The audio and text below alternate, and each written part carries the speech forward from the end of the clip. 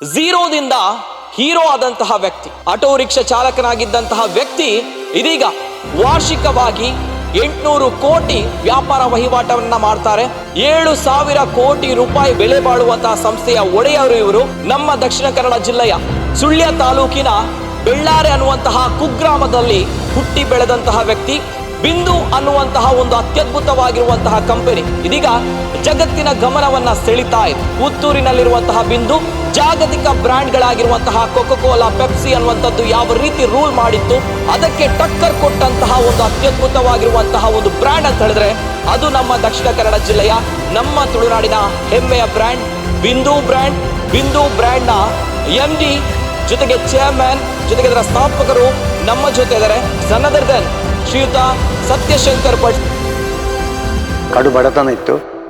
ಅಣ್ಣಂದರು ಕಲಿತು ಜಾಬ್ ಇಲ್ಲದೆ ಮನೇಲಿ ಇದ್ರು. ನನ್ನ ತಂದೆಯವರು ಹೇಳಿದ್ರು, ನಿಮಗೆ ಇನ್ನು ಕಲಿಸ್ಲಿಕ್ಕೆ ನನ್ನ ಹತ್ರ ಹಣ ಇಲ್ಲ, ಅಣ್ಣಂದರಿಗೆ ನಾವು ಎಜುಕೇಶನ್ ಮಾಡಿ ಜಾಬ್ ಸಿಕ್ಕಿಲ್ಲ. ಆಮೇಲೆ ಎಲ್ಲ ಸಮಸ್ಯೆಗಳಿತ್ತು. ಆವಾಗ ಎಜುಕೇಶನ್ ಇಲ್ಲ ನಮಗೆ, ಎಲ್ಲ ಸಮಸ್ಯೆಗಳು ನಮಗೆ ಇತ್ತು. ಚಾಲೆಂಜ್ ಬಂತು, ಒಂದು ವಿಷಯ ಇತ್ತು, ನಾವು ಹೀಗೆ ಜೀವನ ಈ ಲೈಫಲ್ಲಿ ಇರಬಾರ್ದು, ಏನಾದರೂ ಜೀವನಕ್ಕೋಸ್ಕರ ಏನಾದ್ರು ಸಾಧನೆ ಮಾಡಬೇಕು.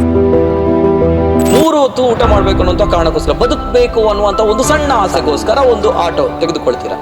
ಆ ಸಂದರ್ಭ ನಾನು ಬೆಳಿಬೇಕು ಅನ್ನೋಂಥ ಆಸೆ ಯಾವಾಗ ಬರುತ್ತೆ ಸರ್? ಅಂದ್ರೆ ನಾನು ಅದೇನಾದ್ರು ಮಾಡಬೇಕು, ಸಾಧನೆ ಮಾಡಬೇಕು ಅನ್ನೋ ಆಸೆ ಅಥವಾ ಹಠ ಯಾವಾಗ ಬರುತ್ತೆ? ಒತ್ತಡ ಇತ್ತು, ಏನಾದರೂ ನಾನು ಮಾಡಲೇಬೇಕು, ಇಲ್ಲಾದ್ರೆ ಊಟ ಮಾಡ್ಲಿಕ್ಕಿಲ್ಲ. ತಾಯಿಯವರು, ನಾವು ಆಟೋ ರಿಕ್ಷಾ ಇರುವ ಟೈಮಲ್ಲಿ ತಾಯಿಯವರು ತೀರಿಯೋದು. ಅವರಿಗೆ ಹೆಲ್ತ್ ಪ್ರಾಬ್ಲಮ್ ಇತ್ತು, ಹಾರ್ಟಿದು ಪ್ರಾಬ್ಲಮ್ ಇತ್ತು. ಹಾರ್ಟ್ ಸರ್ಜರಿ ಮಾಡಲಿಕ್ಕೆ ನಮ್ಮ ಹತ್ರ ಹಣ ಇಲ್ಲ ಇತ್ತು, ಹಣದ ಕೊರತೆ ಇತ್ತು. ಸೊ ಅವರಿಗೆ ನಮಗೆ ಒಳ್ಳೆಯ ವೈದ್ಯಕೀಯ ಸೇವೆ ಕೊಡಲಿಕ್ಕೆ ನಮ್ಮಿಂದ ಆಗಿಲ್ಲ. ಸೊ ಅವರು ಆಟೋ ರಿಕ್ಷಾ ಇರುವಾಗ ಅವರು ತೀರಿಯೋದು. ತಂದೆಯವರು ನಮ್ಮದು ಆಟೋಮೊಬೈಲ್ ಟೈರ್ ಶಾಪ್ ಇರುವಾಗ ತಂದೆಯವರು ತೀರೋದು. ಏಜ್ ಆಗಿದೆ, 84 ಇಯರ್ಸಲ್ಲಿ ಅವರು ತೀರೋದು. ಅದೇ ಬಡತನವೇ. ಊಟಕ್ಕೆ ಅವಾಗ ಅದರಿಂದ ಜಾಸ್ತಿ ಯೋಚನೆ ಮಾಡ್ಲಿಕ್ಕಿಲ್ಲ. ಊಟಕ್ಕೆ ಕಷ್ಟ ಇರುವಾಗ, 3 ಹೊತ್ತು ಊಟ ಮಾಡ್ಲಿಕ್ಕೆ ಕಷ್ಟದ ಪರಿಸ್ಥಿತಿ ಇರುವಾಗ ಬೇರೆದು ಆಲೋಚನೆ ಮಾಡ್ಲಿಕ್ಕೆ ಇಲ್ಲ. ಪ್ರತಿಯೊಬ್ರು ಕೂಡ ಯುವಕರು ಹೇಳುವಂತದ್ದು, ನನ್ನಲ್ಲಿ ಅದು ಇಲ್ಲ, ಇದು ಇಲ್ಲ, ಬಡತನ ಇದೆ, ಕಷ್ಟ ಇದೆ, ಹಣ ಇಲ್ಲ. ಮನುಷ್ಯನಿಗೆ ಎಷ್ಟು ಸಮಸ್ಯೆ ಬಂತು ಅಷ್ಟು ಸ್ಟ್ರಾಂಗ್ ಆಗುತ್ತೆ. 84ರಲ್ಲಿ ತಾವು ಪ್ರಥಮವಾಗಿ ರಿಕ್ಷಾ ಓಡಿಸ್ಲಿಕ್ಕೆ, ಅಂದ್ರೆ 4 ವರ್ಷಗಳಲ್ಲಿ ಇಷ್ಟು ಚೇಂಜಸ್ ಗಳನ್ನ ಮಾಡ್ತಾ ಹೋಗ್ತೀರಿ ತಾವುಗಳು. 10 ರೂಪಾಯಿ ಆದ್ರೆ ನಾನು 30 ರೂಪಾಯಿ ಯೋಚನೆ ಮಾಡ್ತೇನೆ, 20 ರೂಪಾಯಿ ಬ್ಯಾಂಕಿಂದ ಕೊಡುವಂತ.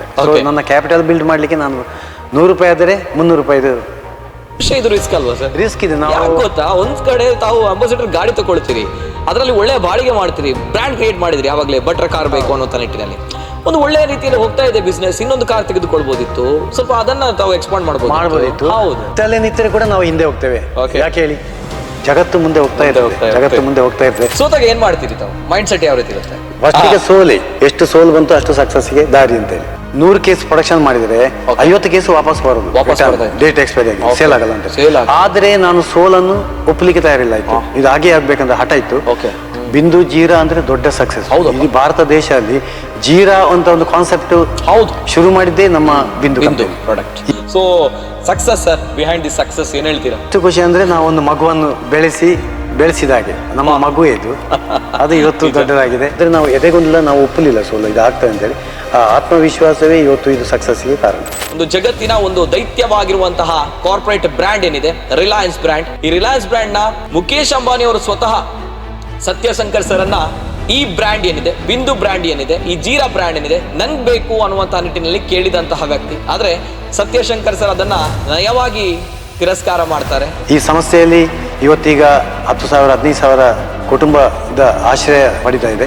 ಇನ್ನು 10 ಲಕ್ಷ ಕುಟುಂಬ ಆಶ್ರಯ ಪಡುವಂಥದ್ದು ನಮ್ಮ ಕನಸು. ಅದನ್ನು ಸೇಲ್ ಮಾಡಿದರೆ ಮತ್ತೆ ಈ ಹಣ ತಗೊಂಡು ನಾವೇನ್ ಮಾಡುವ? ಹಣದ ಉದ್ದೇಶವೇ ಇಲ್ಲ ನಮಗೆ. ಇದನ್ನು ಇನ್ನೂ ಬೆಳೆಸಬೇಕಂತೇಳಿ ಇವಾಗ ಪ್ರೈವೇಟ್ ಲಿಮಿಟೆಡ್ ಆಗಿದೆ. ಇವಾಗ ಇದರ ವಾರ್ಷಿಕ ವರಮಾನ 1000 ಕೋಟಿ. ಒಂದು ಸಕ್ಸಸ್ ಸಿಕ್ಕಿತು ಅಂತ ಬಂದಾಗ ಸಾಕು, ಈ ಸಕ್ಸಸ್ ಇದೆ, ನಾನು ಕಂಫರ್ಟ್ ಝೋನ್ ಇದೆ, ಬೇಡ, ಯಾಕೆ ಸುಮ್ಮನೆ ರಿಸ್ಕ್ ತೆಗೆದುಕೊಳ್ಳುವಂಥದ್ದು, ನಾಳೆ ಏನಾದರೂ ಎಡವು ಬಿದ್ದರೆ ಮತ್ತೆ ಅಂತ ಥಾಟ್ಗಳಿರುತ್ತೆ. ಬಟ್ ಎವ್ರಿ ಟೈಮ್ ತಾವು ಸಕ್ಸಸ್ ಇದ್ರೂ ಕೂಡ ರಿಸ್ಕ್ ತಗೊಳ್ತೀರಿ ಸರ್, ಬೇರೆ ಏನಾದ್ರು ಮಾಡ್ತೀರ ಅನ್ನೋಂಥದ್ದು, ಅವು ಅನ್ನೋಂಥದ್ದು ನಮ್ಗಳಿಗೆ ಬಹಳಷ್ಟು ವಿಚಿತ್ರ ನೋಡೋ. 18 ವರ್ಷದಲ್ಲಿ ನಾನೇನು ಸ್ಟಾರ್ಟ್ ಮಾಡಿದೆ, ಇವತ್ತು ಈಗ 58 ವರ್ಷ ಹಾಗೆ ಹೋಗ್ತಾ ಇದೆ. ಒಂದು ಚಲ ಸ್ಲೋ ಆಗಿ ಆದ್ರೂ ನಾವು ಪ್ರತಿ ದಿವಸ ಒಂದೊಂದು ಸ್ಟೆಪ್ ಮುಂದೆ ಹೋಗ್ತಾ ಇರ್ತೇವೆ. ಬಹಳ ಜನರಿಗೆ ಗೊತ್ತಿಲ್ಲ ಸರ್, ಇದು ಕೂಡ ತಮ್ಮದೇ ಪ್ರಾಡಕ್ಟ್ ಅನ್ನುವಂಥದ್ದು ಅಲ್ವಾ? ಇನ್ನು 10,000 ಕಂಪನಿ ಬಂದ್ರು ಕೂಡ ಬಿಸ್ನೆಸ್ ಏನು ಪ್ರಾಬ್ಲಮ್ ಇಲ್ಲ. ಪ್ರಾಮಾಣಿಕವಾಗಿ ಕೆಲಸ ಮಾಡುವಂಥದ್ದು, ಹಾರ್ಡ್ ವರ್ಕ್ ಮಾಡುವಂಥದ್ದು. ಸೊ ಅದಕ್ಕೆ ಯಾವುದೇ ಸೋಲು ಕಷ್ಟ ಬಂದ್ರು ಕೂಡ ಅದು ಪರ್ಮನೆಂಟ್ ಅಂತ ಇರಲ್ಲ, ನಿರಂತರ ಇರಲ್ಲ. ಅದು ಮತ್ತೆ ಕ್ಲಿಯರ್ ಆಗುತ್ತೆ. ನಾನು ಆಟೋ ರಿಕ್ಷಾ ಚಾಲಕ ಇರುವಾಗ ಎಷ್ಟು ಸಂತೋಷ ಇದೆ, ಇವಾಗಲೂ ಅಷ್ಟೇ ಸಂತೋಷ ಇದೆ, ಏನು ಜಾಸ್ತಿ ಇಲ್ಲ. ಜನ ಮಾತ್ರ ಹೇಳ್ತಾರೆ ಓ ಇವಾಗ ತುಂಬಾ ದೊಡ್ಡ ಜನ ಆಗಿ ತುಂಬಾ ಹ್ಯಾಪಿ ಇದ್ದಾರೆ ಅಂತ. ನಾನು ಅವತ್ತು ಸಹ ಹ್ಯಾಪಿ ಆಗಿದ್ದೆ, ಇವತ್ತು ಕೂಡ ಹ್ಯಾಪಿ. ನಾನು ಯಾವಾಗಲೂ ತಮ್ಮ ರೋಲ್ ಮಾಡೆಲ್ ಧೀರುಭಾಯಿ ಅಂಬಾನಿ. ಧೀರುಭಾಯಿ ಅಂಬಾನಿ ಅವರು ತಮ್ಮ ರೋಲ್ ಮಾಡೆಲ್. Amazing sir. ಅವರ ಮಗ ತಮ್ಮ ಒಂದು ಕಂಪನಿಯನ್ನು ತೆಗೆದುಕೊಳ್ಬೇಕಂತ ಮುಂದೆ ಬಂತಾರೆ. ಇದು ನಿಜವಾದ ಸಕ್ಸಸ್, ಇದು ನಿಜವಾಗಿರುವಂತಹ ಸಾಧನೆ.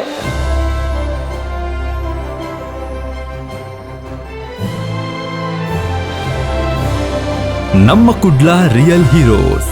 This program sponsored by New Mangalore Port Authority, powered by PNC, #1 brand in coastal Karnataka, gold winner. Co-sponsored by Hotel Trishna, multi-cuisine family restaurant, Airport Road, Padavinangadi. BNI Mangalore and Udupi, Prestige Enterprises, RJR Herbal Hospital, Rohan Corporation. ವೀಕ್ಷಕರ ನಮಸ್ತೆ. ಸಾಧಕರ ಬದುಕಿನ ಹಾದಿಯಲ್ಲಿ ಬಂದಂತಹ ಸವಾಲುಗಳು, ಆ ಸವಾಲುಗಳನ್ನ ಬೆನ್ನಟ್ಟಿ ನಿಂತು ಸಾಧಿಸಿದಂತಹ ಸಾಧಕರ ಕತೆ, ಇದು ನಮ್ಮ ಯುವಕರಿಗೆ ಸ್ಫೂರ್ತಿಯಾಗಲಿ ಅನ್ನುವಂತಹ ನಿಟ್ಟಿನಲ್ಲಿ ನಮ್ಮ ಕುಡ್ಲ ವಾಹಿನಿ ಪ್ರಸ್ತುತಪಡಿಸ್ತಾ ಇರುವಂತಹ ನಮ್ಮ ಕುಡ್ಲ ರಿಯಲ್ ಹೀರೋಸ್. ಮತ್ತೊಬ್ಬ ಅತ್ಯದ್ಭುತವಾಗಿರುವಂತಹ ಹೀರೋ ಜೊತೆ, ಸಾಧಕನ ಜೊತೆ ನಿಮ್ಮ ಮುಂದೆ ನಾನು ಬಂದಿದ್ದೀನಿ. ಇವತ್ತಿನ ನಮ್ಮ ಕುಡ್ಲ ವಾಹಿನಿಯ ನಮ್ಮ ಕುಡ್ಲ ರಿಯಲ್ ಹೀರೋಸ್ ಕಾರ್ಯಕ್ರಮದಲ್ಲಿ ಅತ್ಯದ್ಭುತವಾಗಿರುವಂತಹ ಸಾಧಕರಿದ್ದಾರೆ. ದ ಮ್ಯಾನ್ ವಿತ್ ವಿಷನ್ ಅಂತ ಹೇಳ್ಬೋದು. ಝೀರೋದಿಂದ ಹೀರೋ ಆದಂತಹ ವ್ಯಕ್ತಿ, ಆಟೋ ರಿಕ್ಷಾ ಚಾಲಕನಾಗಿದ್ದಂತಹ ವ್ಯಕ್ತಿ, ಸಾಧನೆ, ಪರಿಶ್ರಮ, ಛಲ, ಹಠದಿಂದ ಬೆಳೆದು ದೊಡ್ಡದಾಗಿರುವಂತಹ ಸಾಮ್ರಾಜ್ಯವನ್ನ ಕಟ್ಟಿದಂತಹ ಕತೆ ಅಲ್ಲೂ ಎಲ್ಲೂ ಇಲ್ಲ. ನಮ್ಮ ತುಳುನಾಡಿನ ಸಾಧಕರಿವರು, ಅದು ಕೂಡ ಹೆಮ್ಮೆಯ ವಿಚಾರ.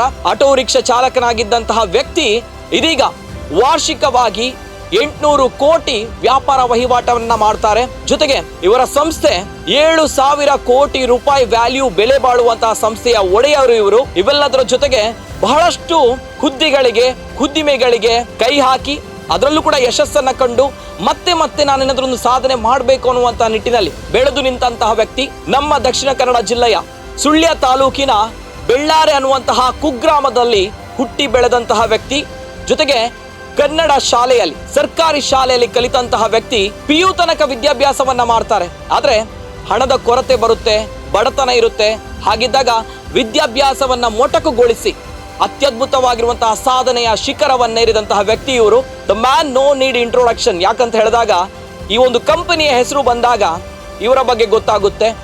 ಬಿಂದು ಅನ್ನುವಂತಹ ಒಂದು ಅತ್ಯದ್ಭುತವಾಗಿರುವಂತಹ ಕಂಪನಿ ಇದೀಗ ಜಗತ್ತಿನ ಗಮನವನ್ನ ಸೆಳಿತಾ ಇದೆ. ಪುತ್ತೂರಿನಲ್ಲಿರುವಂತಹ ಬಿಂದು ಜಾಗತಿಕ ಬ್ರ್ಯಾಂಡ್ಗಳಾಗಿರುವಂತಹ ಕೊಕೊಕೋಲಾ, ಪೆಪ್ಸಿ ಅನ್ನುವಂಥದ್ದು ಯಾವ ರೀತಿ ರೂಲ್ ಮಾಡಿತ್ತು, ಅದಕ್ಕೆ ಟಕ್ಕರ್ ಕೊಟ್ಟಂತಹ ಒಂದು ಅತ್ಯದ್ಭುತವಾಗಿರುವಂತಹ ಒಂದು ಬ್ರ್ಯಾಂಡ್ ಅಂತ ಹೇಳಿದ್ರೆ ಅದು ನಮ್ಮ ದಕ್ಷಿಣ ಕನ್ನಡ ಜಿಲ್ಲೆಯ, ನಮ್ಮ ತುಳುನಾಡಿನ ಹೆಮ್ಮೆಯ ಬ್ರ್ಯಾಂಡ್ ಬಿಂದು ಬ್ರ್ಯಾಂಡ್. ಬಿಂದು ಬ್ರ್ಯಾಂಡ್ನ MD ಜೊತೆಗೆ ಚೇರ್ಮನ್, ಜೊತೆಗೆ ಇದರ ಸ್ಥಾಪಕರು ನಮ್ಮ ಜೊತೆ ಇದ್ದಾರೆ.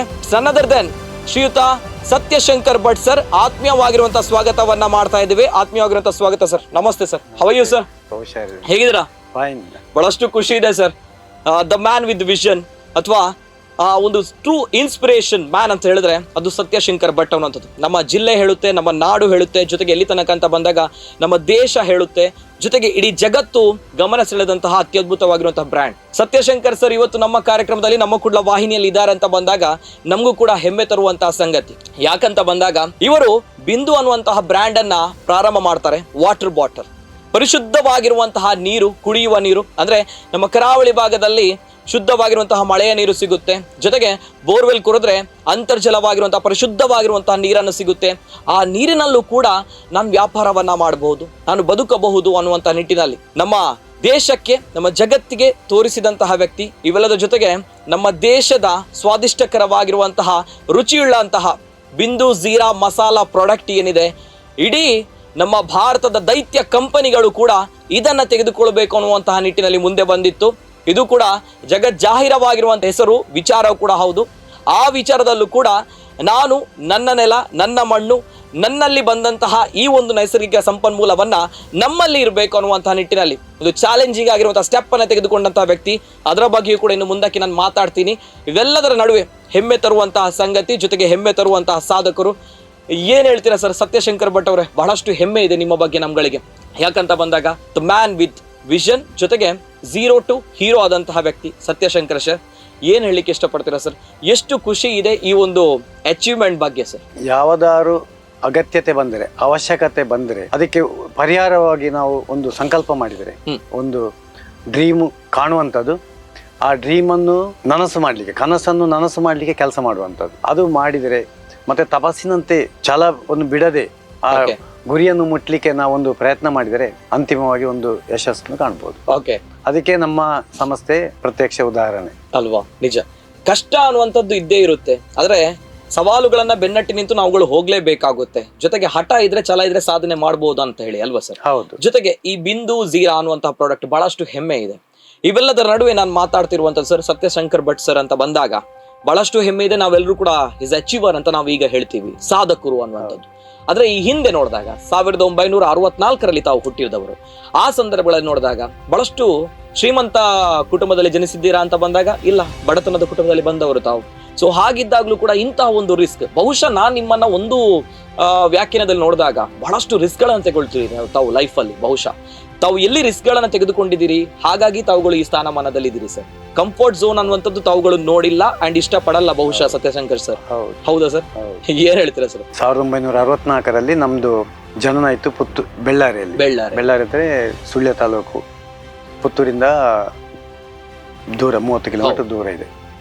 ಅದು ನಮ್ದು ಹಳ್ಳಿ. ಅದು ನಮ್ಮ ಸಂಸಾರ ಫ್ಯಾಮಿಲಿ ಕೂಡ, ತಂದೆಯವರು ಕೂಡ ಪುರೋಹಿತರಾಗಿದ್ದರು. ಮತ್ತೆ ಸ್ವಲ್ಪ ಅಗ್ರಿಕಲ್ಚರ್ ಇತ್ತು, ತೋಟ ಇತ್ತು, ಅಡಿಕೆ ತೋಟ ಇತ್ತು. ಮತ್ತೆ ದೊಡ್ಡ ಸಂಸಾರ, ಅಣ್ಣ ತಮ್ಮಂದಿರು ಎಲ್ಲ 7-8 ಜನ ನಮ್ದು ಮನೆಯಲ್ಲಿತ್ತು. ಮಿನಿಮಮ್ ವರಮಾನ, ಖರ್ಚು ಜಾಸ್ತಿ. ಅಲ್ಲಿ ಅಣ್ಣಂದಿರಿಗೆ ಅವರು ಕಲ್ತರು, ಎಜುಕೇಶನ್ ಮಾಡಿದರು. ತಂದೆಯವರು ಅವಾಗ ಏನಂದ್ರೆ ಜಾಬ್ ಹೋಗೋದಂದ್ರೆ ದೊಡ್ಡ ಒಂದು ವಿಷಯ, ಗೌರ್ಮೆಂಟ್ ಜಾಬ್ ದೊಡ್ಡ ಕೆಲಸ. ಇದು 50 ವರ್ಷ ಹಿಂದೆ ಇರೋದು.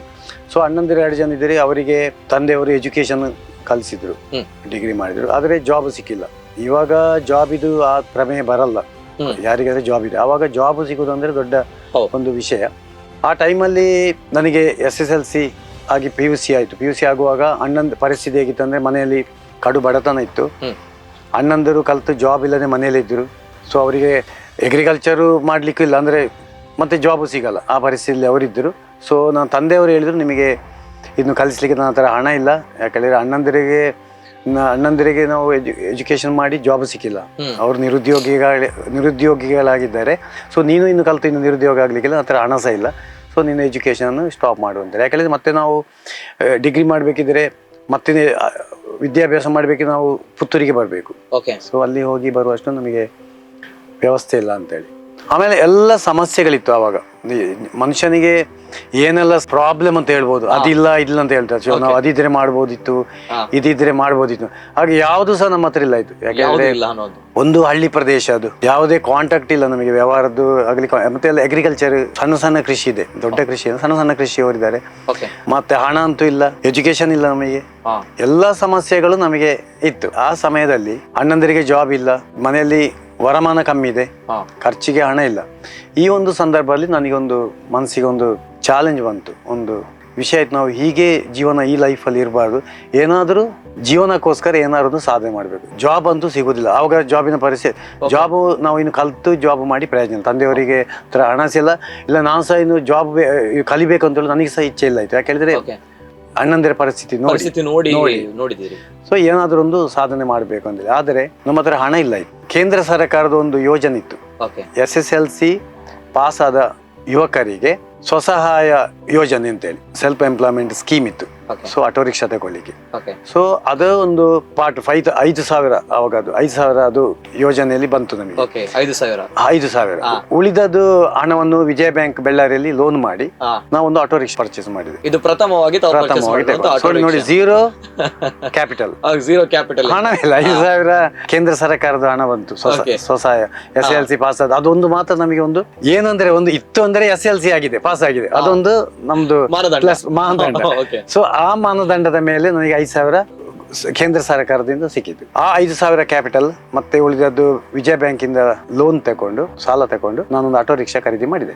ಆಟೋ ರಿಕ್ಷಾದಲ್ಲಿ 1 ವರ್ಷ ನಾನೇ ಕೆಲಸ ಮಾಡಿದೆ. ಒಳ್ಳೆ ಸರ್ವಿಸ್ ಕೊಟ್ಟೆ, ಒಳ್ಳೆ ಮಾತು, ಗ್ರಾಹಕರಿಗೆ ಒಳ್ಳೆಯ ಒಂದು ಸರ್ವಿಸ್ ಕೊಟ್ಟೆ. ಆಗುವಾಗ ಜನ ಜಾಸ್ತಿ, ನಮ್ಮ ರಿಕ್ಷಾಕ್ಕೆ ಜನ ಬಾಡಿಗೆ ತುಂಬಾ ಸಿಕ್ಕಿತ್ತು. ಯಾವುದೇ ವಿಷಯದಲ್ಲಿ, ಯಾವುದೇ ಕೆಲಸದಲ್ಲಿ ಆದ್ರೂ ಕೂಡ ನಾನು ಹೇಳುದಂದ್ರೆ ಒಳ್ಳೆ ಸರ್ವಿಸ್, ಪ್ರಾಮಾಣಿಕತನ, ಹಾರ್ಡ್ ವರ್ಕ್ ಮಾಡಿದರೆ ಅದು ಸಕ್ಸಸ್, ಅದು ಅದಕ್ಕೆ ಬಿಸ್ನೆಸ್ ಬರುತ್ತೆ. ಈಗ ನೀವು ಎಲ್ಲಿಯಾದ್ರೂ ಕೂಡ ನೋಡಿ, ಯಾವುದೇ ಹೋಟೆಲ್ ಇರ್ಬೋದು, CA ಇರ್ಬೋದು, ಲಾಯರ್, ಯಾರು ಕೂಡ ನೋಡಿ ಬೆಸ್ಟ್ ಸರ್ವಿಸ್ ಕೊಟ್ಟರೆ ಮಿನಿಮಮ್ ಪ್ರತಿಫಲ ನಾವು ಅಪೇಕ್ಷೆ ಮಾಡಿದರೆ ಪಕ್ಕ ಅದು ಬಿಸ್ನೆಸ್ ಜಾಸ್ತಿ ಆಗುತ್ತೆ. ಸೊ ಅದೇ ಒಂದು ಉದ್ದೇಶ, ಅದೇ ರೀತಿ ನಾವು ಮಾಡಿದಾಗ ನಮಗೆ ಎಲ್ಲರಿಂದ ಜಾಸ್ತಿ ಬಿಸ್ನೆಸ್ ಅಲ್ಲಿ ಬಂತು ಅಲ್ವಾ. ತಮ್ಮ ಒಂದು ಬಾಲ್ಯದ ಬಗ್ಗೆ ಮಾತಾಡಿದಾಗ ತಾವು ಹೇಳಿದ್ರಿ ಬಹಳಷ್ಟು ಬಡತನ ಇದೆ, ಜೊತೆಗೆ ಕಷ್ಟಪಟ್ಟು ಬಂದಿದ್ದೀರಾ, ನೋ ಡೌಟ್. ಆ ಕಾಲಘಟ್ಟ ಆ ರೀತಿ ಇತ್ತು ಸರ್. ಜೊತೆಗೆ ತಮ್ಮ ತಂದೆಯವರು ಪುರೋಹಿತರಾಗಿದ್ರು, ಜೊತೆಗೆ ಕೃಷ್ಣ ಭಟ್ ಸರ್, ಅದೇ ರೀತಿ ಅಮ್ಮ ಶಾರದಾ, ತಾಯಿ ಶಾರದೆ, ದಿವಂಗತ ವೇದಮೂರ್ತಿ ಕೆ ಕೃಷ್ಣ ಭಟ್ ಅವರು, ಜೊತೆಗೆ ಶ್ರೀಮತಿ ಶಾರದಾ ಕೆ ಭಟ್ ಅವರು, ಇಬ್ಬರ ಫೋಟೋ. ಈ ಸಂದರ್ಭ ತಾವು ಅವರ ಮುಖವನ್ನ ನೋಡಿದಾಗ, ಆ ಒಂದು ನೆನಪುಗಳನ್ನ ನೋಡಿದಾಗ ಏನ್ ಹೇಳಲಿಕ್ಕೆ ಇಷ್ಟಪಡ್ತೀರಾ ಸರ್? ಯಾಕಂದ್ರೆ ಈಗ ಸತ್ಯಶಂಕರ್ ಭಟ್ ಅಂತ ಹೇಳಿದಾಗ ಜಗತ್ತಿಗೆ ಗೊತ್ತು, ದೇಶಕ್ಕೆ ಗೊತ್ತು, ಎಲ್ಲರಿಗೂ ಗೊತ್ತು, ಒಂದು ಸ್ಫೂರ್ತಿಯ ಚಿಲುಮೆ. ಆದ್ರೆ ಆ ಸಂದರ್ಭ ತಮ್ಮ ತಂದೆ ತಾಯಿ ಅನ್ಕೊಂಡಿದ್ರೆ ನನ್ನ ಮಗ ಈ ರೀತಿ ಬೆಳೆದು ದೊಡ್ಡ ಸಾಧಕನಾಗ್ತಾರೆ ಮುಂದೊಂದು ದಿನ ಅನ್ನುವಂತ ನಿಟ್ಟಿನಲ್ಲಿ. ನಮಗೆಲ್ಲ ಸ್ಫೂರ್ತಿಗೆ ನಮ್ಮ ತಂದೆ ತಾಯಿಯವರೇ ನಮಗೆ ಸ್ಫೂರ್ತಿ, ಗುರುಗಳು ಸ್ಫೂರ್ತಿ, ಮೋಟಿವೇಶನ್ ಎಲ್ಲ ಅವರೇ. ಯಾಕಂದ್ರೆ ಬೇರೆ ಯಾರಿಗೂ ಗೊತ್ತಿಲ್ಲ ಅಲ್ಲಿ ಬೇರೆ ಯಾರು ಇರಲ್ಲ. ನಮ್ದು ಅವರೇ ನಮಗೆ ಸ್ಫೂರ್ತಿಯವರು, ಸ್ಫೂರ್ತಿದಾಯಕವರು. ಯಾಕಂದ್ರೆ ನಾವು ಆಟೋ ರಿಕ್ಷಾ ತಗೊಳ್ಳೋಕೆ ಅವರು ಆಬ್ಜೆಕ್ಷನ್ ಮಾಡಿಲ್ಲ. ಸಪೋಸ್ ಅದು ಬೇಡ, ಅದು ಆಗಲ್ಲ ಅಂತೇಳಿ ಅವರು ನೆಗೆಟಿವ್ ಆಗಿ ಥಿಂಕ್ ಮಾಡಿದ್ರೆ ನಾನು ಆ ರಿಕ್ಷಾ ತಗೊಳ್ಳಿಕ್ಕಿಲ್ಲ. ಆಯ್ತು, ಸೊ ಆಯ್ತು ನಿನಗೆ ಇಷ್ಟ ಇದ್ದಾಗೆ ಮಾಡು, ದೇವ್ರು ಒಳ್ಳೇದಾಗಲಿ ಅಂತಲೇ ಆರೈಕೆ ಮಾಡಿದ್ರು. ಸೊ ಅದು ಒಂದು ದೊಡ್ಡ ಒಂದು ಪಾಸಿಟಿವ್ ಆಯ್ತು. ಅಂದ್ರೆ ಆಯ್ತಲ್ಲ, ಕ್ಲಿಯರ್ ಆಯ್ತು. ಇಲ್ಲದಿದ್ರೆ ಆಬ್ಜೆಕ್ಷನ್ ಮಾಡಿದ ಕೂಡಲೇ ಹೊಸತ್ತು ವ್ಯವಹಾರ ಅಲ್ಲ, ಹೊಸ ವಿಷಯಕ್ಕೆ ಅವರು ಆಬ್ಜೆಕ್ಷನ್ ಮಾಡಿದ್ರೆ ಅದು ಸ್ಟಕ್ ಆಗ್ತಿತ್ತು. ಸೊ ಅವರು ಅದಕ್ಕೆ ಹಾರೈಸಿದ್ರು, ಶುಭ ಹಾರೈಸಿದ್ರು, ಆಶೀರ್ವಾದ ಕೊಟ್ಟರು. ಅದು ನಮಗೆ ಮುಂದೆ ಹೋಗ್ಲಿಕ್ಕೆ ಸಹಾಯ ಆಯ್ತು ಅಲ್ವಾ. ಏನ್ ಹೇಳ್ತೀರಾ ಸರ್, ಈಗ ಅವರ ಒಂದು ಮುಖವನ್ನು ನೋಡಿದಾಗ ಏನೆಲ್ಲ ನೆನಪಿಗೆ ಬರುತ್ತೆ ಸತ್ಯಶಂಕರ್ ಸರ್ಗೆ ಈಗ ಒಂದು ಸಾಧನೆಯ ಹೊಸ್ತಿಲಲ್ಲಿ ಇದ್ದಾಗ? ಇವಾಗ ಅವರು ನಮ್ಮೊಟ್ಟಿಗೆ ಇದ್ರೆ ಆ ಸಂತೋಷ ಒಂದು ಅನುಭವಿಸಬಹುದಿತ್ತು ಅಂತ ಒಂದು ಫೀಲಿಂಗ್. ಎಲ್ಲಿ ತನಕ ಜೊತೆಯಾಗಿದ್ರು ಸರ್? ತಾಯಿಯವರು, ನಾವು ಆಟೋ ರಿಕ್ಷಾ ಇರುವ ಟೈಮಲ್ಲಿ ತಾಯಿಯವರು ತೀರಿಯುವುದು. ಅವರಿಗೆ ಹೆಲ್ತ್ ಪ್ರಾಬ್ಲಮ್ ಇತ್ತು, ಹಾರ್ಟ್ ಪ್ರಾಬ್ಲಮ್ ಇತ್ತು. ಸೊ ಅವಾಗ ಮ್ಯಾಂಗ್ಳೂರಲ್ಲಿ ಹಾರ್ಟ್ ಸರ್ಜರಿ ಮಾಡ್ಲಿಕ್ಕೆ ನಮ್ಮ ಹತ್ರ ಹಣ ಇಲ್ಲ ಇತ್ತು, ಹಣದ ಕೊರತೆ ಇತ್ತು. ಸೊ ಅವರಿಗೆ ನಮಗೆ ಒಳ್ಳೆಯ ವೈದ್ಯಕೀಯ ಸೇವೆ ಕೊಡ್ಲಿಕ್ಕೆ ನಮ್ಮಿಂದ ಆಗಿಲ್ಲ. ಸೊ ಅವರು ಆಟೋ ರಿಕ್ಷಾ ಇರುವಾಗ ಅವರು ತೀರಿಯೋದು. ತಂದೆಯವರು ನಮ್ದು ಆಟೋಮೊಬೈಲ್ ಟೈರ್ ಶಾಪ್ ಇರುವಾಗ ತಂದೆಯವರು ತೀರಿಯೋದು. ಪ್ರಾಯ ಏಜ್ ಆಗಿದೆ, 84 years ಅಲ್ಲಿ ಅವರು ತೀರಿಯೋದು. ಎಷ್ಟು ಜನ ಮಕ್ಕಳು ಸರ್ ತಮ್ಮಲ್ಲಿ? ತಮ್ಮ ಅಣ್ಣಂದಿರು? 2 ಜನ ಅಣ್ಣಂದಿರು, ಒಬ್ಬ ತಮ್ಮ ಇದ್ದಾನೆ, ಮತ್ತೆ 3 ಜನ ಸಿಸ್ಟರ್ಸ್, 2 ಜನ ಅಕ್ಕ ಮತ್ತೆ 1 ತಂಗಿ. ಜೊತೆಗೆ ತಾವು ಬಾಲ್ಯದಲ್ಲಿದ್ದಾಗ ಸರ್, ಬಾಲ್ಯದಲ್ಲಿರುವಂತಹ ಯಾವ್ದಾದೊಂದು ಘಟನೆಗಳು, ಅಂದ್ರೆ ತಂದೆ ತಾಯಿ ಮಕ್ಕಳು ಅಂತ ಬಂದಾಗ ಬಹಳಷ್ಟು ಮುದ್ದಿನಿಂದ ಪ್ರೀತಿಯಿಂದ ಪ್ರೀತಿಸ್ತಾರೆ, ಆದ್ರೂ ಕೂಡ ಒಂದ್ ಕಡೆ ಬಡತನ ಇರುತ್ತೆ. ಜೊತೆಗೆ ಏನಾದ್ರೂ ಒಂದು ಮಕ್ಕಳಿಗೆ ಯಾವ್ದ್ರಲ್ಲೂ ಕೂಡ ಕಡಿಮೆ ಮಾಡಬಾರ್ದು ಅನ್ನೋದು ಆಸೆ ಇರುತ್ತೆ. ಇವೆಲ್ಲದ್ರ ಜೊತೆಗೆ ಅಂತ ಒಂದು ಘಟನೆಗಳು ಏನಾದ್ರೂ ನೆನಪಿದೆಯಾ ಸರ್? ಹೇಗೆ ಅಂತ ಹೇಳಿ ಬಾಲ್ಯದಲ್ಲಿರುವಂತಹ ಕಷ್ಟಗಳು, ತಂದೆ ತಾಯಿ ಪಟ್ಟಂತಹ ಕಷ್ಟ, ಜೊತೆಗೆ ತಾವುಗಳಿದ್ದಂತಹ ಕಷ್ಟಗಳು. ಕಷ್ಟ ಅಂದ್ರೆ ಅದೇ ಬಡತನವೇ. ಊಟಕ್ಕೆ ಅವಾಗ ಅದರಿಂದ ಜಾಸ್ತಿ ಯೋಚನೆ ಮಾಡ್ಲಿಕ್ಕಿಲ್ಲ. ಊಟಕ್ಕೆ ಕಷ್ಟ ಇರುವಾಗ, 3 ಹೊತ್ತು ಊಟ ಮಾಡ್ಲಿಕ್ಕೆ ಕಷ್ಟದ ಪರಿಸ್ಥಿತಿ ಇರುವಾಗ ಬೇರೆದು ಆಲೋಚನೆ ಮಾಡ್ಲಿಕ್ಕೆ ಇಲ್ಲ. ಸೊ ಅದೇ ಕಷ್ಟದ ಪರಿಸ್ಥಿತಿ ಇತ್ತು. ಅವರು ಅದಕ್ಕೆ ಅಂದ್ರೆ ಪೌರೋಹಿತ್ಯ ಮಾಡ್ತಿದ್ರು. ಆಮೇಲೆ ಸ್ವಲ್ಪ ಅಗ್ರಿಕಲ್ಚರ್ ಇತ್ತು. ಮತ್ತೆ ಫ್ಯಾಮಿಲಿ ದೊಡ್ಡದುಂಟಲ್ಲ, ಜನ ಮೆಂಬರ್ಸ್ ಜಾಸ್ತಿ ಇದ್ದಾರೆ, ಖರ್ಚಿಗೆ ಹಣ ಇಲ್ಲ. ಅದೇ ದೊಡ್ಡ ವಿಷಯ. ಊಟ ಮಾಡಿದ್ರೆ ಅದೇ ಒಂದು ಸಂತೋಷದ ವಿಷಯ. ಆ ಸಂದರ್ಭ ಸರ್, ಪೌರೋಹಿತ್ಯ ಅಂತ ಬಂದಾಗ ದೇವಸ್ಥಾನಗಳಲ್ಲೇ ಯಾವ ರೀತಿ ಸರ್? ಅಲ್ಲ, ಮನೆಗೆ ಪೂಜೆ ಎಲ್ಲ ಮಾಡುವಂತ. ಓಕೆ, ಆ ಕಾಲಘಟ್ಟದಲ್ಲಿ. ಹೌದು. ಜೊತೆಗೆ ಈ ಸಂದರ್ಭಗಳಲ್ಲಿ ತಾವುಗಳನ್ನು ನೋಡಿದಾಗ ಬಹಳಷ್ಟು ಬೆಳೆದಿದ್ದೀರಾ, ಸಾಧನೆಯನ್ನ ಮಾಡಿದ್ದೀರಾ ಸರ್. ಆದ್ರೆ ಆ ಸಂದರ್ಭ ತಮ್ಮ ತಂದೆ ತಾಯಿಯ ಕಷ್ಟ, ಜೊತೆಗೆ ತಮ್ಮ ಒಂದು ಶಾಲೆ ಕಾಲೇಜುಗಳು ಮಾಡಿದಾಗ, ಶಾಲೆಯನ್ನ ತಾವು ಬೆಳ್ಳಾರಿಯಲ್ಲಿ ಸರ್ಕಾರಿ ಕನ್ನಡ ಶಾಲೆಯಲ್ಲಿ ಕನ್ನಡ ಮಾಧ್ಯಮದಲ್ಲಿ ಕಲ್ತವರು, 10th ತನಕ ಕೂಡ, PU ತನಕ ಕನ್ನಡ ಮಾಧ್ಯಮದಲ್ಲಿ ಕಲ್ತ ಸರ್ಕಾರಿ ಶಾಲೆ. ಕನ್ನಡ ಮಾಧ್ಯಮದಲ್ಲಿ ಕಲ್ತಂತ ವ್ಯಕ್ತಿಗೆ ಇಷ್ಟು ಧೈರ್ಯ ಹೇಗ್ ಬಂತು ಸರ್? ಇಷ್ಟು ಶಕ್ತಿ ಹೇಗ್ ಬಂತು ಅಂತ ನನ್ನ ಪ್ರಶ್ನೆ. ಕಲಿಯುವುದಕ್ಕೆ ಮತ್ತೆ ಧೈರ್ಯಕ್ಕೆ ಅದಕ್ಕೆ ಏನು ಸಂಬಂಧ ಇಲ್ಲ ನೋಡಿ. ನೀವು ಪರಿಸ್ಥಿತಿ ಕಷ್ಟ ಬಂದ್ರೆ, ಕಷ್ಟದ ಪರಿಸ್ಥಿತಿ, ಈಗ ಸಪೋಸ್ ಅವಾಗ ನಮ್ಮ ತಂದೆಯವರು ತುಂಬಾ ಶ್ರೀಮಂತರಾಗಿದ್ದರೆ, ನನ್ನ ಅಣ್ಣನಿಗೆ ನಮ್ಮ ಅಣ್ಣಂದಿರಿಗೆ 2 ಜನ ಒಳ್ಳೆಯ ಸರ್ಕಾರಿ ಉದ್ಯೋಗ ಸಿಕ್ಕಿದ್ರೆ ನಾನು ಈ ರಿಕ್ಷಾ ತಗೊಳ್ಳಿಕ್ಕಿಲ್ಲ ಆಯ್ತು. ಆಗ ನಾನು ಏನಾದ್ರು ಗವರ್ಮೆಂಟ್ ಜಾಬಿಗೆ ಹೋಗ್ತಿದ್ದೆ, ಅಥವಾ ನಾನು ಅಗ್ರಿಕಲ್ಚರೇ ಮಾಡ್ತಾ ಇದ್ದೆ. ಸೊ ಅಲ್ಲಿ ಏನಂದ್ರೆ ಮನುಷ್ಯನಿಗೆ ಎಷ್ಟು ಸಮಸ್ಯೆ ಬಂತು ಅಷ್ಟು ಸ್ಟ್ರಾಂಗ್ ಆಗತ್ತೆ. ಸಮಸ್ಯೆ ಎಷ್ಟು ಬಂತು ಅಷ್ಟು ಸ್ಟ್ರಾಂಗ್ ಆಗತ್ತೆ ಅಂತ ನನ್ನ ಯೋಜನೆ. ಅಂದ್ರೆ ಅದನ್ನ ನಾವು ಪಾಸಿಟಿವ್ ಆಗಿ ತಗೊಳ್ಬೇಕು. ಮತ್ತೆ ಆ ಸಮಸ್ಯೆಗೆ ಪರಿಹಾರ ಅಂದ್ರೆ ಮನಸ್ಸಲ್ಲಿ ಆ ಚಾಲೆಂಜ್ ಬರ್ಬೇಕಲ್ಲ, ನಿಮಗೆ ಆ ಸಂಕಲ್ಪ ಬರ್ಬೇಕಿಲ್ಲ ನಾನು ಮಾಡ್ಲೇಬೇಕು ಅಂತೇಳಿ. ಆ ಚಾಲೆಂಜ್ ಬರ್ಬೇಕಿದ್ರೆ ಕಷ್ಟ ಬರ್ಲೇಬೇಕು. ಕಷ್ಟ ಬಂದರೆ ಮಾತ್ರ ನಿಮ್ಗೆ ಅಷ್ಟು ದೊಡ್ಡ ಚಾಲೆಂಜ್ ಬರುತ್ತೆ. ಇಲ್ಲದ್ರೆ ಯಾಕೆ ಬರುತ್ತೆ ಹೇಳಿ? ಖರ್ಚಿಗೆ ಬೇಕಷ್ಟು ಹಣ ಇದೆ, ಎಲ್ಲ ವಿಷಯಗಳಿದೆ, ಎಲ್ಲ ಅನುಕೂಲಗಳಿದೆ. ನಿಮ್ಗೆ ಚಾಲೆಂಜ್ ಹೇಗೆ ಬರುತ್ತೆ? ಚಾಲೆಂಜ್ ಬಂದ್ರೆ ಮಾತ್ರ ನಾವು ಸಾಧನೆ ಏನಾದ್ರೂ ಒಂದು ದೊಡ್ಡ ಸಾಧನೆ ಮಾಡ್ಬೇಕಿದ್ರೆ ಆ ಕಷ್ಟ ಬಂದ್ರೆ, ಅಂತ ಒಂದು ಸಂದರ್ಭ ಬಂದ್ರೆ ಅದಕ್ಕೆ ನಾವು ಇದು ಆಗ್ಲಿಕ್ಕಿಲ್ಲ, ನಾವು ಇದರಿಂದ ಇದೊಂದು ಉತ್ತಮ ರೀತಿಯಲ್ಲಿ ಹೋಗ್ಬೇಕು, ಇದಕ್ಕೊಂದು ಚಾಲೆಂಜ್ ಆಗಿ ನಾವು ಒಂದು ಕೆಲಸ ಮಾಡಬೇಕು, ಸಕ್ಸಸ್ ಮಾಡಬೇಕು ಅಂತ ಹೇಳುವ ಮನಸ್ಸಿನ ಸಂಕಲ್ಪ ಬರುತ್ತೆ ಯಾರಿಗೆ. ಓಕೆ ಓಕೆ, ನಿಜ ನಿಜ ಸರ್. ಯಾಕೆ ನಾನು ಆ ಪ್ರಶ್ನೆನ ಕೇಳಿದಂತೆ ಬಹಳಷ್ಟು ಜನರು ವಿಚಾರಗಳಿವೆ. ಯಾಕಂದ್ರೆ ಈಗ ಪ್ರತಿಯೊಬ್ರು ಕೂಡ ಯುವಕರು ಹೇಳುವಂತದ್ದು ನನ್ನಲ್ಲಿ ಅದು ಇಲ್ಲ, ಇದು ಇಲ್ಲ, ಬಡತನ ಇದೆ, ಕಷ್ಟ ಇದೆ, ಹಣ ಇಲ್ಲ.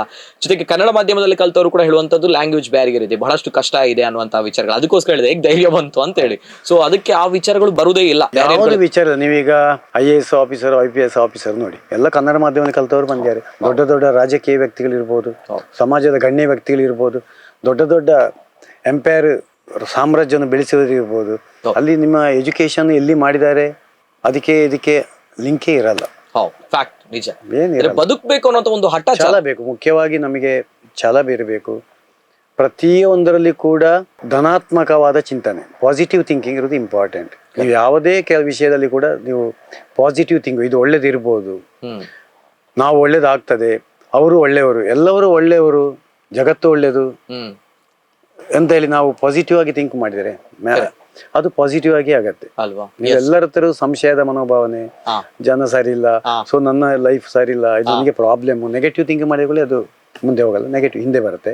ಪಾಸಿಟಿವ್ ಆಗಿ ಥಿಂಕ್ ಮಾಡಿದರೆ, ಎಲ್ಲದರಲ್ಲಿ ಕೂಡ ನಾವು ಧನಾತ್ಮಕವಾಗಿ ಯೋಚನೆ ಮಾಡಿದರೆ ಅದು ಪ್ಲಸ್ ಮುಂದೆ ಹೋಗ್ಲಿಕ್ಕೆ ಅವಕಾಶ. ಸೊ ಅದಕ್ಕೆ ನಮ್ಮ ಆಟೋ ರಿಕ್ಷಾ ಕೂಡ ನಾವು ಅದೇ ತಗೊಂಡಿದ್ದು. ಇಲ್ಲದಿದ್ರೆ ಆಟೋ ರಿಕ್ಷಾ ತಗೊಳ್ಬೇಕಾ, ನಾನು ಅಗ್ರಿಕಲ್ಚರ್ ಅಲ್ಲಿ ಇದ್ದೇನಲ್ಲ, ಅದಾಗ್ತದ ಅಂತ ಆ ಯೋಚನೆ ಬಂದಿಲ್ಲ. ಯಾವ್ದಾದ್ರು ನಾವು ಮಾಡ್ಲೇಬೇಕು ಕಂಪಲ್ಸರಿ. ಸೊ ಅಂತ ಪರಿಸ್ಥಿತಿ ಇತ್ತು, ಪ್ರೆಷರ್, ಒತ್ತಡ ಇತ್ತು, ಏನಾದ್ರೂ ನಾನು ಮಾಡ್ಲೇಬೇಕು, ಇಲ್ಲದ್ರೆ ಊಟ ಮಾಡ್ಲಿಕ್ಕಿಲ್ಲ. ಸೊ ಅಂತ ಸಂದರ್ಭದಲ್ಲಿ ಒಂದು ಅವಕಾಶ ಸಿಕ್ಕಿದೆ. ಮೊದಲನೇದಾಗಿ 1984 ಅಲ್ಲಿ ಆಟೋ ರಿಕ್ಷಾ ತೆಗೆದುಕೊಳ್ತೀವಿ. ಯಾಕಂದ್ರೆ ಅದು ಬಾಡಿಗೆ ಮಾಡಬೇಕು, ಜೊತೆಗೆ ನಮ್ಗೆ ಬದುಕಬೇಕು ಅನ್ನುವಂತ ಉದ್ದೇಶಕ್ಕೋಸ್ಕರ, ಬೇರೆ ವೇ ಇಲ್ಲ, ಬೇರೆ ವಿಷಯ ಆವಾಗ ಬೇರೆ ವಿಷಯವೇ ಇಲ್ಲ, ಖಾಲಿ ನಾನು 3 ಹೊತ್ತು ಊಟ ಮಾಡ್ಬೇಕಂತ ಅಷ್ಟೇ, ಅದೊಂದೇ ಉದ್ದೇಶ ಮಾತ್ರ. 3 ಹೊತ್ತು ಊಟ ಮಾಡ್ಬೇಕು ಅನ್ನುವಂತ ಕಾರಣಕ್ಕೋಸ್ಕರ, ಬದುಕಬೇಕು ಅನ್ನುವಂತ ಒಂದು ಸಣ್ಣ ಆಸೆಗೋಸ್ಕರ ಒಂದು ಆಟೋ ತೆಗೆದುಕೊಳ್ತೀರಾ. ಆ ಸಂದರ್ಭ ನಾನು ಬೆಳಿಬೇಕು ಅನ್ನೋ ಆಸೆ ಯಾವಾಗ ಬರುತ್ತೆ ಸರ್? ಅಂದ್ರೆ ನಾನು ಅದ್ರ ಮಾಡ್ಬೇಕು, ಸಾಧನೆ ಮಾಡ್ಬೇಕು ಅನ್ನೋ ಆಸೆ ಅಥವಾ ಹಠ ಯಾವಾಗ ಬರುತ್ತೆ ಸರ್? ಅಲ್ಲ, ನಾವು ಏನಂದ್ರೆ ಆಟೋ ರಿಕ್ಷಾ ತಗೊಂಡೆ 1 ವರ್ಷದಲ್ಲಿ ಇನ್ಕಮ್ ಆಯ್ತು. ಸೊ ನಾವು ಯಾವತ್ತು ಇನ್ನೊಂದು ಹಂತ ಮುಂದೆ ಹೋಗುವ, ಅದು ನಮ್ಮ ಯಾವತ್ತು ಕೂಡ ನಾನು ಸಣ್ಣ ಇರುವಾಗ ನನಗೆ ಒಂದು ಯೋಜಿತು, ಒಂದು ಹಂತ ಇಂದ ಇನ್ನೊಂದು ಹಂತ, ಸ್ಟೆಪ್ ಬೈ ಸ್ಟೆಪ್. ಸೊ ಈ ಆಟೋ ರಿಕ್ಷಾದ ಆಯ್ತು 1 ವರ್ಷ 2 ವರ್ಷ, ಇನ್ನು ನಾವು ಇನ್ನೊಂದು ಲೆವೆಲ್ಗೆ ಹೋಗುವಂತ ಅಂಬಾಸಿಡರ್ ಕಾರ್ ತಗೊಂಡೆ 1.5 ವರ್ಷದಲ್ಲಿ. ಅದಕ್ಕೆ ಕ್ಯಾಪಿಟಲ್ ಏನಪ್ಪಾ ಅಂತ ಎಲ್ಲಿಂದ ಬಂತು ಹೇಳಿದ್ರೆ, ಈ ಆಟೋ ರಿಕ್ಷಾ ಸೇಲ್ ಮಾಡಿದೆ. ಅವಾಗ ಏನಂದ್ರೆ ಇವಾಗ ವೆಹಿಕಲ್ ತಕೊಂಡ್ರೆ, ನೀವು ವಾಹನ ತಕೊಂಡ್ರೆ, ನೀವೊಂದು ಸ್ಕೂಟರ್ 1 ಲಕ್ಷ ರೂಪಾಯಿ ತಕೊಂಡ್ರೆ, ಅದು 1 ವರ್ಷ ಆದ್ರೆ ಅದಕ್ಕೆ 50,000 ಮಾತ್ರ ವ್ಯಾಲ್ಯೂ ಇದೆ ಈಗಿನ ಪರಿಸ್ಥಿತಿ. ಆವಾಗ ಹಾಗಿಲ್ಲ ಇತ್ತು, ಆವಾಗ ಕಾಂಪಿಟಿಷನ್ ಇಷ್ಟಿಲ್ಲ ಇತ್ತು ವಾಹನದಲ್ಲಿ. ನೀವು 35,000ಕ್ಕೆ ನಾವು ಆಟೋ ರಿಕ್ಷಾ ತಗೊಂಡು ಆ ಟೈಮಲ್ಲಿ 1 ವರ್ಷ ಓಡಿಸಿ 40,000ಕ್ಕೆ ಸೇಲ್ ಮಾಡಿದ್ವಿ. ಯಾಕೆ ಡಿಮಾಂಡ್ ಇತ್ತು ವೆಹಿಕಲ್, ಅದು ನೋಡಿ ಅಡ್ವಾಂಟೇಜ್ ಆಯ್ತು. ಯಾವುದೇ ಸಂದರ್ಭದಲ್ಲಿ ನೀವು ಆವಾಗಿನ ಪರಿಸ್ಥಿತಿಯಲ್ಲಿ ಏನು ಅಡ್ವಾಂಟೇಜ್ ಇದೆ ಅದನ್ನು ನಾವು ಉಪಯೋಗಿಸಬೇಕು. ಸೊ 35,000 ಆಟೋ ರಿಕ್ಷಾ ನಾನು 15,000ಕ್ಕೆ ಬಂದಿದ್ದೇನೆ, ನಾನು ಕೊಡ್ಲಿಕ್ಕಿಲ್ಲ ಆಯ್ತು. ನಿಜ, ನಮ್ದು ಲೋನ್ ಮುಗೀತು 1.5 ವರ್ಷದಲ್ಲಿ. 35,000 ನಮ್ದು ಕ್ಯಾಪಿಟಲ್ ಆಯ್ತು. ಆ ಕ್ಯಾಪಿಟಲ್ ಮತ್ತೆ ಪ್ಲಸ್ ಬ್ಯಾಂಕ್ ಲೋನ್ ಮಾಡಿ 1 ಲಕ್ಷಕ್ಕೆ ಅಂಬಾಸಿಡರ್ ಡೀಸೆಲ್ ಕಾರ್ ತಗೊಂಡಿದ್ದೆ ನಾನು. ಮತ್ತೆ ಅಂಬಾಸಿಡರ್ ಗಾಡಿ ತಗೊಳ್ತೀನಿ. ಅಂಬಾಸಿಡರ್ ಗಾಡಿ ಅದು ಯಾವ ಕಾರಣಕ್ಕೋಸ್ಕರ ಸರ್? ಒಂದು ಹಂತ ಮುಂದೆ ಹೋಗುವಂತೆ. ಆಟೋ ರಿಕ್ಷಾ ಆಯ್ತಲ್ಲ, ಆಟೋ ರಿಕ್ಷಾದ ಆಯ್ತು, ಅಲ್ಲಿದೆಲ್ಲ ಪರಿಚಯ ಆಯ್ತು. ಇನ್ನೊಂದು ಹಂತ ಅಂಬಾಸಿಡರ್ ಕಾರ್ ಅಂದ್ರೆ ಇನ್ನೂ ನಾವು ಊರು ಜಾಸ್ತಿ ಸುತ್ತಾಡ್ಬೋದು, ಹೊಸ ಜನರನ್ನು ಪರಿಚಯ ಮಾಡ್ಬೋದು, ಜಗತ್ತೇನೊಂದು ನೋಡ್ಬೋದು, ಊರೆಂತ ನೋಡ್ಬೋದು. ಮತ್ತೆ ಒಂದು ಅಂಬಾಸಿಡರ್ ಕಾರ್ ದೊಡ್ಡ ಇನ್ಕಮ್ ಜಾಸ್ತಿ ಆಗತ್ತೆ, ಇನ್ನೊಂದು ಲೆವೆಲ್ಗೆ ನಾವು ಮುಂದೆ ಹೋಗುವ ಅಂತ ಹೇಳಿ ಅಂಬಾಸಿಡರ್ ಕಾರ್ ತಗೊಂಡು ನಾನೇ ಸ್ವಂತ ಓಡಿಸಿದೆ. ಕ್ಯಾಪಿಟಲ್ 30,000 ಆಟೋ ರಿಕ್ಷಾದ್ದು ಸೇಲ್ ಮಾಡಿದ ಬಂಡವಾಳ ಮತ್ತೆ ಬ್ಯಾಂಕ್ ಲೋನ್ ಎಷ್ಟಿತ್ತು ಸರ್ ಅವಾಗ? ಅದಕ್ಕೆ 1 ಲಕ್ಷ ಆಯ್ತು, 65,000 ಬ್ಯಾಂಕ್ ಲೋನ್. ಅದು ಎಷ್ಟು ವರ್ಷ ತಾವು? ಅದು 1.5 ವರ್ಷ ಓಡಿಸಿದೆ. ಅಲ್ಲಿ ಕೂಡ ಅದೇ ನಮ್ದು ಒಳ್ಳೆಯ ಸರ್ವಿಸ್, ಕ್ಲೀನ್ ಇಟ್ಟುಕೊಳ್ಳುವಂಥದ್ದು, ವಾಹನವನ್ನು ಒಳ್ಳೆಯದಾಗಿ ಚಲಾವಣೆ ಮಾಡುವಂಥದ್ದು, ವಾಹನವನ್ನು ಚಲಾಯಿಸುವಂಥದ್ದು, ಕಸ್ಟಮರಿಗೆ ಒಳ್ಳೆ ಸರ್ವಿಸ್ ಕೊಡುವಂಥದ್ದು, ಸೊ ರೀಸನೇಬಲ್ ಬಾಡಿಗೆ ಅಂತ ತಗೊಳ್ಳುವಂಥದ್ದು. ಸೊ ಜನ ನನ್ನ ಕಾರಿಗೆ ಕ್ಯೂ ನಿಲ್ತಿದ್ರು, ಅವ್ರದ್ದು ಭಟ್ರದ ಕಾರಲ್ಲಿ ನಾವು ಹೋಗುವಂತ. ಸೊ ಕಂಟಿನ್ಯೂಸ್ ಬಾಡಿಗೆ ಆಯ್ತು, ನಾನೇ ಸ್ವಂತ ದುಡಿದ ಜಾಗ್ರತೆಯಲ್ಲಿ. ಅವಾಗ ವೆಹಿಕಲ್ ಹೆಚ್ಚು ಡ್ಯಾಮೇಜ್ ಆಗಿಲ್ಲ, ರಿಸಲ್ಟ್ ಒಳ್ಳೆ ಇನ್ಕಮ್ ಬಂತು. 1.5 ವರ್ಷದಲ್ಲಿ ಲೋನ್ ಎಲ್ಲ ಕ್ಲೋಸ್ ಮಾಡಿ ಮತ್ತೆ 1 ಲಕ್ಷಕ್ಕೆ ಅದನ್ನು ಸೇಲ್ ಮಾಡಿದೆ. ಸೇಲ್ ಮಾಡಿ ಅದು ಕ್ಯಾಪಿಟಲ್ ಆಯ್ತು. ರಿಮೈನಿಂಗ್ ಬ್ಯಾಂಕ್ ಲೋನ್ ಮಾಡಿ ನಾವು ಪುತ್ತೂರಲ್ಲಿ ಆಟೋಮೊಬೈಲ್ ಶಾಪ್ ಮಾಡಿದ್ದು. ಯಾಕೆ ಹೇಳಿದ್ರೆ, ನಾವು ಅಂಬಾಸಿಡರ್ ಕಾರ್ ಇರುವಾಗ ನಾವು ಪುತ್ತೂರಿಗೆ ಬೆಳ್ಳರಿಗೆ ಹೋಗ್ತಾ ಇತ್ತು. ಪುತ್ತೂರಲ್ಲಿ ಕರೆಕ್ಟ್ ಆಗಿ ಸ್ಪೇರ್ ಪಾರ್ಟ್ ಸಿಕ್ಕಿಲ್ಲ ಆಯ್ತು. ನಾವು ಸ್ಪೇರ್ ಪಾರ್ಟ್ ಬೇಕಿದ್ರೆ ಮ್ಯಾಂಗ್ಳೂರಿಗೆ ಹೋಗ್ಬೇಕಿಲ್ಲ ಆದ್ರೆ ಬ್ಯಾಂಗ್ಳೂರಿಗೆ ಹೋಗ್ಬೇಕು. ವಾಹನದ ಬಿಡಿ ಭಾಗಗಳು ಜೆನ್ಯೂನ್ ಆದ್ದು, ಒರಿಜಿನಲ್ ಬಿಡಿ ಭಾಗಗಳು ಪುತ್ತೂರಲ್ಲಿ ವ್ಯವಸ್ಥೆ ಇಲ್ಲ ಇತ್ತು. ಸೊ ಒಂದು ಅನಾನುಕೂಲತೆ, ನಾವು ಜೀವನದಲ್ಲಿ ಅನಾನುಕೂಲತೆಯನ್ನು ಗ್ರಹಿಸಿ ಅದಕ್ಕೆ ಒಂದು ಪರಿಹಾರ ಹುಡುಕಿದ್ರೆ ಅದು ಸಕ್ಸಸ್ಸಿಗೆ ಒಂದು ದಾರಿ, ಯಶಸ್ಸಿಗೆ ಒಂದು ದಾರಿ. ಎಲ್ಲಿ ಯಾವುದೇ ವಿಷಯ ಇವಾಗ ಕೂಡ ಎಲ್ಲ ಕಡೆ ನೋಡಿ ಒಂದು ಸಮಸ್ಯೆಗಳಿದೆ. ಎಲ್ಲ ಒಂದು ಕಡೆ ಇಲ್ಲಿ ಒಳ್ಳೆ ಹೋಟೆಲ್ ಇಲ್ಲ ಮಾರ್ಯಾರೆ, ನೋಡಿ ಒಂದು ಹೋಟೆಲ್ ಮಾಡಿದ್ರೆ ಸಕ್ಸಸ್ ಆಗುತ್ತೆ.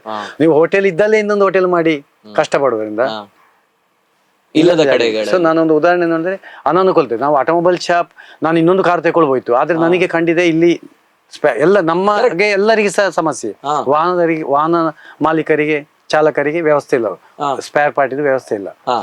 ಸೊ ಇದನ್ನು ಮನಗಂಡು ನಾನು ಅಂಬಾಸಡರ್ ಕಾರ್ ಸೇಲ್ ಮಾಡಿದೆ, ಆ ಕ್ಯಾಪಿಟಲ್ ಮತ್ತೆ ಬ್ಯಾಂಕ್ ಲೋನ್ ಮಾಡಿ ಆಟೋಮೊಬೈಲ್ ಶಾಪ್ ಮಾಡಿ ಸ್ಪೇರ್ ಪಾರ್ಟ್ ಪುತ್ತೂರಲ್ಲಿ. ಸರ್ ಇದು ನನ್ನ ಪ್ರಕಾರ ಬಹುಶಃ 87ನೇ ಇಸ್ವಿ.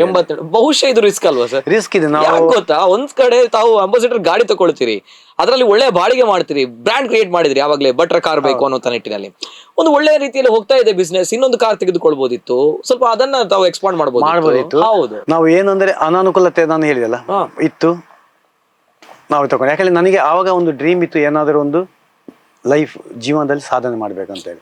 ಹಾಗೆ ಇದೆಲ್ಲ ಟೆಂಪರರಿ, ಒಂದಂತ ಒಂದು ಫೈನಲ್ ಅಂತ ನಂದಿತ್ತು, ಏನಾದ್ರು ಒಂದು ದೊಡ್ಡ ಯೋಜನೆ ಮಾಡಬೇಕು, ಜನರಿಗೆ ಉದ್ಯೋಗಕ್ಕೆ ಒಂದು ಅವಕಾಶವನ್ನು ಕಲ್ಪಿಸಬೇಕು, ದೊಡ್ಡದಾದ ಒಂದು ಸಾಮ್ರಾಜ್ಯವನ್ನು ಬೆಳೆಸಬೇಕು ಅಂತ ಯೋಜನೆ ಇತ್ತು. ಮೊನ್ನೆ ಚಂದ್ರಯಾನಕ್ಕೆ ಕಳಿಸಿದ್ದು ನೋಡಿ, ಆದ್ರೆ 2-3 ರಾಕೆಟ್ ಇತ್ತು ನೋಡಿ, ಒಂದು ಹಂತಕ್ಕೆ ಒಂದು, ಮತ್ತೆ ಅದು ಬಿತ್ತು ಇನ್ನೊಂದು ಹಂತಕ್ಕೆ ಒಂದು, ಮತ್ತೊಂದು ಹಂತ. ಹಾಗೆ ನಾವು ಒಂದೊಂದು ಹಂತಕ್ಕೆ, ಆದ್ರೆ ನಮ್ಮ ಹತ್ರ ಕ್ಯಾಪಿಟಲ್ ಇಲ್ಲಲ್ಲ, ಅದಕ್ಕೆ ನಾವು ಕ್ಯಾಪಿಟಲ್ ಬಿಲ್ಡ್ ಮಾಡ್ಲಿಕ್ಕೆ ಒಂದೊಂದು ಹಂತಕ್ಕೆ ನಾವು ತಗೊಂಡೆವು. ಅಂಬಾಸಡರ್ ಕಾರ್ ಸೇಲ್ ಮಾಡ್ಬೇಕು, ಕ್ಯಾಪಿಟಲ್ ಇದ್ರೆ ನಾವು ಸೇಲ್, ಅದಕ್ಕೆ ಹಣ ಇಲ್ಲ, ಆಟೋಮೊಬೈಲ್ ಶಾಪ್ ಮಾಡಬೇಕು, ಅದಕ್ಕೆ ಅವಕಾಶ ತುಂಬಾ ಇದೆ, ಇದರಿಂದ ಜಾಸ್ತಿ ಅವಕಾಶ ಅಲ್ಲಿದೆ.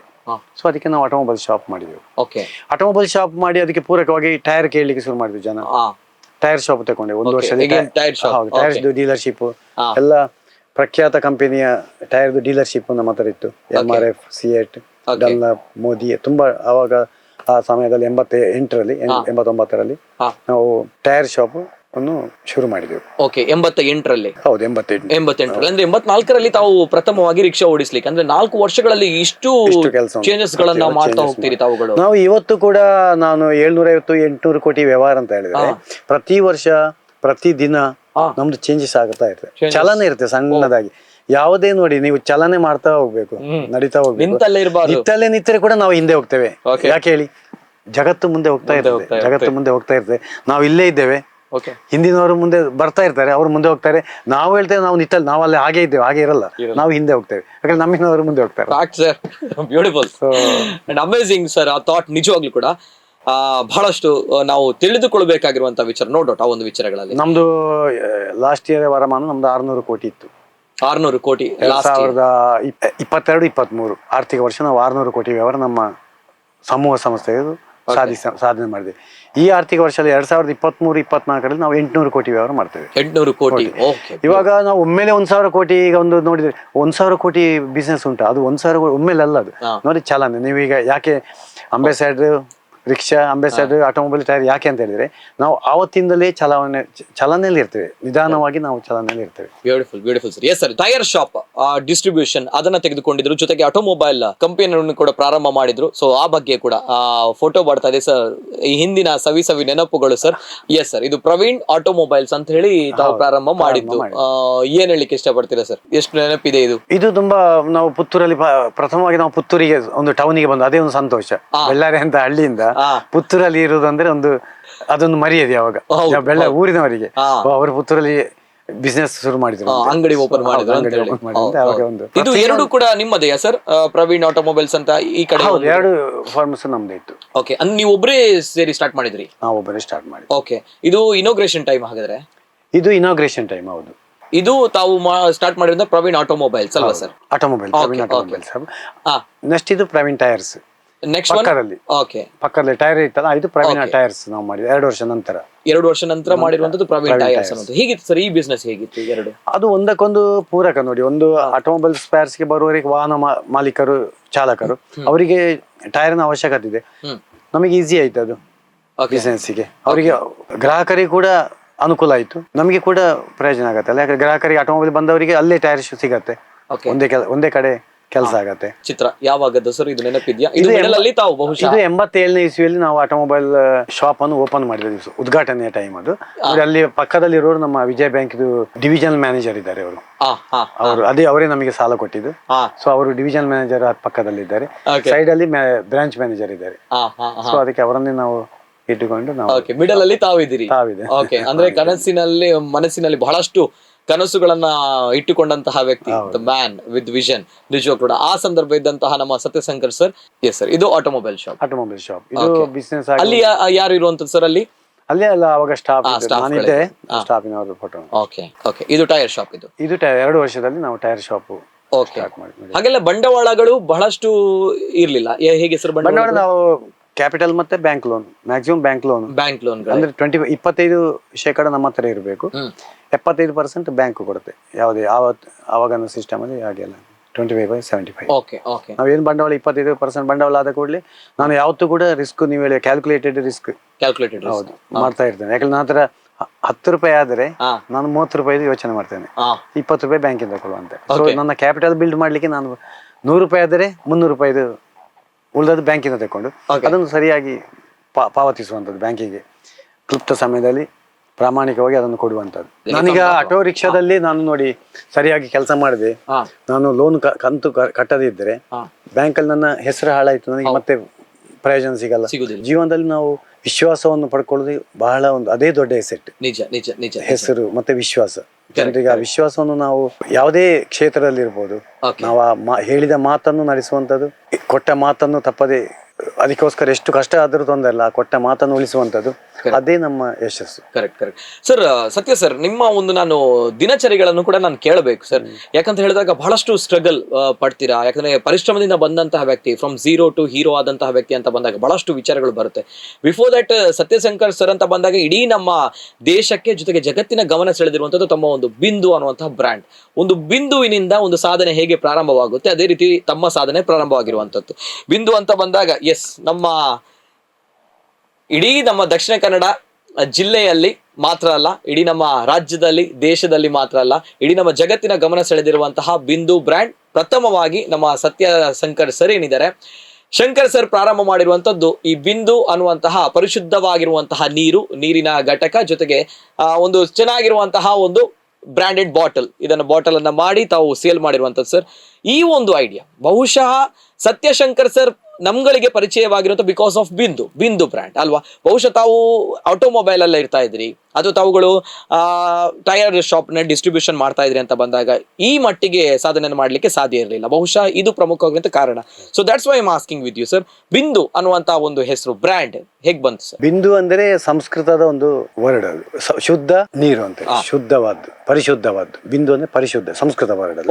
ಅದಕ್ಕೆ ನಾವು ನಮ್ಮ ನೀರಿಗೆ ಬಿಂದು ಅಂತ ಹೆಸರಿಟ್ಟದ್ದು. ಅದಕ್ಕೋಸ್ಕರ ಈ ಥಾಟ್ ಸರ್, ಬಿಂದು ಥಾಟ್ ಹೇಗ್ ಬಂತು ನೋಡಿ? ನಾವೀಗ ಆಟೋಮೊಬೈಲ್ ಶಾಪ್, ಟೈರ್ ಶಾಪ್ ಆಯ್ತು. ಸೊ ಅಲ್ಲಿಂದ ಏನಾಯ್ತು, ಆಟೋಮೊಬೈಲ್ ಟೈರ್ ಶಾಪ್ ಅಲ್ಲಿ ಜನರ ಹತ್ರ ಹಣ ಇಲ್ಲ ಆಯ್ತು. ಅಂದ್ರೆ ನಮ್ಮ ಗ್ರಾಹಕರು ಸಾಲ ಕೇಳ್ತಿದ್ರು, ಚಾಲಕರು with cum driver come owner ಸಾಲ ಕೇಳ್ತಿದ್ರು, ಒಮ್ಮೆಗೆ ಕೊಡಿ ಅಂತೇಳಿ. ಸೊ ಅವಾಗ ನಾವು ಚೆಕ್ ತಕೊಂಡು ಸಾಲ ಕೊಡ್ತಿದ್ದೆವು ಆಟೋಮೊಬೈಲ್ ಟೈರ್ ಶಾಪ್. ಸೊ ನನಗೊಂದು ಯೋಚನೆ ಬಂತು, ವಾಹನದವರಿಗೆ ಹಣದ ಒಂದು ಅವಶ್ಯಕತೆ ಇದೆ, ಅದನ್ನು ನಾವು ಒಂದು ಹಣದ ಅವಶ್ಯಕತೆ ನಾವು ಅಧಿಕೃತವಾಗಿ ಶುರು ಮಾಡಿದರೆ ಸ್ಕೋಪ್ ಬರ್ಬೋದಾ ಹೇಳಿ ಒಂದು ಯೋಚನೆ ಮಾಡಿ ಒಂದು ರಿಸ್ಕ್ ತಗೊಂಡು ನಾವು 94 ನಾವು ಒಂದು ಪ್ರವೀಣ್ ಕ್ಯಾಪಿಟಲ್ ಅಂತ ಹೇಳೋ ಒಂದು ಸಂಸ್ಥೆಯನ್ನು ಹುಟ್ಟಾಕಿದೆವು. ಯಾಕೆ ಹೇಳಿದ್ರೆ ಹಳೆ ವಾಹನಕ್ಕೆ ಎಲ್ಲ, ಹೊಸ ವಾಹನಕ್ಕೆಲ್ಲ ಅವಾಗ ಬ್ಯಾಂಕಿನವರು ಲೋನ್ ಕೊಡ್ತಿದ್ರು. ಸೊ ಹೊಸ ವಾಹನ ತೆಗೆಯುವವರಿಗೆ ಬ್ಯಾಂಕಲ್ಲಿ ಏನು ಪ್ರಾಬ್ಲಮ್ ಇಲ್ಲ, ಲೋನ್ ಸಿಗ್ತಿತ್ತು. ಹಳೆ ವಾಹನಕ್ಕೆ ಆವಾಗ ಪುತ್ತೂರಲ್ಲಿ ಹಣದ ವ್ಯವಸ್ಥೆ ಇಲ್ಲ ಆಯ್ತು, ಲೋನ್ ಬೇಕಿದ್ರೆ ಸಿಗ್ಲಿಕ್ಕಿಲ್ಲ. ಸೊ ಈ ಒಂದು ಅನಾನುಕೂಲತೆ, ಈ ಒಂದು ಅವಕಾಶವನ್ನು ನಾನು ಮನಗಂಡು ನಾನೊಂದು ಹಳೆ ವಾಹನಕ್ಕೆ ಆರ್ಥಿಕ ಸಹಾಯ ಮಾಡುವಂತ ಸಂಸ್ಥೆಯನ್ನು ಸ್ಟಾರ್ಟ್ ಮಾಡಿದೆ 1994ರಲ್ಲಿ. ಹಳೆ ವಾಹನಕ್ಕೆ. ಸೊ ಅದು ಚೆನ್ನಾಗಿ ನಡೀತು. ಅದು ಚೆನ್ನಾಗಿ ನಡೀತು. ಅಲ್ಲಿ ಎಲ್ಲ ಕಡೆ ಕೂಡ ಯಾಕೆ ಚೆನ್ನಾಗಿ ನಡೀತೆ ಅಂದ್ರೆ ಅದೇ ಬೆಸ್ಟ್ ಮಂತ್ರ ಅಷ್ಟೇ ನೋಡಿ, ಒಳ್ಳೆ ಸರ್ವಿಸ್, ಮಿನಿಮಮ್ ಮಾರ್ಜಿನ್, ಹೇಳಿದ ಮಾತನ್ನು ಉಳಿಸುವಂತದ್ದು, ನಾವೇನು ಹೇಳ್ತೇವೆ ಅದನ್ನು ಪಾಲಿಸುವಂತದ್ದು. ಸೊ ಜನರಿಗೆ ಎಲ್ಲಿ ವಿಶ್ವಾಸ ಬಂತು ಅದರಷ್ಟು ದೊಡ್ಡ ಎಸೆಟ್ ಬೇರೆ ಯಾವುದಿಲ್ಲ. ಜನರಿಗೆ ವಿಶ್ವಾಸ ಬಂದ್ರೆ ಆ ಸಂಸ್ಥೆಯಲ್ಲಿ, ಆ ಮನುಷ್ಯನಲ್ಲಿ ಅಥವಾ ಸಂಸ್ಥೆಯ ಮೇಲೆ ಜನರಿಗೆ ವಿಶ್ವಾಸ ಬಂದ್ರೆ ಅದರಷ್ಟು ದೊಡ್ಡ ಯಶಸ್ಸು ಬೇರೆ ಯಾವುದಿಲ್ಲ. ಜನರ ವಿಶ್ವಾಸ ಬಹಳ ವಿಶ್ವಾಸವನ್ನು ನಾವು ಬೆಳೆಸೋದು ಬಹಳ ಅಗತ್ಯ. ಅದಕ್ಕೆ ಪೂರಕವಾಗಿ ಜನರಿಗೆ ವಿಶ್ವಾಸ ಆಗುವಂಥದ್ದು, ಜನರಿಗೆ ಆ ಸಂಸ್ಥೆ ಮೇಲೆ ಒಂದು ಪ್ರೀತಿ ಬರುವಂಥ ಕೆಲಸವನ್ನು ನಾವು ಮಾಡುವಂಥದ್ದು ಅಂದರೆ ಹಾರ್ಡ್ ವರ್ಕ್ ಅಷ್ಟೇ, ಹೇಳಿದ ಮಾತನ್ನು ಉಳಿಸುವಂಥದ್ದು, ಸಿಂಪಲ್. ಸೊ ನಮ್ಮದು ಅದು ಕೂಡ ಅದಕ್ಕೆ ನಾನು ಎಲ್ಲ ನಮ್ಮ ಯಾವುದೇ ಫಾರ್ಮಲ್ಲಿ ಕೂಡ ನೋಡಿ, ಯಾವುದೇ ಆಟೋ ರಿಕ್ಷಾದಿಂದ, ಅಂಬಾಸಿಡರ್ ಕಾರಿಂದ, ಆಟೋಮೊಬೈಲ್ ಶಾಪ್, ಟೈರ್ ಶಾಪ್, ಎಲ್ಲಿ ಕೂಡ ನಮಗೆ ಬಿಸ್ನೆಸ್ ಇಲ್ಲ, ಲಾಸ್ ಆಯ್ತು, ನಾನು ಯಾವತ್ತೂ ಕೂಡ ನನ್ನ ಯಾವುದೇ ಫಾರ್ಮ್ ಸ್ಟಾರ್ಟ್ ಮಾಡಿದ್ರು ಫೈಲ್ ಅಂತ ಆಗಿಲ್ಲ, ನಡೀತಾ ಇತ್ತು. ಸೊ ಇದು ಅದಕ್ಕೆ ಮಂತ್ರ ಇಷ್ಟೇ, ನೀವು ಬೆಸ್ಟ್ ಸರ್ವಿಸ್, ಒಳ್ಳೆಯ ಒಂದು ಟೈಮ್ ಮ್ಯಾನೇಜ್ಮೆಂಟ್ ಮಾಡೋದು, ಹೇಳಿದ ಮಾತನ್ನು ಉಳಿಸುವಂತ. ಈಗ ಇವತ್ತು ನೀವು ನಾನು ನಿಮ್ಮ ಹತ್ರ ಮಾತು ಕೊಟ್ಟೆ 10 ಬರ್ತೇನೆ ಅಂತ, ನೋಡಿ 10:45 ಆಯ್ತು, ನಮ್ಮ ಹಿಂದಿನ ಕಾರ್ಯಕ್ರಮ ಸ್ವಲ್ಪ ಲೇಟ್ ಆಯ್ತು. ಮತ್ತೆ ಅವರು ನಿಮಗೆ ನಿಮ್ಮ ಬಾಸಿಗೆ ಹೇಳಿದ್ರೆ ನಮ್ಮ ಪರಿಚಯ ನಾವು ಫೋನ್ ಮಾಡ್ತೇವೆ, ನೀವು ಟೆನ್ಷನ್ ಮಾಡಬೇಡಿ ಅಂತ. ಸೊ 10:40 ನಾನು ಇವತ್ತು ಬರುವಂತದ್ದು. ನಾನು ಇವತ್ತು ಬಾರದೇ ಇದ್ರೆ ನೀವು ಎಲ್ಲ ರೆಡಿ ಮಾಡಿ ಇರ್ತೀರಾ, ನಾನು ಬಾರದೇ ಇದ್ರೆ ಅದು ನೋಡಿ. ಸೊ ಜನರಿಗೆ ಅದರಲ್ಲಿ ನೋಡಿ ಏನಾಗುತ್ತೆ ಅಂದ್ರೆ ನಿಮಗೆ ಒಂದು ಫೀಲಿಂಗ್ ಬರ್ತದೆ ನಮ್ಮ ಪರಿಚಯ. ಸೊ ಈ ರೀತಿ ನಾವು ಹೇಳಿದ ಮಾತನ್ನು ಉಳಿಸುವಂಥದ್ದು ಬಹಳ ಅಗತ್ಯ. ಹೇಳಿದ ಮಾತು ಜನರಿಗೆ ವಿಶ್ವಾಸ ಬಂದ್ರೆ. ಸೊ ಅದೇ ರೀತಿ ನಮ್ಮ ಪ್ರವೀಣ್ ಕ್ಯಾಪಿಟಲ್ ಕೂಡ ಅದ್ಭುತವಾಗಿ ಯಶಸ್ಸು. ಟೈರ್ ಶಾಪ್ ಆದ್ಮೇಲೆ ಆಟೋಮೊಬೈಲ್ ಶಾಪ್, ಟೈರ್ ಶಾಪ್, ಅದರ ಜೊತೆಗೆ ಪ್ರವೀಣ್ ಕ್ಯಾಪಿಟಲ್ ಹಳೆ ವಾಹನಕ್ಕೆ ಲೋನ್ ಕೊಡುವಂತ ವ್ಯವಸ್ಥೆ. ಸೊ ಅದು ಇಂಪ್ರೂವ್ ಆಗ್ತಾ ಹೋಯ್ತು. 2000 ಇಸ್ವಿ 1998 ಅದು ಬಿಸ್ನೆಸ್ ಆಗ್ತಾ ಇತ್ತು. ನನಗೊಂದು ಯೋಚನೆ ಬಂತು, ಏನಂದ್ರೆ ನಮ್ಮ ಪುತ್ತೂರಲ್ಲಿ ಉದ್ಯೋಗ ಅವಕಾಶ ಇಲ್ಲ, ಯುವಕರಿಗೆ ಯುವತಿಯರಿಗೆ ಉದ್ಯೋಗ ಕಲ್ತರೆ ಉದ್ಯೋಗ ಅವಕಾಶ ಇಲ್ಲ. ನಾನು ಸಣ್ಣದಿರುವಾಗ ಸಹ ಅದೇ ನನಗೆ ಪ್ರಾಬ್ಲಮ್ ಆಯ್ತು, ನನ್ನ ಅಣ್ಣಂದರಿಗೆ ಉದ್ಯೋಗ ಇಲ್ಲದೆ ಆ ಒಂದು ಕಷ್ಟ ನನ್ನ ಮನಸ್ಸಿಗೆ ಫೀಲಿಂಗ್ ಆಯ್ತು. ಈಗ ಅದೇ ರೀತಿ ನಮಗೆ ಎಷ್ಟೋ ಬಡವರದ ಫ್ಯಾಮಿಲಿಗೆ ಉದ್ಯೋಗ ಇಲ್ಲ, ಯುವತಿಯರು ಉದ್ಯೋಗಕ್ಕೆ ಬೇಕಿದೆ, ಒಂದು ಬೆಂಗಳೂರಿಗೆ ಹೋಗ್ಬೇಕು, ಇಲ್ಲದಿದ್ರೆ ಮುಂಬೈಗೆ ಹೋಗ್ಬೇಕು, ಬಾಂಬೆಗೆ ಹೋಗ್ಬೇಕು. ಪುತ್ತೂರಂತೂ ಬಿಲ್ಕುಲ್ ಅವಕಾಶ ಇಲ್ಲ. ಸೊ ಜನ ನಿರುದ್ಯೋಗಿಗಳು ತುಂಬಾ ಜನ ಇದ್ರು. ಸೊ ನನಗೆ ಈ ನಮ್ಮ ಪ್ರವೀಣ್ ಕ್ಯಾಪಿಟಲ್ ಒಳ್ಳೆ ನಡೀತಿತ್ತು, ಆದ್ರೆ ಅಲ್ಲಿ ಅಷ್ಟು ಉದ್ಯೋಗ ಅವಕಾಶ ಬರಲ್ಲ. NBFC ಅಲ್ಲಿ ಬ್ಯಾಂಕಿಂಗ್ ಸೆಕ್ಟರ್ ಅಲ್ಲಿ ನಿಮಗೆ ಜಾಸ್ತಿ ಉದ್ಯೋಗ ಅವಕಾಶ ಬರಲ್ಲ. ಯಾವುದೇ ಉದ್ಯೋಗ ಅವಕಾಶ ಬರಬೇಕಿದ್ರೆ ನಾವು ಕೈಗಾರಿಕೆಯನ್ನು ಮಾಡಿದ್ರೆ ಮಾತ್ರ ಜನರಿಗೆ ಉದ್ಯೋಗ ಅವಕಾಶ ಸಿಗತ್ತೆ. ಈ ಒಂದು ಸಂಕಲ್ಪದಲ್ಲಿ ನಮ್ಮ ಸಣ್ಣದಿರುವಾಗ ನಮ್ಮ ಅಣ್ಣಂದಿರಿಗೆ ಉದ್ಯೋಗ ಇಲ್ಲದ ಅವಸ್ಥೆ, ಅವಾಗ ಅಂತ ಅಣ್ಣಂದಿರಾಗಿ ತುಂಬಾ ಜನರಿಗೆ ಉದ್ಯೋಗ ಇಲ್ಲದೆ ಆ ಕಷ್ಟಪಡುವಂತ ಒಂದು ಪರಿಸ್ಥಿತಿ, ಅದು ನಮ್ಮ ಒಂದು ಗಮನದಲ್ಲಿ ಇಟ್ಟುಕೊಂಡು ನಾನೊಂದು ಇಂಡಸ್ಟ್ರಿ ಮಾಡುವ ಅಂತ ಹೇಳಿ, ಪುತ್ತೂರಲ್ಲಿ ಯಾವ್ದಾರ ಒಂದು ಇಂಡಸ್ಟ್ರಿ ಮಾಡುವ ಅಂತ ಹೇಳಿ ನನಗೊಂದು ಯೋಚನೆ ಬಂತು. ಯಾಕಂದ್ರೆ ಉದ್ಯೋಗ ಅವಕಾಶಕ್ಕೋಸ್ಕರ ಒಂದು ಉದ್ದಿಮೆ ಮಾಡ್ಬೇಕಿದ್ರೆ 2 ವಿಷಯಗಳು ಬೇಕು ಸಕ್ಸಸ್ ಆಗಬೇಕು. ಒಂದು ರಾ ಮೆಟೀರಿಯಲ್ ಪಕ್ಕದಲ್ಲಿ ಇರಬೇಕು, ಮತ್ತೊಂದು ಅದಕ್ಕೆ ಮಾರುಕಟ್ಟೆ ಕೂಡ ಹತ್ತಿರದಲ್ಲಿ ಇದ್ರೆ ಅದು ಸಕ್ಸಸ್. 2 ವಿಷಯ ಇದ್ರೆ ಪಕ್ಕಾ ಸಕ್ಸಸ್ ಆಗ್ಲಿಕ್ಕೆ ಒಂದು ದಾರಿ ಅದು. ಪುತ್ತೂರು ಅಂದ್ರೆ ತಾಲೂಕು ಹೆಡ್, ಡಿಸ್ಟಿಕ್ ಹೆಡ್ ಕೂಡ ಇಲ್ಲ. ಮ್ಯಾಂಗ್ಳೂರ್ ಆದ್ರೆ ಡಿಸ್ಟಿಕ್ ಹೆಡ್, ಅದು ತಾಲೂಕು ಹೆಡ್ ಕ್ವಾರ್ಟರ್ಸ್. ಅಲ್ಲಿ ಅಂತೂ ದೊಡ್ಡ ಮಾರ್ಕೆಟ್ ಸಾಧ್ಯವೇ ಇಲ್ಲ. ಸೊ ರಾ ಮೆಟೀರಿಯಲ್ ಆದ್ರೆ ಬೇಕು. ಸೊ ನಮ್ಮ ದಕ್ಷಿಣ ಕನ್ನಡದ ಮಳೆ ಜಾಸ್ತಿ ಇದೆ, ಇಲ್ಲಿ ಗ್ರೀನರಿ, ಹಸಿರು ಪರಿಸರ ಜಾಸ್ತಿ, ನೀರು ಕ್ವಾಲಿಟಿ ಒಳ್ಳೇದಿದೆ. ಬೇರೆಲ್ಲ ಕಡೆ ನೋಡಿದರೆ ದಕ್ಷಿಣ ಕನ್ನಡದ ನೀರಿನ ಕ್ವಾಲಿಟಿ ಎಲ್ಲಿ ಕೂಡ ನೀವು ದಕ್ಷಿಣ ಕನ್ನಡ ನೀರು ನೋಡಿ ಟೇಸ್ಟ್ ಬೇರೆ ಅದು. ನೀವು ಇಲ್ಲಿದ್ದು ಸ್ವೀಟ್ ವಾಟರ್, ನೀವು ಬಾವಿಯಿಂದ ನೀವು ಡೈರೆಕ್ಟ್ ನೀರು ತಕೊಂಡು ಕುಡಿದ್ರು ಕೂಡ ಟೇಸ್ಟ್ ಇದೆ. ಅದೇ ನೀವು ಬ್ಯಾಂಗ್ಳೂರಿಗೆ ಹೋದ್ರೆ ಅದು ಹಾರ್ಡ್ ವಾಟರ್, ಟೇಸ್ಟ್ ಇರಲ್ಲ. ಸೊ ಇದೊಂದು ರಾ ಮೆಟೀರಿಯಲ್ ನಮ್ಮಲ್ಲಿ ಇದೆ, ನೀರಿನ ಒಂದು ಸಂಪತ್ತು, ಪ್ರಾಕೃತಿಕ ಸಂಪತ್ತಿದೆ. ಹೇಗೆ ಸರ್ ಥಿಂಕ್ ಮಾಡಿದ್ರಿ? ಅದೇ ಆ ಉದ್ದೇಶ ಇಟ್ಕೊಂಡು ಅಂದ್ರೆ ಇಂಡಸ್ಟ್ರಿ ನಾವು ಮಾಡ್ಬೇಕಂತ ಇದೆ. ಏನ್ ಮಾಡೋದು, ಬೇರೆಲ್ಲ ನಾವು ನೋಡಿದೆ, ಬೇರೆಲ್ಲ ಒಂದು 3-4 ಕೆಮಿಕಲ್ ಇಂಡಸ್ಟ್ರಿ ಅದೆಲ್ಲ ಥಿಂಕ್ ಮಾಡಿದೆ. ಆದ್ರೆ ಇಲ್ಲಿ ಕೂಡ ಅದು ರಾ ಮೆಟೀರಿಯಲ್ ಇಲ್ಲಿಲ್ಲ, ಮಾರ್ಕೆಟ್ ಕೂಡ ಇಲ್ಲಿಲ್ಲ. ಅದಕ್ಕೆ ಮಾರ್ಕೆಟಿನ ವ್ಯವಸ್ಥೆ ಕೂಡ ಪುತ್ತೂರಲ್ಲಿ ಇಂಪಾಸಿಬಲ್, ಸಾಧ್ಯ ಇಲ್ಲ. ಸೊ ಅಟ್ ಲೀಸ್ಟ್ ಇದರಲ್ಲಿ ಒಂದು ಅವಕಾಶ ಇದೆ, ರಾ ಮೆಟೀರಿಯಲ್ ಒಂದು ಇದೆ ಅಲ್ಲ, ನೀರಿದೆ. ಸೊ ಈ ಯೋಚನೆ ಮಾಡಿ ನಾವು ನೀರಿನ ಫ್ಯಾಕ್ಟರಿಯನ್ನು ಸ್ಟಾರ್ಟ್ ಮಾಡಿದ್ವಿ 2000ರಲ್ಲಿ. ಯುವಕರಿಗೆ ಉದ್ಯೋಗದ ಅವಕಾಶಕ್ಕೋಸ್ಕರ ಉದ್ಯೋಗ ಕ್ರಿಯೇಟ್ ಮಾಡ್ಬೇಕಂತ ನಾವು ಇಂಡಸ್ಟ್ರಿ ಸ್ಟಾರ್ಟ್ ಮಾಡಿದ್ವಿ. ಯಾಕಂದ್ರೆ ನಮ್ದು ಫೈನಾನ್ಸ್ ಇವಾಗ ಸಹ ಇದೆ, ಅದು ಹಣ ಬರುವಂತ ಸಂಸ್ಥೆ ಅದು, ಆದ್ರೆ ಉದ್ಯೋಗಕ್ಕೆ ಅವಕಾಶ ಇಲ್ಲ. ಇಲ್ಲಿ ಉದ್ಯೋಗ ಅವಕಾಶ ಇದೆ ಅಂತ ಹೇಳಿ ನಾವು 2000ರಲ್ಲಿ ನೀರಿನ ಫ್ಯಾಕ್ಟರಿ ಸ್ಟಾರ್ಟ್ ಮಾಡಿದ್ವಿ. ಬಿಂದು 2000ದಲ್ಲಿ ಬರುತ್ತೆ. ಇದು ನನ್ನ ಕೈಯಲ್ಲಿದೆ ಸರ್, ನಿಮ್ಮ ಕೈಯಲ್ಲಿದ್ರೆ ಮತ್ತಷ್ಟು ಶೋಭೆ ಸರ್. ಒಂದ್ಸಲ ಇಟ್ಕೊಳ್ಳಿ ಸರ್. ಬಿಂದು ಬ್ರ್ಯಾಂಡ್ ಅನ್ನು ನೋಡಿದಾಗ ಸರ್ ಎಷ್ಟು ಖುಷಿ ಆಗುತ್ತೆ ಸರ್ ತಮ್ಗೆ ಈಗ ಅದನ್ನ ನೋಡಿದಾಗ. ಯಾಕಂದ್ರೆ 2000 ಇಸವಿಯಲ್ಲಿ ಪ್ರಾರಂಭ ಮಾಡಿದ್ರಿ, ಏನೋ ಒಂದು ಕನಸುಗಳಿತ್ತು, ಏನಾದ್ರು ಮಾಡ್ಬೇಕು ಅನ್ನುವಂಥದ್ದು. ಆ ಸಂದರ್ಭಗಳಲ್ಲಿ ನನ್ಗೆ ಬಹಳಷ್ಟು ಖುಷಿ ಅಂತ ಬಂದಾಗ, ನೀರಿನಲ್ಲೂ ಕೂಡ ನಾವುಗಳು ಈ ರೀತಿ ಜಗತ್ತಿನ ಒಂದು ಗಮನ ಸೆಳಿಬಹುದು, ದೇಶದ ಒಂದು ಗಮನ ಸೆಳಿಬಹುದು. ಅದರಲ್ಲೂ ಕೂಡ ನಮ್ಮ ತುಳುನಾಡು ಹೆಮ್ಮೆ ಇದೆ. ಸೊ ನಮ್ಮ ಮಣ್ಣಿನ, ನಮ್ಮ ಭೂಮಿಯ ನೀರು ಅಂತ ಬಂದಾಗ ಸೊ ಹೇಗೆ ಅನಿಸ್ತು ಸರ್? ಯಾವಾಗ ತಮ್ಮ ತಲೆಯಲ್ಲಿ ಈ ಒಂದು ಐಡಿಯಾ ಬಂತು? ಯಾಕಂದ್ರೆ ಒಂದು ನೀರನ್ನ ನಾವು ಕಾರ್ಖಾನೆಗಳಲ್ಲಿ ಮಾಡಬಹುದು, ಅಥವಾ ನೀರನ್ನ ನಾವು ತೆಗಿಬಹುದು, ಇದನ್ನ ನಾವು ಬಾಟ್ಲಿಂಗ್ ಮಾಡಿ ಈ ರೀತಿ ಬ್ರ್ಯಾಂಡ್ ಕ್ರಿಯೇಟ್ ಮಾಡಿ ಏನಾದ್ರು ಸೇಲ್ ಮಾಡಬಹುದು ಅನ್ನುವಂಥದ್ದು, ಇಂಥ ಒಂದು mindset hats off to you sir, amazing. ನಂಗೆ ಹೆಮ್ಮೆ ಆಗುವಂಥದ್ದು ಅದು, ಯಾಕಂದ್ರೆ ಇವರು ನಮ್ಮ ಊರಿನವರು, ಬಿಂದು ನಮ್ಮ ಪ್ರಾಡಕ್ಟ್ ಅಂತ ಹೇಳಿದಾಗ ನಮ್ಗಳಿಗೆ ಹೆಮ್ಮೆ ಆಗುತ್ತೆ.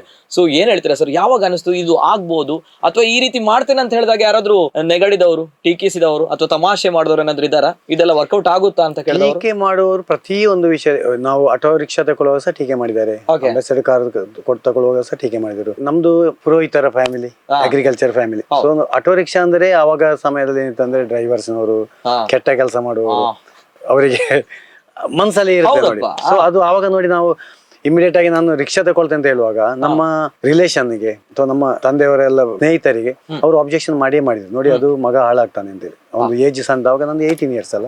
ಸೊ ಈ ಆಟೋ ರಿಕ್ಷಾ ತಗೊಂಡು ಡ್ರೈವರ್ ಒಟ್ಟಿಗೆ ಹೋಗಿ ಅವನು ಹಾಳಾಗ್ತಾನೆ, ಪಕ್ಕ ಹಾಳಾಗ್ತಾನೆ ಅಂತೇಳಿ. ಯಾಕೆ ಹೇಳಿದ್ರೆ ಅದು ಅಬ್ಜೆಕ್ಷನ್ ಇತ್ತು ನೋಡಿ. ಅವರು ಹಾಗೆ ಹೇಳಿದ್ದು ಕೂಡ ನನಗೆ ಒಳ್ಳೇದು, ನಾನು ಅದನ್ನು ಪಾಸಿಟಿವ್ ಆಗಿ ಥಿಂಕ್ ಮಾಡ್ತೇನೆ. ನಾನು ನಿಮ್ಮ ಹತ್ರ ಆಗ್ಲೇ ಹೇಳಿದೆ, ಯಾವುದೇ ವಿಷಯವನ್ನು ನೀವು ಪಾಸಿಟಿವ್ ಆಗಿ ಥಿಂಕ್ ಮಾಡಿ. ಸೊ ನಾನು ಅದು ಹಾಳು ಅಂತ ಹೇಳಿದ ನೋಡಿ, ಹೌದಾ ಇದು ನೆಗೆಟಿವ್ ಆಗಿದೆ, ಇನ್ನು ಬೇಡ ಮಾರೆ ಅಂತ ಬಿಟ್ಟಿದ್ರೆ ನಾನು ಮಾಡ್ಲಿಕ್ಕೆ, ನಾನು ನೋಡಿ ಅದನ್ನು ಪಾಸಿಟಿವ್ ಆಗಿ ಥಿಂಕ್ ಮಾಡಿದೆ. ಯಾಕೆ ಹೇಳಿದ್ರೆ ನಾನು ಮತ್ತೆ ಜಾಗ್ರತೆ ಇದೆ.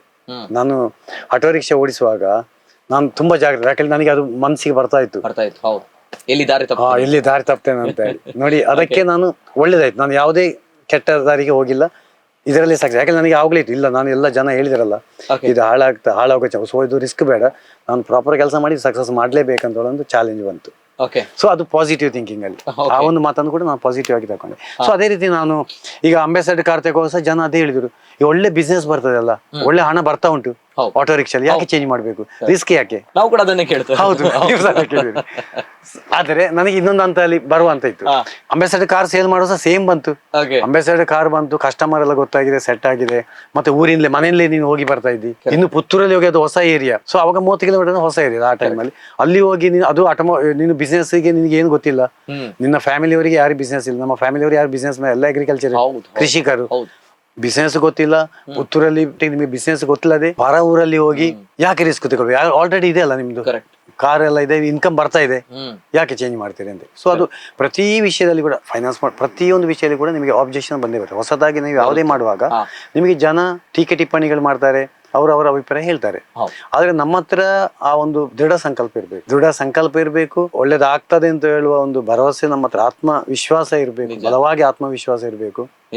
ಮತ್ತೆ ಅದಕ್ಕೆ ಪೂರಕವಾಗಿ ನಾವು ಆ ಗುರಿಯನ್ನು ಮುಟ್ಲಿಕ್ಕೆ ಪ್ರಾಪರ್ ಆಗಿ ಕೆಲಸ ಮಾಡ್ಬೇಕು. ಯಾವಾಗ ಅನಿಸ್ತು ಈ ಬ್ರ್ಯಾಂಡ್ ಕ್ರಿಯೇಟ್ ಮಾಡಿದಾಗ ಇದು ಕ್ಲಿಕ್ ಆಗ್ತದೆ ಅಂತ ಹೇಳಿ, ಅಂದ್ರೆ ಈ ಬ್ರ್ಯಾಂಡ್ ಅನ್ನ ಮಾಡಿದಾಗ ಕ್ಲಿಕ್ ಆಗೇ ಆಗುತ್ತೆ ಅನ್ನುವಂಥದ್ದು ಆತ್ಮವಿಶ್ವಾಸ ನನಗೆ ಪ್ರತಿ ಯಾವುದೇ ಕೆಲಸ ಮಾಡಿದ್ರೆ, ಯಾವುದೇ ನಾನು ವ್ಯವಹಾರ ಮಾಡಿದ್ರು ನಾನು ವಿಶ್ವಾಸ ನಂತ ಬಲವಾಗಿರುತ್ತೆ, ಹಾಗೆ ಆಗತ್ತೆ ಅಂತ ಹೇಳಿ. ಆ ರೀತಿ ನನಗೆ ಹೆದರಿಕೆ ಇರಲ್ಲ. ಸಪೋಸ್ ಏನಾದ್ರು 1-2 ಸಲ ಸಮಸ್ಯೆ ಸೋಲು ಬಂದ್ರು ಕೂಡ ನನ್ನ ಆತ್ಮವಿಶ್ವಾಸ ಬಲವಾಗಿರುತ್ತೆ. ನಾವು ಯಾರು ಕೂಡ ಪ್ರತಿಯೊಬ್ಬ ಕೂಡ ಆತ್ಮವಿಶ್ವಾಸವನ್ನು ಬಲವಾಗಿ ನಮ್ಮ ಹತ್ರ ಇರುವುದು ಬಹಳ ಅಗತ್ಯ ಯಶಸ್ಸಿಗೆ. ಸತ್ಯಶಂಕರ್ ಸರ್, ತಾವು ಸೋತಿದ್ದೀರಾ? ಸೋಲು ಬರ್ತದೆ, ಸೋಲು ಅಲ್ಲಿ ಸಣ್ಣ ಸೋಲುಗಳು ಬರ್ತಾ ಇರ್ತದೆ.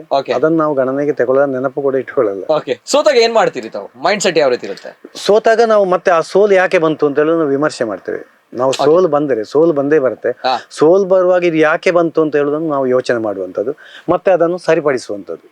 ಸೋಲು ಬಂದಷ್ಟು ಒಳ್ಳೇದು. ಅಲ್ಲಿ ಕೂಡ ನಾನು ಧನಾತ್ಮಕವಾಗಿ ನಿಮಗೆ ಹೇಳಲಿಕ್ಕೆ ಇಚ್ಛೆ ಪಡ್ತೇನೆ, ಎಷ್ಟು ಸೋಲು ಬಂತು ಅಷ್ಟು ಒಳ್ಳೇದು. ಯಾಕೆ ಹೇಳಿದ್ರೆ ಸರಿಪಡಿಸ್ತೇವೆ.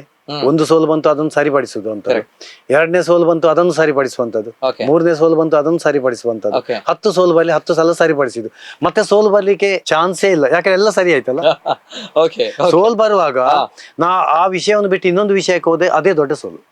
ಸೋಲನ್ನು ಒಪ್ಪಿಕೊಂಡ, ಅಯ್ಯೋ ಸೋತೋಯ್ತಲ್ಲ, ನಾನು ಈ ವ್ಯವಹಾರ ಬಿಡ್ತೇನೆ ಮಾರಿ, ಇದು ಬೇಡ, ಸೋತೋದೆ, ನಾನು ಬೇರೆ ಶುರು ಮಾಡ್ತೇನೆ ಅಂತ ಹೇಳ್ತೇವಲ್ಲ, ಅದೇ ದೊಡ್ಡ ಸೋಲು. ಅದು ಸೋಲಾಗುತ್ತೆ, ದೊಡ್ಡ ಸೋಲು. ಯಾಕೆ ಹೇಳಿದರೆ ಇನ್ನೊಂದು ಇದು ಫಸ್ಟ್ ಇಂದ ಸ್ಟಾರ್ಟ್ ಮಾಡ್ಬೇಕು. ಸೋಲು ಇಲ್ಲಿ ಬರುತ್ತೆ, ನೀವು ಯಾವುದೇ ಕೆಲಸ ಮಾಡಿ ಸೋಲು ಬಂದೇ ಬರುತ್ತೆ. ಸಕ್ಸಸ್ ಇಮಿಡಿಯೇಟ್ ಎಲ್ಲಿ ಸಕ್ಸಸ್ ಬರಲ್ಲ, ಸೋಲೇ ಗೆಲುವಿನ ಮೂಲ ಅಲ್ವಾ ಸರ್?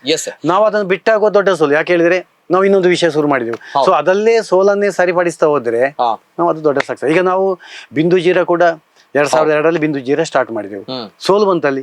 ಆವಾಗಿನ ಜನ ಏನ್ ಹೇಳಿದೆ ಅಂದ್ರೆ, ನೀವು ಜೀರಾ ಮಾಡಬೇಡಿ, ಕೋಲಾ ಇದೆ, ಆರೆಂಜ್ ಇದೆ, ಲೆಮನ್ ಇದೆ, ಅದು ಮಾಡಿ, ಅದು ಮಾರ್ಕೆಟ್ ಅಲ್ಲಿ ಹೋಗತ್ತೆ. ಶಾಪಿನವರು ಸಹ ನಮ್ಮ ಔಟ್ಲೆಟ್ ಅಲ್ಲಿ ಹೋದ್ರೆ, ಶಾಪಿನವರು ಹೋದ್ರೆ ಅದು ಇದು ಯಾಕೆ ನಿಮಗೆ ಹುಚ್ಚಿಡಿದ, ಇದೆಲ್ಲ ಕಷಾಯ ಯಾರು ಕುಡಿತಾರೆ ಮಾರೆ, ಇದು ಕುಡಿಯುವುದೇ ಇಲ್ಲ, ನೀವು ಆರೆಂಜ್ ಮಾಡಿ ನೋಡಿ, ಕೋಲಾದವ್ರದ್ದು ಅದೇ ಮಾಡಿ, ಕಮ್ಮಿ ರೇಟಿಗೆ ಕೊಡಿ ನಾವು ಸೇಲ್ ಮಾಡ್ತೇವೆ. ಇದು ಸೇಲ್ ಆಗೋದೇ ಇಲ್ಲ, ಯಾರಿಗೂ ಸಹ ಗೊತ್ತಲ್ಲ, ಇದು ಜನ ತಗೊಳ್ಳೋದೇ ಇಲ್ಲ ಅಂತೇಳಿ. ಆದ್ರೆ ನನ್ನ ಹತ್ರ ಬಲವಾದ ಒಂದು ಆತ್ಮವಿಶ್ವಾಸ, ಇದು ಒಳ್ಳೆ ಪ್ರಾಡಕ್ಟ್, ಟೇಸ್ಟ್ ಇದೆ, ನಾನು ಇದನ್ನು ಮಾಡ್ತೇನೆ. ತಾಳ್ಮೆ, ಸ್ವಲ್ಪ ಸಮಯ ನಾನು ವೇಟ್ ಮಾಡ್ತೇನೆ, ತಾಳ್ಮೆ ವಹಿಸಿದೆ ನೋಡಿ. ನಾನು ಆವಾಗ 100 ಕೇಸ್ ಪ್ರೊಡಕ್ಷನ್ ಮಾಡಿದ್ರೆ 50 ಕೇಸ್ ವಾಪಸ್ ಬರೋದು, ಡೇಟ್ ಎಕ್ಸ್ಪೈರಿ ಆಗಿ ಸೇಲ್ ಆಗಲ್ಲ ಅಂತ. ಆದ್ರೆ ನಾನು ಸೋಲನ್ನು ಒಪ್ಪಲಿಕ್ಕೆ ತಯಾರಿಲ್ಲ ಆಯ್ತು, ಇದು ಹಾಗೆ ಆಗ್ಬೇಕಂತ ಹಠ ಇತ್ತು. 6-7 ವರ್ಷದಲ್ಲಿ ನೋಡಿ ದೊಡ್ಡ ಸಕ್ಸಸ್ ಆಯ್ತು. ಇವತ್ತು ಬಿಂದು ಜೀರಾ ಅಂದ್ರೆ ದೊಡ್ಡ ಸಕ್ಸಸ್. ಇಡೀ ಭಾರತ ದೇಶದಲ್ಲಿ ಜೀರಾ ಅಂತ ಒಂದು ಕಾನ್ಸೆಪ್ಟ್ ಶುರು ಮಾಡಿದ್ದೇ ನಮ್ಮ ಬಿಂದು ಪ್ರಾಡಕ್ಟ್. ಇವಾಗ ಎಲ್ಲ ಕಂಪನಿಯವರು ಜೀರಾ ಸ್ಟಾರ್ಟ್ ಮಾಡಿದ್ದಾರೆ. ಇವನ್ ಪೆಪ್ಸಿ ಕೋಕಿನವರು ಕೂಡ ಜೀರಾ ಈಗ ಮಾಡ್ತಾ ಇದ್ದಾರೆ ನಮ್ಮ ಒಂದು ಸಕ್ಸಸ್ ಅನ್ನು. ಸೊ ಇದು ಟ್ರೆಮೆಂಡಸ್ ಚೇಂಜಸ್ ಆಯ್ತು ಬೆವರೇಜ್ ಸೆಕ್ಟರ್ ಅಲ್ಲಿ. ಜೀರಾ ಫ್ಲೇವರ್ ಅಂತ ಹೇಳಿದ್ರೆ ಒಂದು ಭಾರತ ದೇಶದಲ್ಲಿ ಜನ ಎಲ್ಲ ಮಾತಾಡುವಾಗ ಬಿಂದು ಫಿಜ್ ಜೀರಾ ಮಸಾಲಾ ಬಹಳಷ್ಟು ಬ್ರಾಂಡೆಡ್, ಅದು ಜೊತೆಗೆ ಇಡೀ ನಮ್ಮ ದೇಶ ಜೊತೆಗೆ ಜಗತ್ತಿನ ಗಮನ ಸೆಳೆದಂತಹ ಬ್ರ್ಯಾಂಡ್. ಇವೆಲ್ಲದರ ಜೊತೆಗೆ ನನಗೆ ಒಂದು ವೆರಿ ಇಂಟ್ರೆಸ್ಟಿಂಗ್, ತಾವು ಒಂದು ಫುಡ್ ಅಂಡ್ ಬೆವರೇಜ್ ಕ್ಷೇತ್ರಕ್ಕೆ ಬಂದಿರುವಂತ ಬಿಕಾಸ್ ಆಫ್ ಬಿಂದು. ತಾವು ಅಲ್ಲಿ ತನಕ ಬೇರೆ ಬೇರೆ ಕ್ಷೇತ್ರಗಳಲ್ಲಿ ಇರ್ತೀರಿ. ತಾವು ಬಿಂದು ಈ ಒಂದು ನೀರಿನ ಘಟಕವನ್ನ ಪ್ರಾರಂಭ ಮಾಡಿದಾಗ ಸರ್, ನನ್ನ ಒಂದು ಪ್ರಶ್ನೆ ಇರುವಂತದ್ದು, ಈ ನೀರಿನ ಘಟಕವನ್ನು ಪ್ರಾರಂಭ ಮಾಡಿದಾಗ ಹೇಗಿತ್ತು ತಮ್ಮ ಬಿಸ್ನೆಸ್? ಹೇಗಿತ್ತು 2000 ಇಸವಿಯಲ್ಲಿ ನೀರಿನ ಘಟಕ ಪ್ರಾರಂಭ ಮಾಡಿದಾಗ? ಶುದ್ಧ ನೀರು ಏನು 50 ಎಕರೆ ಜಾಗದಲ್ಲಿ ತಾವು ಮಾಡ್ತಾ ಇದ್ದಂತಹ ಈ ಒಂದು ಘಟಕ, ಅದು ತಮ್ಮದೇ ಜಾಗ ಆಗಿ ತಾವು ಆವಾಗ ನಮ್ಮ ಹತ್ರ 10 ಎಕರೆ ನಾವು ಜಾಗ, ಫಸ್ಟಿಗೆ ನಾವು 10 ಎಕರೆ ಜಾಗ ಪರ್ಚೇಸ್ ಮಾಡಿದ್ವಿ. ಓಕೆ. ಆಮೇಲೆ ನಾವು ಜಾಗ ತಗೊಂಡು ಹತ್ತಿರದ ಜಾಗವನ್ನು ನಾವು ಪರ್ಚೇಸ್ ಮಾಡಿ ಇವಾಗ 50 ಎಕರೆ ಲ್ಯಾಂಡ್ ಇದೆ. ಅವಾಗ 10 ಎಕರೆ ಲ್ಯಾಂಡ್ ಇದೆ. ವಾರ್ಷಿಕ ನಾವು 2000 ಇಸವಿಯಲ್ಲಿ ನಾವು ಸ್ಟಾರ್ಟ್ ಮಾಡಿದ್ವಿ ಡಿಸೆಂಬರ್ ಅಲ್ಲಿ. ಇಡೀ ವರ್ಷದಲ್ಲಿ ನಮ್ದು 35 ಲಕ್ಷ ವಾರ್ಷಿಕ ವರಮಾನ. ಇಡೀ ವರ್ಷದಲ್ಲಿ ನಮ್ದು 35 ಲಕ್ಷ. 35 ಲಕ್ಷ ಇಡೀ ವರ್ಷದಲ್ಲಿ 2000ರಲ್ಲಿ 2001ರಲ್ಲಿ 35 ಲಕ್ಷ ವ್ಯಾಪಾರ ಆಗಿದೆ. ಈಗ ವಾರ್ಷಿಕ ವ್ಯವಹಾರ ಇರುವಂತದ್ದು 800 ಕೋಟಿ ರೂಪಾಯಿಗಳು ಅಲ್ವಾ? ಅಮೇಸಿಂಗ್. ಎಲ್ಲಿಂದ ಎಲ್ಲಿ ತನಕ ಜರ್ನಿ ಅನ್ನುವಂಥದ್ದು. ಸೊ ಇವೆಲ್ಲದರ ನಡುವೆ ಸರ್, ನನ್ನ ಪ್ರಶ್ನೆ, 2000ರಲ್ಲಿ ತಾವು ಈ ಒಂದು ಬಿಂದು ವಾಟರ್ ಬಾಟಲ್ ಪ್ರಾರಂಭ ಮಾಡ್ತೀರಿ ಅಂತ ಬಂದಾಗ, ಸ್ಟ್ಯಾಂಡರ್ಡ್ ಆಫ್ ಲಿವಿಂಗ್, ನಾನು 2000ಕ್ಕೆ ಹೋದಾಗ ಎಲ್ಲರೂ ಕೂಡ ವಾಟರ್ ಬಾಟಲ್ ತೆಗೆದುಕೊಳ್ಳುವಷ್ಟು ಅಫೋರ್ಡೆಬಲ್ ಆಗಿರುವಂತಹ ಸ್ಟ್ಯಾಂಡರ್ಡ್ ಆಫ್ ಲಿವಿಂಗ್ ಅಲ್ಲಿ ಯಾರು ಕೂಡ ಇರಲಿಲ್ಲ. ಆದ್ರೂ ಕೂಡ ಆ ಸಂದರ್ಭಗಳಲ್ಲಿ ಇದು ಕ್ಲಿಕ್ ಆಗುತ್ತೆ ಅನ್ನೋ ತಮ್ಗಳಿಗೆ ಅನ್ಸಿತ್ತ ಸರ್? ಯಾಕಂದ್ರೆ ಬೇರೆ ಬೇರೆ ದೈತ್ಯ ಬ್ರ್ಯಾಂಡ್ಗಳು ಕೂಡ ಇತ್ತು ನೀರಿನ ಬಾಟಲ್ ನ ವಿಚಾರವಾಗಿ ಮಾತನಾಡಿದಾಗ. ಯಾಕಂದ್ರೆ ಪ್ರತಿಯೊಂದು ಬಾರಿ ನೋಡಿದಾಗ ಅದರ ಬಗ್ಗೆ ಕೂಡ ನಾವು ಕೂಡ ಮಾತಾಡ್ತಿದ್ವಿ. ಹಾಗಿದ್ದಾಗ ಬಿಂದು ಕ್ಲಿಕ್ ಆಗುತ್ತೆ ಅನ್ನುವಂಥದ್ದು, ನನಗೆ ಈ ಒಂದು ತಮ್ಮ ಒಂದು ವಿಲ್ ಪವರ್ ಯಾವ ರೀತಿ ಇತ್ತು ಅಂತ? ನೀರಿನ ಇದು 2000 ಇಸವಲ್ಲಿ ನೀರಿತ್ತು, ಬೇರೆಲ್ಲ ಕಂಪನಿಗಳಿತ್ತು, ಬಿಸ್ಲರಿ ಇತ್ತು, ಕಿಲ್ನೆವರದಿತ್ತು, ಅಕ್ವಾಫಿನ ಇತ್ತು, ಬೇರೆಲ್ಲ ಪ್ರಾದೇಶಿಕ ಕಂಪನಿ ಕೂಡ ತುಂಬಾ ಇತ್ತು 2000ರಲ್ಲಿ. ಪುತ್ತೂರಲ್ಲಿ ಇಲ್ಲ ಇತ್ತು, ಮ್ಯಾಂಗ್ಳೂರಲ್ಲಿ ಕೂಡ ಇತ್ತು ನೀರಿನ ಫ್ಯಾಕ್ಟ್ರಿ. ಸೊ ಒಬ್ಬರು ಅದು ಬಿಸ್ಲರಿ ನೀರು ಹೋಗುದಾದ್ರೆ ನಮಗೆ ಯಾಕೆ ಹೋಗ್ಬಾರ್ದು? ಚಾಲೆಂಜ್ ಅದು ಚಾಲೆಂಜ್. ಜಿ ಟಿವಿ ಅವರು ಮಾಡಿದ್ದಾರೆ, ನಮ್ಮ ಕೂಡಲೇ ಯಾಕೆ ಮಾಡಬಾರ್ದು? ನಿಮ್ಮ ಬಾಸ್ನವರು ತಿಂತಾರೆ ಅದಾಗತ್ತೆ. ಒಂದು ಇದ್ರೆ ಅದು ಆಗ್ತಾ ಅಂತ ಹೇಳೋ ಒಂದು ಚಾಲೆಂಜ್. ಕ್ವಾಲಿಟಿಯನ್ನು ಕೊಡುವಂತದ್ದು, ಸರ್ವಿಸ್ ಕೊಡುವಂತದ್ದು ಅಷ್ಟೇ. ಅಲ್ಲಿಂದ ಕ್ಲಿಕ್ ಆಗಿರುವಂತದ್ದು ಜೊತೆಗೆ ಅಮೇಸಿಂಗ್ ಸರ್. ದಟ್ಸ್ ವೈ ಬಿಂದು ಅನ್ನುವಂತಹ ವಾಟರ್, ಈ ಒಂದು ಪ್ಯೂರ್ ಆಗಿರುವಂತಹ ವಾಟರ್ ಅಂದ್ರೆ ಪರಿಶುದ್ಧವಾಗಿರುವಂತಹ ಕುಡಿಯುವ ನೀರು, ಅಂದ್ರೆ ನಮ್ಮ ತುಳುನಾಡು, ನಮ್ಮ ದಕ್ಷಿಣ ಕನ್ನಡ ಜಿಲ್ಲೆಯ ಒಂದು ಪರಿಶುದ್ಧವಾಗಿರುವಂತಹ ಶುದ್ಧ ಕುಡಿಯುವ ನೀರು, ಮಳೆಯ ಶುದ್ಧ ಕುಡಿಯುವ ನೀರು, ಜೊತೆಗೆ ನಮ್ಮ ಅಂತರ್ಜಲದಿಂದ ಪರಿಶುದ್ಧವಾಗಿರುವಂತಹ ನೀರು, ಆ ನೀರನ್ನ ಬಳಸಿ ಬಿಂದು ಅನ್ನುವಂತಹ ಪರಿಶುದ್ಧವಾಗಿರುವಂತಹ ನೀರು ಬರುತ್ತೆ. ತದನಂತರ ಆಗಿರುವಂತದ್ದು ಇತಿಹಾಸ. ಅದನ್ನ ನಾನು ಆಗ್ಲೇ ಹೇಳಿದಾಗೆ ಇಡೀ ನಮ್ಮ ಜಗತ್ತಿನ ಗಮನವನ್ನ ಸೆಳೆದಂತಹ, ಜೊತೆಗೆ ನಮ್ಮ ಭಾರತ ದೇಶದ ಹೆಮ್ಮೆಯು ಕೂಡ ಹೌದು ಬಿಂದು ಫಿಜ್ ಜೀರಾ ಮಸಾಲಾ ಅನ್ನುವಂಥದ್ದು. ಎಲ್ಲಿ ತನಕ ಅಂತ ಬಂದಾಗ ನಮ್ಮ ಜಗತ್ತಿನ ದೈತ್ಯ ಕಂಪನಿಗಳು ಕೂಡ ಈ ಒಂದು ಬ್ರ್ಯಾಂಡ್ ಜೊತೆ ಪೈಪೋಟಿ ಮಾಡಲಿಕ್ಕೆ ಬಹಳಷ್ಟು ಕಷ್ಟಪಟ್ಟಿತ್ತು. ಪೆಪ್ಸಿ, ಕೊಕೊಕೋಲಾ ಅನ್ನುವಂತಹ ಜಗತ್ತಿನ ದೈತ್ಯವಾಗಿರುವಂತಹ ಬ್ರ್ಯಾಂಡ್ಗಳಿಗೇನಿದೆ, ಅದು ಕೂಡ ನಮ್ಮ ಬಿಂದುವಿನ ಫಿಜ್ ಜೀರಾ ಮಸಾಲಾ ಅನ್ನುವಂತಹ ಬ್ರ್ಯಾಂಡ್ ಜೊತೆ ಪೈಪೋಟಿ ಮಾಡಲಿಕ್ಕೆ ಬಹಳಷ್ಟು ಕಷ್ಟಪಟ್ಟು ಸೋತು ಕೂಡ ಹೋಗಿತ್ತು. ಎಲ್ಲಿ ತನಕ ಅಂತ ಬಂದಾಗ ಅವ್ರುಗಳು ಕೂಡ ಇಂಥದ್ದೇ ಒಂದು ಪ್ರಾಡಕ್ಟ್ ಅನ್ನ ಬಿಟ್ರು, ಅಂದ್ರೆ ಜೀರಾ ಮಸಾಲಾ ಅನ್ನುವಂಥ ಪ್ರಾಡಕ್ಟ್ ಅನ್ನ ಬಿಟ್ರು. ಆದ್ರೆ ಬಿಂದು ಪ್ರಾಡಕ್ಟ್ ಅನ್ನ ಅಲುಗಾಡಿಸ್ಲಿಕ್ಕೆ ಯಾರಿಂದಲೂ ಕೂಡ ಸಾಧ್ಯವಾಗಿಲ್ಲ. ಇದು ಯಶಸ್ಸು ಅಲ್ವಾ ಸರ್? ನಿಜವಾಗ್ಲೂ ಕೂಡ ಏನ್ ಹೇಳಿಕ್ಕೆ ಇಷ್ಟಪಡ್ತೀರಾ ಸರ್? ಈ ಬಿಂದು ಜೀರಾ ಈ ಒಂದು ಪ್ರಾಡಕ್ಟ್ ಮಾಡಬೇಕು ಅನ್ನೋದು ಹೇಗೆ ಅನಿಸ್ತು? ಇದು ವೆರಿ ಎಕ್ಸ್ಟ್ರಾರ್ಡಿನರಿ ಐಡಿಯಾ ಹೇಳ್ತೀನಿ, out of the box thinking ನನ್ನ ಪ್ರಕಾರ ಹೇಳ್ಬೇಕು ಅಂತ. ಯಾರು ಕೂಡ ಮಾಡಿಲ್ಲ, ಸ್ಟಾರ್ಟ್ ಮಾಡಿರುವಂತದ್ದೇ ತಾವು. ಏನ್ ಹೇಳ್ತೀರಾ ಸರ್? ನೀರು ನೋಡಿ, ಅದೇ ನೀವು ಹೇಳಿದ್ದು ಅಕ್ಷರಶಃ ಸತ್ಯ. ನೀರಿಂದು ಅವಾಗ ಇತ್ತು, ನಾವು ಬಿಸ್ಲರಿ ಎಲ್ಲ ಕಂಪನಿ ಅದೇ ಪ್ರಕಾರ ನಾನು ನೀರು ಸ್ಟಾರ್ಟ್ ಮಾಡಿದೆ. 2002ರಲ್ಲಿ ನಾನು ಉತ್ತರ ಭಾರತ ಪ್ರವಾಸ ಮಾಡುವಾಗ ನಮ್ಮ ಸ್ನೇಹಿತರು ಒಟ್ಟಿಗೆ ಇದ್ರು, ಡಾಕ್ಟರ್ ರಾವ್ ಅಂತೇಳಿ. ನಾವು ಪ್ರವಾಸ ಮಾಡುವಾಗ ರೋಡ್ ಸೈಡ್ ಅಲ್ಲಿ ಈ ಜೀರಾ ಫ್ಲೇವರಿಗೆ CO2 ಆಡ್ ಮಾಡಿ, ಗ್ಯಾಸ್ ಆಡ್ ಮಾಡಿ ಒಂದು ಕಪ್ಪಲ್ಲಿ ಕುಡಿಲಿಕ್ಕೆ ಕೊಟ್ರು. ತುಂಬಾ ನಮಗೆ ಖುಷಿ ಆಯ್ತು. ನಾವು ಆ ಟೈಮಲ್ಲಿ ನಾನು ಆ ಡ್ರಿಂಕ್ ಕುಡಿದ ಮೇಲೆ ನನ್ನ ಸ್ನೇಹಿತರದ್ದು ನಾನು ವಿಮರ್ಶೆ ಮಾಡಿ, ಇದನ್ನೇ ನಾವೊಂದು ಹೈಜೆನಿಕ್ ಆಗಿ, ಆರೋಗ್ಯಕ್ಕೆ ಪೂರಕವಾಗಿ, ಮತ್ತೆ ಶುದ್ಧವಾಗಿ ಒಳ್ಳೆಯ ಒಂದು ಉತ್ಪನ್ನವಾಗಿ ನಾವು ಮಾಡಿದರೆ ಹೇಗೆ ಆಗ್ಬೋದು ಅಂತ. ಸೊ ಅಲ್ಲಿಂದ ನಾವು ಇದು ಸ್ಟಾರ್ಟ್ ಮಾಡಿದ್ವಿ. ಅಲ್ಲಿಂದ ನಮಗೆ ಒಂದು ಸಂಕಲ್ಪ ಬಂತು. ಮತ್ತೆ ಅದನ್ನೇ ಅದನ್ನೇ ನಾವು ಒಂದು ಸಂಕಲ್ಪ ಬಂತು, ಅದಕ್ಕೆ ಪೂರಕವಾಗಿ ಒಂದು ಡ್ರೀಮ್ ಬಂತು, ಇದನ್ನು ಮಾಡಿದ್ರೆ ಹೇಗೆ ಆಗ್ಬಹುದು ಅಂತೇಳಿ. ಅವಾಗ ಇಲ್ಲಿ ಇಲ್ಲ ರೋಡ್ ಸೈಡ್ ಅಲ್ಲಿ ಅವರು ಜೀರಾ ಫ್ಲೇವರ್ ಹಾಕಿ ಕೊಡ್ತಿದ್ರು. ಇದು ಉತ್ತರ ಭಾರತದಲ್ಲಿ ತಾವು ಜರ್ನಿ ಹೋದಾಗ ನೋಡಿರುವಂತಹ ವಿಚಾರ ಅಲ್ವಾ ಸರ್? ಆ ಸಂದರ್ಭ ಆಗಿದ್ರೆ ಅವಾಗ ನಮಗೆ ಹೀಗೆ ಬ್ರ್ಯಾಂಡ್ ಆಗಿಲ್ಲ ಆಯ್ತು, ಅದು ರೋಡ್ ಸೈಡ್ ಅಲ್ಲಿ ಅವರು ಜೀರಾ ಫ್ಲೇವರ್ ಹಾಕಿ ಸಣ್ಣ ಸೋಡಾಕ್ಕೆ ಈಗ ಲೆಮನ್ ಸೋಡಾ ಕೊಟ್ಟಾಗೆ ಜೀರಾ ಹಾಕಿ ನಮಗೆ ಕೊಟ್ಟರು. ಅದು ಒಂದು ವಿಶೇಷ ಟೇಸ್ಟ್ ಬಂತದ್ದು, ಸ್ಪೆಷಲ್ ಟೇಸ್ಟ್. ಫಸ್ಟ್ ಟೈಮ್ ನಾನು ಆವಾಗ ಆ ಟೇಸ್ಟ್ ನೋಡುದು. ಸೊ ಅದು ಈ ಟೇಸ್ಟೇ ನಾವು ಮಾರ್ಕೆಟ್ಗೆ ಹಾಕಿದ್ರೆ ಹೇಗೆ ಆಗುವಂತ ಯೋಜನೆ. ಹಾಗೆ ಈ ಒಂದು ಬಿಂದು ಜೀರಾ ಅನ್ನುವಂತ ಪ್ರಾಡಕ್ಟ್ ಬಂದಿರುವಂತದ್ದು ಅಲ್ವಾ ಸರ್? ಉತ್ತರ ಭಾರತದಿಂದ ತಾವು ನೋಡಿದ್ರಿ, ಇನ್ಸ್ಪಿರೇಷನ್ ತೆಗೆದುಕೊಂಡು ಮಾಡಿರುವಂತದ್ದು ನಿಜವಾಗ್ಲೂ ಕೂಡ ಹೆಮ್ಮೆ ತರುವಂತಹ ವಿಚಾರ. ಯಾಕಂತ ಬಂದಾಗ ಈಗ ಇವರ ಕಂಪನಿಯ ಬಹುಪಾಲು ಒಂದು ಪ್ರಾಫಿಟ್ ಭಾಗ ಏನಿದೆ ಬಿಕಾಸ್ ಆಫ್ ದಿಸ್ ಬ್ರ್ಯಾಂಡ್ ಅಲ್ವಾ? Major revenue jeera. ನಿಜ ನಿಜ. ಯಾಕಂತ ಹೇಳಿದಾಗ ಒಬ್ಬ ವ್ಯಕ್ತಿ ಬಹಳಷ್ಟು ಸಾಧನೆಯನ್ನ ಮಾಡ್ತಾನೆ, ಆ ಸಾಧನೆಗಳ ಆಯಾಮಗಳನ್ನು ನೋಡಿದಾಗ, ಮತ್ತಷ್ಟು ಸವಾಲುಗಳನ್ನು ತೆಗೆದುಕೊಂಡಾಗ, ಬಹಳಷ್ಟು ಸ್ಟೆಪ್ಗಳನ್ನು ತೆಗೆದುಕೊಂಡಾಗ ಬಹಳಷ್ಟು ಕಲಿಲಿಕ್ಕೆ ಸಿಗುತ್ತೆ ವ್ಯಕ್ತಿಗಳಿಗೆ ಅಲ್ವಾ ಸರ್? ಅದು ಬಹುಶಃ ತಾವು ಬಹಳಷ್ಟು ಬ್ರ್ಯಾಂಡ್ಗಳಲ್ಲಿ ನೋಡಿದಾಗ ಇದರ ನಂತರವೂ ಕೂಡ ತಾವು 50 ಬ್ರ್ಯಾಂಡ್ಗಳನ್ನ ತಾವು ಮತ್ತೆ ಪರಿಚಯ ಮಾಡಿಕೊಡ್ತೀರಾ. ಅಂದ್ರೆ ಆಹಾರ ಕ್ಷೇತ್ರದಲ್ಲೂ ಕೂಡ, ಅಂದ್ರೆ ನಮ್ಮ ಭಾರತ ದೇಶದ ಒಂದು ಫುಡ್ ಅಂಡ್ ಬೆವರೇಜಸ್ ಕ್ಷೇತ್ರ ಏನಿದೆ ಇದರಲ್ಲಿ ಬಹಳಷ್ಟು ಗಮನ ಸೆಳೆದಂತಹ ಬಿಂದು ಬ್ರ್ಯಾಂಡ್, ಅದರಲ್ಲಿ ಈ ಒಂದು ಬ್ರ್ಯಾಂಡ್ ಎಲ್ಲಿ ತನಕ ಹೆಮ್ಮೆ ಅಂತ ಬಂದಾಗ, ಈ ಒಂದು ಬಿಂದು ಕಂಪನಿಯಲ್ಲಿ ಸತ್ಯ ಶಂಕರ್ ಸರ್ ಏನಿದ್ದಾರೆ, ಇವರ ಒಂದು ಕಂಪನಿಯಲ್ಲಿ ಬರೋಬ್ಬರಿ 2,000 ಜನರು ನೇರವಾಗಿ ಉದ್ಯೋಗದಲ್ಲಿದ್ದಾರೆ.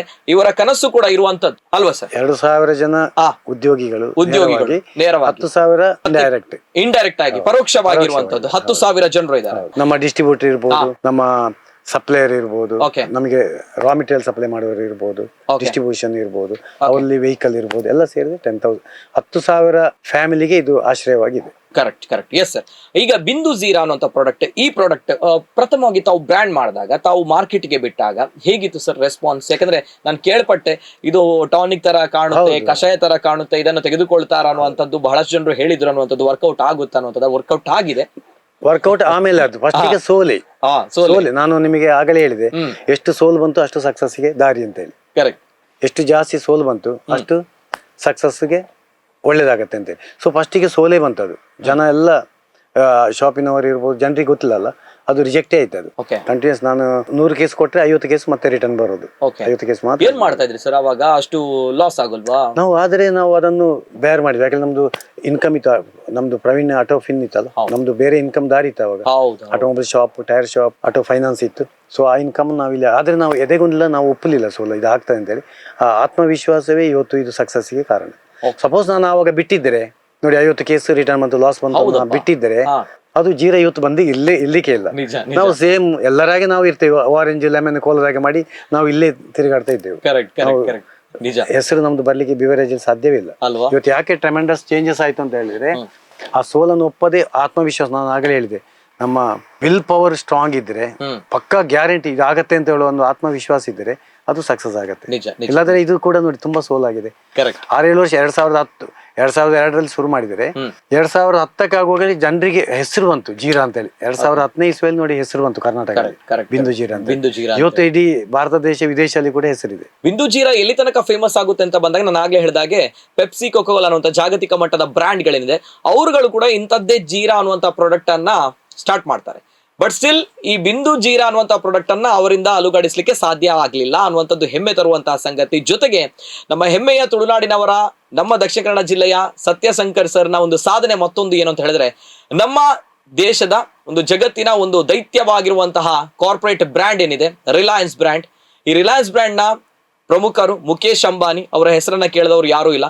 ಮುಖೇಶ್ ಅಂಬಾನಿ ಅವರು ಸ್ವತಃ ಸತ್ಯ ಶಂಕರ್ ಸರ್ ಅನ್ನ ಈ ಬ್ರ್ಯಾಂಡ್ ಏನಿದೆ, ಬಿಂದು ಬ್ರ್ಯಾಂಡ್ ಏನಿದೆ, ಈ ಜೀರಾ ಬ್ರ್ಯಾಂಡ್ ಏನಿದೆ ನನ್ಗೆ ಬೇಕು ಅನ್ನುವಂತಹ ನಿಟ್ಟಿನಲ್ಲಿ ಕೇಳಿದಂತಹ ವ್ಯಕ್ತಿ. ಆದ್ರೆ ಸತ್ಯಶಂಕರ್ ಸರ್ ಅದನ್ನ ನಯವಾಗಿ ತಿರಸ್ಕಾರ ಮಾಡ್ತಾರೆ. ಕಾರಣ ಏನು ಅನ್ನುವಂಥದ್ದು ಇದು ನಮ್ಗಳಿಗೆ ಬಹಳಷ್ಟು ಹೆಮ್ಮೆ ತರುವಂತಹ ಸಂಗತಿ ಕೂಡ ಹೌದು. ಯಾಕಂದ್ರೆ ಬಹಳಷ್ಟು ದೈತ್ಯವಾಗಿರುವಂತಹ ಒಂದು ಕಾರ್ಪೊರೇಟ್ ಬ್ರ್ಯಾಂಡ್ ಅದು ರಿಲಯನ್ಸ್. ಆ ಬ್ರ್ಯಾಂಡ್ ಈ ಬಿಂದು ಜೀರಾ ಅನ್ನುವಂಥ ಪ್ರಾಡಕ್ಟ್ ಅನ್ನು ಇಷ್ಟಪಡುತ್ತೆ, ನಮ್ಗೆ ಕೊಡಿ ಅಂತ ಕೇಳುತ್ತೆ.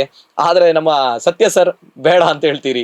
ಇದೆಲ್ಲವೂ ಕೂಡ ಅಂದ್ರೆ ನಮ್ಮ ಮಣ್ಣಿನ ನೆಲ, ನಮ್ಮ ಮಣ್ಣಿನ ಜನರಿಗೆ ಉದ್ಯೋಗವನ್ನ ಕೊಟ್ಟಿದೆ, ಅದನ್ನ ಬಿಡಲ್ಲ ಅನ್ನುವಂಥ ಒಂದು ತಮ್ಮ ಒಂದು ನಿಲುವು ಇದೆ ಸರ್. Hats of sir. ಏನ್ ಹೇಳಿಕ್ಕೆ ಇಷ್ಟಪಡ್ತೀನಿ? ನಮ್ದು ಪ್ರಥಮ ವರ್ಷ ನಮ್ದು 35 ಲಕ್ಷ ವ್ಯವಹಾರ ಆಯ್ತು. 35 ಲಕ್ಷ ವ್ಯವಹಾರದ ಮೇಲೆ ವರ್ಷ ಬಿಸ್ನೆಸ್ ವ್ಯವಹಾರ ಜಾಸ್ತಿ ಆಗ್ತಾ ಹೋಯ್ತು.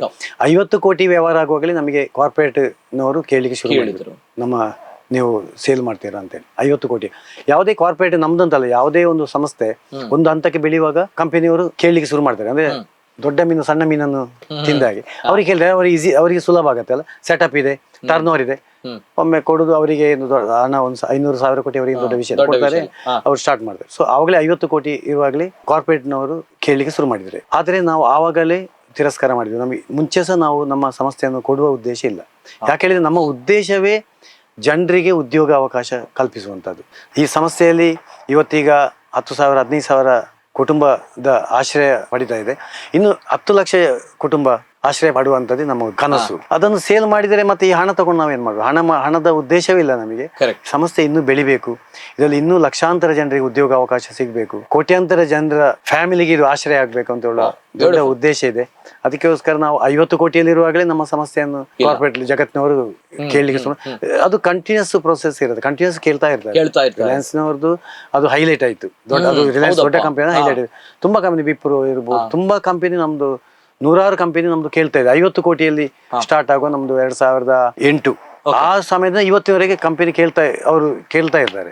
ಕಂಟಿನ್ಯೂಸ್ ಅದು ಎನ್ಕ್ವೈರಿ ಬರ್ತಾ ಇರುತ್ತೆ. 2008ರಿಂದ ಕೇಳ್ತಾ ಇರ್ತಾರೆ. ಅದು ನಮ್ಮ ಸಮಸ್ಯೆ, ಯಾವುದೇ ಸಮಸ್ಯೆ ನಿಮಗೆ ಒಳ್ಳೆ ಒಂದು ಬ್ರ್ಯಾಂಡ್ ಬಂದ ಕೂಡಲೇ ಜನ ಕೇಳ್ತಾರೆ, ಕಾರ್ಪೊರೇಟ್ನವರು ಕೇಳ್ತಾರೆ, ಸೇಲ್ ಮಾಡ್ತೀರಾ ಅಂತ. ಅಂದ್ರೆ ಬಹಳಷ್ಟು ಇಷ್ಟಪಟ್ಟಿದೆ ಅವರು ಕೂಡ. ನೀವು ಜಾಗ ತಗೊಂಡು ಸೈಟ್ ಮಾಡಿದ ಕೂಡಲೇ ಜನ ಕೇಳ್ತಾರಲ್ಲ, ಕೊಡ್ತೀರಾ? ಅದು ನಾವು ಕೊಡುದು ಬಿಡುದು ನಮಗೆ ಬಿಟ್ಟಿದೆ. ನಿಜ ನಿಜ.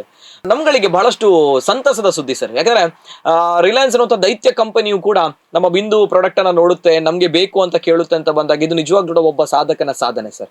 ನಮ್ಮ ಮಣ್ಣಿನ ಸಾಧನೆ ನಮ್ಗೆ ಬಹಳಷ್ಟು ಹೆಮ್ಮೆ ಇದೆ. ಆ ಸಂದರ್ಭ ಏನ್ ಅನಿಸ್ತು ಸರ್? ಯಾಕಂದ್ರೆ ನಮ್ಗಳಿಗೆ ಬಹಳಷ್ಟು ಹೆಮ್ಮೆ ಅನಿಸ್ತು.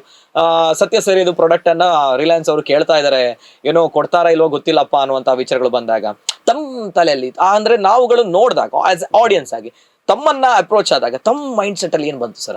ಅದೇ, ನನಗೆ ಯಾವತ್ತೂ ಕೂಡ ನಾನು ಈ ಸಮಸ್ಯೆಯನ್ನು ಕೊಡುವ ಉದ್ದೇಶವಿಲ್ಲ, ಮುಂಚೆ ಇಲ್ಲ, ಆಯ್ತು, ಇನ್ನೂ ಇಲ್ಲ. ಇದನ್ನು ಇನ್ನೂ ಬೆಳೆಸ್ಬೇಕಂತ ಹೇಳಿ ಇವಾಗ ಪ್ರೈವೇಟ್ ಲಿಮಿಟೆಡ್ ಆಗಿದೆ.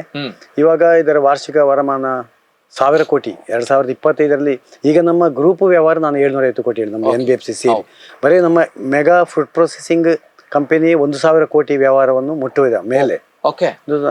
ನಮ್ಮ ಈಗಿನ ಯೋಜನೆ ಪ್ರಕಾರ 25-26ನೇ ಆರ್ಥಿಕ ವರ್ಷದಲ್ಲಿ ನಮ್ದು 1,000 ಕೋಟಿಗೆ ಮುಟ್ಟಬಹುದು. ಓನ್ಲಿ ಈ ಸಂಸ್ಥೆ ಮಾತ್ರ, ಮೆಗಾ ಗ್ರೂಪ್ ಮಾತ್ರ 1,000 ಕೋಟಿ ರೆವೆನ್ಯೂಗೆ ರೀಚ್ ಆಗ್ಬಹುದು ವಾರ್ಷಿಕ ವರಮಾನ. ಅದಾದ ಮೇಲೆ ಈ ಪ್ರೈವೇಟ್ ಲಿಮಿಟೆಡ್ ಅನ್ನು ಪಬ್ಲಿಕ್ ಲಿಮಿಟೆಡ್ ಮಾಡುವಂತದ್ದು, ಜನರಿಗೆ ಓನರ್ಶಿಪ್, ಮಾಲಕತ್ವ ಕೊಡುವಂಥದ್ದು. ಒಬ್ಬರಿಗೆ ಅಂತ ಅಲ್ಲ, ಲಕ್ಷಾಂತರ ಜನ, ಸಾವಿರಾರು ಜನರಿಗೆ ಇದರ ಮಾಲಕತ್ವವನ್ನು ಕೊಡುವಂತದ್ದು ನಮ್ಮ ಯೋಜನೆ ಇದೆ. ಪ್ರೈವೇಟ್ ಲಿಮಿಟೆಡ್ ಇದೆ, ಪಬ್ಲಿಕ್ ಲಿಮಿಟೆಡ್ ಎಲ್ಲರಿಗೂ ಕೂಡ ತಾವುಗಳು ಕೂಡ ಅದರ ಓನರ್ ಆಗ್ಬಹುದು. ಶೇರ್ಸ್ ನಾವು ಜನರಿಗೆ, ಪಬ್ಲಿಕ್ ಗೆ ನಾವು ಬಿಡುಗಡೆ ಮಾಡ್ತೇವೆ. ಸೊ ಅದನ್ನು ತಕೊಂಡು 1,000 ಕೋಟಿಯಿಂದ 10,000 ಕೋಟಿಯ ವ್ಯವಹಾರಕ್ಕೆ ನಾವು ಕೆಲಸ ಮಾಡುವಂತದ್ದು ಮುಂದಿನ ಯೋಜನೆ. ಅಂದ್ರೆ ಫುಡ್ ಅಂಡ್ ಬಿವರೇಜ್ ಅಲ್ಲಿ ಭಾರತ ದೇಶದಲ್ಲಿ ಪ್ರಥಮ ನಂಬರ್ 1 ಸಂಸ್ಥೆಯಾಗಿ ಬೆಳೆಸುವಂತ ಒಂದು ಯೋಜನೆ. ನಾವು ಕೊಡುವ ಯೋಜನೆ ಇಲ್ಲ, ನಾವು ಸೇಲ್ ಮಾಡುವ ಯೋಜನೆ ಇಲ್ಲ. ಈ ಸಂಸ್ಥೆಯನ್ನೇ ಒಂದು ಭಾರತದ ಒಂದು ಫುಡ್ ಅಂಡ್ ಬಿವರೇಜ್ ಅಲ್ಲಿ ಭಾರತದ ಒಂದು ನಂಬರ್ 1 ಅಗ್ರಸ್ಥಾನ ನಿಲ್ಲಿಸುವಂತ ಒಂದು ಯೋಜನೆ ಇದೆ. Beautiful beautiful. ಯಾಕೆ ರಿಲಯನ್ಸ್ ಅನ್ನುವಂತಹ ದೈತ್ಯ ಕಂಪನಿ ಬಂದು ಕೇಳಿದ್ರು ಕೂಡ ಕೊಡ್ಲಿಲ್ಲ ಅಂತ ಬಂದಾಗ, ದ ಮೇನ್ ರೀಸನ್ ಬಿಹೈಂಡ್ ಅಂತ ಬಂದಾಗ ಒಂದು ಮಾತು, ಈ ಬಿಂದು ಪ್ರಾಡಕ್ಟ್ ಪ್ರಾರಂಭ ಆಗಿರುವಂತದ್ದೇ ನಮ್ಮ ದಕ್ಷಿಣ ಕನ್ನಡ ಜಿಲ್ಲೆ, ನಮ್ಮ ಪುತ್ತೂರು, ನಮ್ಮ ಸುಳ್ಯ ಭಾಗದ ಗ್ರಾಮೀಣ ಭಾಗದ ಜನರಿಗೆ ಉದ್ಯೋಗವನ್ನ ನೀಡಬೇಕನ್ನುವಂತ ಒಂದು ಕನಸಿನ ಮೂಲಕ. ಯಾಕಂತ ಬಂದಾಗ ಸತ್ಯ ಸೇರಿದು ಅಣ್ಣಂದಿರು ಕೂಡ ಕಲಿತಾರೆ, ಆದ್ರೆ ಉದ್ಯೋಗ ಸಿಗಲ್ಲ ಅವರುಗಳಿಗೆ. ಹಾಗಿದ್ದಾಗ ಆ ಸಮಸ್ಯೆಯನ್ನ ಅರಿತು ಮನಗಂಡು ಈ ಒಂದು ಪ್ರಾಡಕ್ಟ್ ಅನ್ನ ಪ್ರಾರಂಭ ಮಾಡಿರುವಂತದ್ದು. ಹಾಗಿದ್ದಾಗ ಈ ಪ್ರಾಡಕ್ಟ್ ಬೆಳೆದು ಇದೀಗ 10,000 ಜನರಿಗೆ ಪರೋಕ್ಷವಾಗಿ ಉದ್ಯೋಗವನ್ನ ನೀಡ್ತಾ ಇದೆ, ಜೊತೆಗೆ 2,000 ಜನರಿಗೆ ನೇರವಾಗಿ ಉದ್ಯೋಗವನ್ನ ನೀಡ್ತಾ ಇದೆ. ಇವೆಲ್ಲದರ ಜೊತೆಗೆ ನಮ್ಮ ತುಳುನಾಡು ಜೊತೆಗೆ ನಮ್ಮ ದಕ್ಷಿಣ ಕನ್ನಡ ಜಿಲ್ಲೆಯ ಹೆಸರು ದೇಶದಾದ್ಯಂತ, ರಾಷ್ಟ್ರ, ಅಂತಾರಾಷ್ಟ್ರೀಯ ಮಟ್ಟದಲ್ಲಿ ಮಿನುಗ್ತಾ ಇದೆ ಅಂತ ಬಂದಾಗ ಬಿಕಾಸ್ ಆಫ್ ನಮ್ಮ Satya sir. Hats off to you sir. No doubt ಆ ಒಂದು ವಿಚಾರಗಳಲ್ಲಿ ಹೆಮ್ಮೆ ಇದೆ. ಜೊತೆಗೆ ಸರ್, ತಾವು ಆ ಪ್ರಾಡಕ್ಟ್ ಅನ್ನ ಕೊಡಲ್ಲ ಅಂತ ಬಂದಾಗ ನಾನು ಬೆಳಿಬೇಕು, ಜೊತೆಗೆ ನಮ್ಮ ಸುತ್ತಮುತ್ತಲಿನ ಜನರು ಕೂಡ ಬೆಳಿಬೇಕು ಅನ್ನೋ ಒಂದು ಆಸೆ, ಆಕಾಂಕ್ಷೆ, ಇವೆಲ್ಲದ್ರ ಜೊತೆಗೆ ತಾವು ಈ ಪ್ರಾಡಕ್ಟ್ ಅನ್ನ ಮಾಡ್ತೀರಿ. ಏನು ಇದರಲ್ಲಿ ಇಂಗ್ರೀಡಿಯೆಂಟ್ಸ್ ಇದೆ ಅಂತ ಬಹಳ ಜನರು ಕೇಳ್ತಾರೆ. ಯಾಕಂದ್ರೆ ಪೆಪ್ಸಿ ಕೋಕಾ-ಕೋಲಾ ಇಂಗ್ರೀಡಿಯೆಂಟ್ಸ್ ಯಾರು ಕೂಡ ಗೊತ್ತಿಲ್ಲ ಇಲ್ಲಿ ತನಕ ಕೂಡ. ಹಾಗಿದ್ದಾಗ ತಮ್ಮ ಇಂಗ್ರೀಡಿಯೆಂಟ್ಸ್ ಕೂಡ ಬಹಳಷ್ಟು ಜನರು ಟ್ರೈ ಮಾಡಿದ್ರು, ನಾವು ಕೂಡ ಜೀರಾ ಮಾಡ್ತೀವಿ ಅನ್ನೋಂಥದ್ದೇ ಈ ಲೆವೆಲ್ ಅಲ್ಲಿ ಕ್ಲಿಕ್ ಆಗಿಲ್ಲ. So success sir, behind the success ಏನ್ ಹೇಳ್ತೀರಾ? ನಮ್ಮ ಒಂದು ಫಾರ್ಮುಲಾವನ್ನು ನಾವು ಸೆಟ್ ಮಾಡುವಂತ, ಅದನ್ನು ಮತ್ತೆ ಹಾಗೆ ಕಂಟಿನ್ಯೂ ಮಾಡುವಂತದ್ದು. ಇವಾಗ ಬಿಸ್ನೆಸ್ ಆಯ್ತು, ಜಾಸ್ತಿ ಆಯ್ತು ಅಂತ ಹೇಳಿ ಯಾವಾಗ ಕ್ವಾಲಿಟಿ ಕಮ್ಮಿ ಮಾಡಿದೆವು ಅವತ್ತು ಬಿಸ್ನೆಸ್ ಹೋಯ್ತು. ತುಂಬಾ ಜನ ಮಾಡುವ ತಪ್ಪಂದ್ರೆ ಅದು ಒಳ್ಳೇದು ಮಾಡ್ತಾರೆ, ಬಿಸ್ನೆಸ್ ಬರುತ್ತೆ, ಗ್ರೋತ್ ಆಗತ್ತೆ, ಸಡನ್ನೇ ಅದರಲ್ಲಿ ರಾಜಿ ಮಾಡುವಂತದ್ದು. ಅದೇ ನಮ್ಮ ಸೋಲು. ನಾವು ಯಾವುದೇ ಕಾರಣಕ್ಕೂ ಕೂಡ ನಮ್ಮ ಕ್ವಾಲಿಟಿಯಲ್ಲಿ, ಸರ್ವಿಸ್ ಅಲ್ಲಿ ನಾವು ರಾಜಿ ಮಾಡೋದು ಇರುವಂತ ನಮ್ಮ ಸಕ್ಸಸ್. ಇವತ್ತು ಕೂಡ ನಾವು 2002ರಲ್ಲಿ ಏನು ಬಿಂದು ಜೀರಾ ಟೇಸ್ಟ್ ಇದೆ ಹಾ. 2023 ಕೂಡ ಅದೇ ಟೇಸ್ಟ್ ಅನ್ನು ನಾವು ಕ್ವಾಲಿಟಿ ಮೇಂಟೈನ್ ಮಸ್ಟ್ ಮಾಡಿದ್ದೇವೆ. ಹೌದು, ಅಲ್ವಾ ಸರ್? ಕ್ವಾಲಿಟಿ ಮೇಂಟೈನ್ ಕ್ವಾಲಿಟಿ ಮಾಡಿದರೆ ಅದು ಬಿಸ್ನೆಸ್ ಬಂದಿದೆ. ನಮ್ದು ಜೀರಾ ಇರ್ಬೋದು, ಹಾ. ನೀವು ಹೋಟೆಲ್ ಉದ್ದಿಮೆ ಇರ್ಬೋದು, ಬಿಸ್ನೆಸ್ ಯಾವುದೇ ಬಿಸ್ನೆಸ್ ನೋಡಿ ಒಂದೇ ಬೆಸ್ಟ್ ಕ್ವಾಲಿಟಿ, ಎಷ್ಟೇ ರಶ್ ಎಷ್ಟೇ ಕ್ವಾಲಿಟಿ ಬಿಸ್ನೆಸ್ ಜಾಸ್ತಿ ಆದ್ರೂ ಕೂಡ ಕ್ವಾಲಿಟಿ ಯಾರು ಮೇಂಟೈನ್ ಮಾಡ್ತಾರೆ ಅದನ್ನೇ ಪಾಲಿಸ್ತಾರೆ, ಅವರಿಗೆ ಬಿಸ್ನೆಸ್ ಬಂದೇ ಬರುತ್ತೆ. ಕರೆಕ್ಟ್ ಸಿಂಪಲ್ ಅಜೆಂಡಾ, ಸೀಕ್ರೆಟ್ ಅಲ್ಲಿ ಏನು ದೊಡ್ಡ ಸೀಕ್ರೆಟ್ ಇಲ್ಲ. ಓಕೆ. Quality maintain. ನಾನು ಇವತ್ತು ಈಗ ಈ ಕ್ವಾಲಿಟಿಯಲ್ಲಿ ಚೇಂಜ್ ಮಾಡಿದರೆ ಹಾ. ಅದು ಬಿಸ್ನೆಸ್ ಪಕ್ಕ ಹೋಗುತ್ತೆ. ಎಸ್ ಸರ್, ಈ ಬಿಂದು ಫಿಸ್ ಜೀರಾ ತಮ್ಮ ಕೈಯಲ್ಲಿ ಇಟ್ಕೊಂಡು ನೋಡಿದಾಗ ಎಷ್ಟು ಖುಷಿ ಇದೆ ಸರ್. ಅಂದ್ರೆ ತಮ್ಮ ಈಗ ಕಂಪನಿ ಬಹಳಷ್ಟು ದೊಡ್ಡ ಮಟ್ಟದಲ್ಲಿ, ಜಾಗತಿಕ ಮಟ್ಟದಲ್ಲಿ ಹೆಸರುವಾಸಿಯಾಗಿದೆ ಅಂತ ಬಂದಾಗ ಎಷ್ಟು ಖುಷಿ ಇದೆ ಆ ಒಂದು ಪ್ರಾಡಕ್ಟ್ ನೋಡಿದಾಗ. ಎಷ್ಟು ಖುಷಿ ಅಂದ್ರೆ ನಾವೊಂದು ಮಗುವನ್ನು ಬೆಳೆಸಿದ ಹಾಗೆ ನಮ್ಮ ಮಗು ಇದು, ಅದು ಇವತ್ತು ದೊಡ್ಡದಾಗಿದೆ. ಇವತ್ತು ಜಗತ್ತಿಗೆ ಒಂದು ಹೆಸರು ಬಂದಿದೆ ಬಿಂದು ಜೀರಾ ಅಲ್ವಾ? ಬಿಂದು ಜೀರಾ ಈ ಒಂದು ತಮ್ಮ ಕೈಯಲ್ಲಿ ಬಿಂದು ಫಿಸ್ ಜೀರಾ ಏನ್ ಸರ್ ಈ ಒಂದು ವ್ಯಾಖ್ಯಾನ ತಾವು ಕೊಟ್ಟಿರುವಂತದ್ದು? ಬಿಂದು ಅಂದ್ರೆ ಪರಿಶುದ್ಧವಾದ, ಓಕೆ. ಫಿಸ್ ಅಂದ್ರೆ ಅದರಲ್ಲಿ ಗ್ಯಾಸ್ ಇದೆ, ಗ್ಯಾಸ್ ಬರುತ್ತೆ, ಅದಕ್ಕೋಸ್ಕರ. ಮತ್ತೆ ಜೀರಾದ ಟೇಸ್ಟ್ ಇದೆ, masala. Okay, beautiful. Yes, because of Bindu fizz jeera ಬಹಳಷ್ಟು ನಮ್ಮ ದೇಶದ ಹೆಮ್ಮೆಯನ್ನ ಜೊತೆಗೆ ಗಮನವನ್ನ ಸೆಳೆದಿರುವಂತಹ ಈ ಒಂದು ಸಂಸ್ಥೆ, ಒಂದು ಆಸೆ ಇದೆ, ಕನಸಿದೆ. ನಮ್ಮ ಭಾರತದ ಆಹಾರ ಮತ್ತು ಬಿವರೇಜಸ್ ಕ್ಷೇತ್ರ ಏನಿದೆ ಇದರಲ್ಲಿ ಅಗ್ರಸ್ಥಾನಿಯಾಗಿ ನಿಲ್ಬೇಕು ಬಿಂದು ಅನ್ನುವಂಥದ್ದು. ಯಾಕಂದ್ರೆ ಬಹಳಷ್ಟು ಆ ಸಾಧನೆಯ ಪಥದಲ್ಲಿ ಹೋಗ್ತಾ ಇದೆ. ನೋ ಡೌಟ್ ಒಂದಲ್ಲ ಒಂದಿನ ಅದು ಆಗೇ ಆಗುತ್ತೆ. ಇವೆಲ್ಲದರ ಜೊತೆಗೆ ಈ ಒಂದು ಅಭಿವೃದ್ಧಿಯ ಪಥ, ಈ ಬಿಂದು ಫಿಸ್ ಜೀರಾ ಇಲ್ಲಿಗೆ ನಿಲ್ಲಿಲ್ಲ. ಸತ್ಯ ಸರಿದ ಒಂದು ಸಾಧನೆಯ ಪಥ ಬಹಳಷ್ಟಿದೆ. ತದನಂತರ ಒಂದು ಆಹಾರ ಕ್ಷೇತ್ರದಲ್ಲೂ ಕೂಡ ತಾವು ಮುಂದೆ ಬರ್ತೀರಾ ಸರ್. ಜೊತೆಗೆ ಸಿಪ್ಪಾನ್ ಅನ್ನುವಂಥದ್ದು, ಆ ವಿವಿಧ ಹಣ್ಣಿನ ಒಂದು ರಸಗಳನ್ನು ಕೂಡ. ವೆರಿ ಇನ್ಸ್ಪೈರಿಂಗ್ ಸ್ಟೋರಿ ಸರ್ ತಮ್ದು. ಯಾಕಂದ್ರೆ ಒಂದು ವಿಚಾರ, ಒಂದು ಸಕ್ಸಸ್ ಸಿಕ್ಕಿತು ಅಂತ ಬಂದಾಗ ಸಾಕು, ಈ ಸಕ್ಸಸ್ ಇದೆ, ನಾನು ಕಂಫರ್ಟ್ ಝೋನ್ ಇದೆ, ಬೇಡ ಯಾಕೆ ಸುಮ್ಮನೆ ರಿಸ್ಕ್ ತೆಗೆದುಕೊಳ್ಳುವಂಥದ್ದು, ನಾಳೆ ಏನಾದ್ರು ಎಡವು ಬಿದ್ರೆ ಮತ್ತೆ ಅಂತ ಥಾಟ್ಗಳಿರುತ್ತೆ. ಬಟ್ ಎವ್ರಿ ಟೈಮ್ ತಾವು ಸಕ್ಸಸ್ ಇದ್ರೂ ಕೂಡ ರಿಸ್ಕ್ ತಗೊಳ್ತೀರಿ ಸರ್, ಬೇರೆ ಏನಾದ್ರು ಮಾಡ್ತೀರಾ ಅನ್ನೋಂಥದ್ದು. ಹೌ ಅನ್ನೋಂಥದ್ದು ವಿಚಾರ ನಮ್ಗಳಿಗೆ ಬಹಳಷ್ಟು ವಿಚಿತ್ರ, ನೋ ಡೌಟ್. ಹಾಗಿದ್ದಾಗ ನೆಕ್ಸ್ಟ್ ನೀವು ತೆಗೆದುಕೊಂಡಿರುವಂಥ ಸ್ಟೆಪ್ ಸಿಪ್ಪಾನ್, ಜೊತೆಗೆ ವಿವಿಧ ಒಂದು ಹಣ್ಣಿನ ಒಂದು ರಸದ ಒಂದು ಜ್ಯೂಸ್ಗಳು, ಏನ್ ಹೇಳ್ತೀರಾ ಸರ್? ನಾವು ಹೊಸದು ನಾವು ಪ್ರಾಡಕ್ಟ್ ಮಾಡೋದು, ನಾವೆಲ್ಲ ನಮ್ಮ ಎಲ್ಲ ಉತ್ಪನ್ನಗಳು ಕೂಡ ಸ್ಪೆಷಲ್ ಟೇಸ್ಟ್ ಇದೆ. ಇವಾಗ ನಾವು ಲಾಸ್ಟ್ ವೀಕ್ ಲೀಚಿ ಸಿಪ್ಪಾನ್ ಅಲ್ಲಿ ಲೀಚಿ ಪ್ರಾಡಕ್ಟ್ ಅನ್ನು ಮಾರ್ಕೆಟಿಗೆ ಬಿಡುಗಡೆ ಮಾಡಿದೆವು. ಕೋಕಮ್ ಡ್ರಿಂಕ್, ಅದರ ಒಂದು ತಿಂಗಳು ಮುಂಚೆ ಕೋಕಮ್ ಡ್ರಿಂಕ್ ಮಾರ್ಕೆಟಿಗೆ ಬಿಡುಗಡೆ ಮಾಡಿದೆವು. ಸ್ನ್ಯಾಕ್ ಅಪ್ ಅಲ್ಲಿ ಕೂಡ ನ್ಯೂಡಲ್ಸ್ ಮತ್ತೆ ಪಾಸ್ತಾ ಅಂತ ಒಂದು 2 ಉತ್ಪನ್ನಗಳನ್ನು ನಾವು 2 ತಿಂಗಳು ಮುಂಚೆ ಮಾರ್ಕೆಟಿಗೆ ಹಾಕಿದ್ವಿ. ನಾವು ತಿಂಗಳಿಗೆ 2 ತಿಂಗಳಿಗೆ ಒಮ್ಮೆ ನಾವು ಒಂದೊಂದು ಹೊಸ ಪ್ರಾಡಕ್ಟ್ ಹಾಕ್ತಾ ಇರ್ತೇವೆ. 2 ತಿಂಗಳಿಗೊಮ್ಮೆ ಹೊಸ ಪ್ರಾಡಕ್ಟ್. ಇವಾಗ ಇನ್ನೊಂದು 6-6 ತಿಂಗಳ ಒಳಗೆ 3 ತಿಂಗಳ ಒಳಗೆ ನಮ್ದು ಮಿಲ್ಕ್ ಪ್ರಾಡಕ್ಟ್ ಬರುತ್ತೆ. ಓ ಹೌದಾ? Milkshake. ಅದರಲ್ಲಿ ಸ್ಟ್ರಾಬೆರಿ, ವೆನಿಲ್ಲಾ, ಮ್ಯಾಂಗೋ ಮತ್ತೆ ಚಾಕ್ಲೇಟ್, 4 ಫ್ಲೇವರ್ ಅಲ್ಲಿ 4 ಟೇಸ್ಟ್ ಅಲ್ಲಿ ನಮ್ದು ಮಿಲ್ಕ್ ಪ್ರಾಡಕ್ಟ್ ಬರುತ್ತೆ ಟೆಟ್ರಾ ಪ್ಯಾಕ್ ಅಲ್ಲಿ. ಸೊ ನಾವು ಹೊಸ ಉತ್ಪನ್ನಗಳನ್ನು ನಾವು ಮಾರ್ಕೆಟ್ಗೆ ಹಾಕ್ತಾ ಇರ್ತೀವಿ. ನಾನು ಆವಾಗಲೇ ಹೇಳಿದಾಗೆ, ಇಲ್ಲದ್ರೆ ನಾವು ನಿಟ್ಟಲ್ಲಿ ನಿಲ್ತೇವೆ. ಈಗ ಜೀರಾ ಕಂಪನಿ ಆಗ್ತೇವೆ ನಾವು, ಬಿಂದು ಜೀರಾ ಅಂತ ಹೇಳಿ. ಸೊ ಇನ್ನೊಂದು 10 ವರ್ಷ ಹೋದ್ರೆ ನಾವು ಹಿಂದೆ ಇರ್ತೇವೆ, ನಮ್ಮಿಂದ ಮುಂದೆ ಇರ್ತಾರೆ. ಸೊ ಅದಕ್ಕೆ ನಾವು ಕೆಲಸ ಮಾಡ್ತಾ ಇರ್ತೇವೆ. ನಾವು 84ರಿಂದ ನನ್ನ ಜೀವನ 18 ವರ್ಷ ಅಲ್ಲಿ ನಾನೇನು ಸ್ಟಾರ್ಟ್ ಮಾಡಿದೆ, ಈಗ 58 ವರ್ಷ ಹೋಗ್ತಾ ಇದೆ. ಒಂದು ಚಾಲೆಂಜ್ ಸ್ಲೋ ಆಗಿ ಆದ್ರೆ ನಾವು ಪ್ರತಿ ದಿವಸ ಒಂದೊಂದು ಸ್ಟೆಪ್ ಮುಂದೆ ಹೋಗ್ತಾ ಇರ್ತೇವೆ. Beautiful sir, amazing. ಜೊತೆಗೆ ಸಿಪ್ಪಾನ್ ಅನ್ನುವಂತಹ ಈ ಒಂದು ಪ್ರಾಡಕ್ಟ್ ಬಹಳ ಜನರಿಗೆ ಗೊತ್ತಿಲ್ಲ ಸರ್, ಇದು ಕೂಡ ತಮ್ಮದೇ ಪ್ರಾಡಕ್ಟ್ ಅನ್ನುವಂಥದ್ದು ಅಲ್ವಾ? ನಿಜವಾಗ್ಲೂ ಕೂಡ ಹೆಮ್ಮೆ ಇದೆ. ಯಾಕಂದ್ರೆ ನಾವು ಕೂಡ ಕುಡಿದಿದ್ದೇವೆ, ಬಟ್ ನಮ್ಗೆ ಕೂಡ ಗೊತ್ತಿರ್ಲಿಲ್ಲ ಸರ್ ತಮ್ಮದೇ ಪ್ರಾಡಕ್ಟ್ ಅನ್ನುವಂಥದ್ದು. ಹೆಮ್ಮೆ ಇದೆ ಸರ್. ಯಾಕಂದ್ರೆ ಇವರ ಒಂದು ಪ್ರಾಡಕ್ಟ್ ಗಳ ಬಗ್ಗೆ, ಅಂದ್ರೆ ಬಿಂದುವಿನಿಂದ ಬಂದಿರುವಂತಹ ಈ ಒಂದು SG ಗ್ರೂಪ್ ಆಫ್ ಕಂಪನೀಸ್, ಈ ಪ್ರಾಡಕ್ಟ್ ಗಳು ಏನಿದೆ, ಡೆವಲಪ್ಮೆಂಟ್ ಪ್ರೊಸೆಸ್, ಎಸ್, ಇದು ಸತ್ಯ ಶಂಕರ್ ಸರ್ ನಡೆದು ಬಂದಂತಹ ಒಂದು ದಾರಿ. ಅದನ್ನೊಂದು ಅವಲೋಕನ ಮಾಡ್ಬೇಕಂತ ಹೇಳಿದ್ರೆ 1987 ಅಲ್ಲಿ ಆಟೋಮೊಬೈಲ್ ಸ್ಪೇರ್ ಪಾರ್ಟ್ಸ್ ಬಿಸ್ನೆಸ್ ಅನ್ನ ಪ್ರಾರಂಭ ಮಾಡ್ತೀರಿ ಸರ್. ದೆನ್ ಆಫ್ಟರ್ ದಟ್ 1989 ಅಲ್ಲಿ dealership for leading tyre brands, ಅದೇ ರೀತಿ ಟೈರ್ ಶಾಪ್ ಗಳಿಗೆ ಡಿಸ್ಟ್ರಿಬ್ಯೂಷನ್ ಅನ್ನ. ಜೊತೆಗೆ 1991 ಅಲ್ಲಿ ರಂಜಿತಾ ಮೇಡಮ್ ಅವರು ಜಾಯಿನ್ ಆಗ್ತಾರೆ ತಮ್ಮ ಒಂದು ಬಿಸ್ನೆಸ್ ಅನ್ನ. ತಮ್ಮ ಧರ್ಮ ಪತ್ನಿಯವರು Ranjitha Shankar joins the business. ಜೊತೆಗೆ 1994 ಅಲ್ಲಿ ಪ್ರವೀಣ್ ಕ್ಯಾಪಿಟಲ್, ಅಂದ್ರೆ ಬಹಳಷ್ಟು ಒಂದು ಪ್ರಾಫಿಟ್ ಅಲ್ಲಿ ನಡೀತಾ ಇರುವಂತಹ ಒಂದು ಸಂಸ್ಥೆ ಪ್ರವೀಣ್ ಕ್ಯಾಪಿಟಲ್ ಹುಟ್ಟು ಹಾಕ್ತೀರಾ. ಜೊತೆಗೆ 2000 ಬಂದಿರುವಂತದ್ದು ಇತಿಹಾಸ ನಿರ್ಮಾಣ ಮಾಡಿರುವಂತಹ ಬಿಂದು ಬ್ರ್ಯಾಂಡ್, ಅಂದ್ರೆ ಪ್ಯಾಕೇಜ್ಡ್ ಡ್ರಿಂಕಿಂಗ್ ವಾಟರ್. 2002ರಲ್ಲಿ ಜಗತ್ತಿನ ಗಮನವನ್ನು ಸೆಳೆದಿರುವಂತಹ ಬಿಂದು ಫಿಸ್ ಜೀರಾ. ಜೊತೆಗೆ 2004ರಲ್ಲಿ ನಾವು ಈಗಾಗಲೇ ಮಾತಾಡಿದ ಸಿಪ್ಪಾನ್ ಪ್ರಾರಂಭ ಆಗುತ್ತೆ, ತಾಜಾ ಮಾವಿನ ಹಣ್ಣಿನ ಜ್ಯೂಸ್. ಜೊತೆಗೆ 2009ರಲ್ಲಿ ಸ್ನ್ಯಾಕ್ ಅಪ್ ಪ್ರಾರಂಭವಾಗುತ್ತೆ, ಅಂದ್ರೆ ಲಾಂಚ್ ಸ್ನ್ಯಾಕ್ ಅಪ್ ಬ್ರ್ಯಾಂಡ್. ಅಂದ್ರೆ ಇದು ಆಹಾರ ಕ್ಷೇತ್ರಗಳಲ್ಲಿ ಅಲ್ವಾ ಸರ್? ಜೊತೆಗೆ ಇದು ಫ್ರೂಜಾನ್ 2012ರಲ್ಲಿ, 2017ರಲ್ಲಿ ಹೈದರಾಬಾದ್ ನಲ್ಲಿ ಫ್ಯಾಕ್ಟರಿ ಸೆಟಪ್ ಆಗುತ್ತೆ. 2017ರಲ್ಲಿ ಬ್ಯಾಂಗ್ಳೂರ್ ಕಾರ್ಪೊರೇಟ್ ಆಫೀಸ್ ಓಪನ್ ಆಗುತ್ತೆ.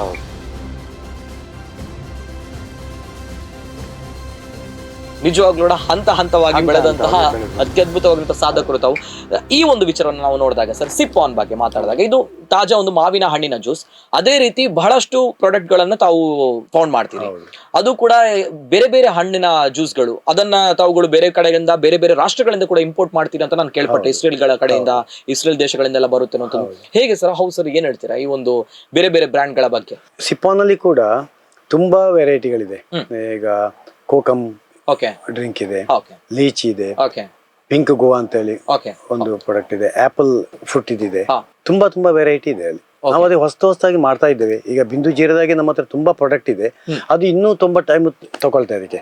ಇನ್ನೊಂದು ಅದೇ ನಾನು 2035 ಇಸವಿಯಲ್ಲಿ ನಮ್ದು ನಂಬರ್ 1 ಹೇಗೆ ಆಗ್ತದೆ ಅಂತ ಹೇಳಿದ್ರೆ, ನಮ್ಮ ಹತ್ರ ಬಿಂದು ಜೀರದಾಗಿ ಒಂದು 10-15 ಪ್ರಾಡಕ್ಟ್ ಇದೆ. ಅದೆಲ್ಲ ಜೀರದಾಗೆ ಡೆವಲಪ್ ಆಗುವಾಗ ಕಂಪಲ್ಸರಿ ನಾವು ಇಂಡಿಯಾದ ನಂಬರ್ 1 ಬಿವರೇಜ್ ಕಂಪನಿ.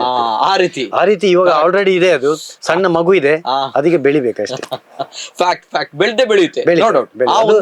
ಆತ್ಮವಿಶ್ವಾಸ ನನಗೆ ಪಕ್ಕ ಇದೆ. ಅದು ನೋಡಿ ಬೆಳಿತದೆ. ಅದೆಲ್ಲ ಬೆಳೆಯುವಾಗ ನಂಬರ್ 1 ಆಗಿ ಆಗುತ್ತೆ. Okay, beautiful sir. ಯಾಕಂದ್ರೆ ಬಂದಾಗ ಒಂದು ಪ್ರಾಡಕ್ಟ್ ಸ್ಟಾರ್ಟ್ ಮಾಡಿ ಅದನ್ನ ಮಾರ್ಕೆಟ್ ಮಾಡೋದು ಬಹಳಷ್ಟು ಕಷ್ಟ. ತಾವು ಬಹಳಷ್ಟು ಪ್ರಾಡಕ್ಟ್ ಗಳನ್ನ ಸ್ಟಾರ್ಟ್ ಮಾಡಿದ್ರೆ ಸರ್, 50ಕ್ಕೂ ಹೆಚ್ಚಿನ ಉತ್ಪನ್ನಗಳು. ಎಲ್ಲ ಪ್ರಾಡಕ್ಟ್ ಗಳನ್ನ ಒಂದ್ಸಲ ನೋಡಿದಾಗ ಸರ್, ತಾವು ಏನ್ ಹೇಳ್ತೀರಾ ಸರ್? ಎಲ್ಲ ಪ್ರಾಡಕ್ಟ್ಗಳು, ನಮ್ಮ ಎಲ್ಲ ಪ್ರಾಡಕ್ಟ್ ಕೂಡ ಅತ್ಯುತ್ತಮ ಕ್ವಾಲಿಟಿ. Yes sir. ಮತ್ತೆ reasonable rate, okay, minimum margin ಅಲ್ಲಿ ನಾವು ಕೊಡುವಂತದ್ದು. ಮತ್ತೆ ಅತ್ಯುತ್ತಮ ಕ್ವಾಲಿಟಿಯನ್ನು ಪಾಲಿಸುವಂತದ್ದು. ಆಮೇಲೆ ಒಳ್ಳೆಯ ಸರ್ವಿಸ್ ಕೊಡುವಂತದ್ದು.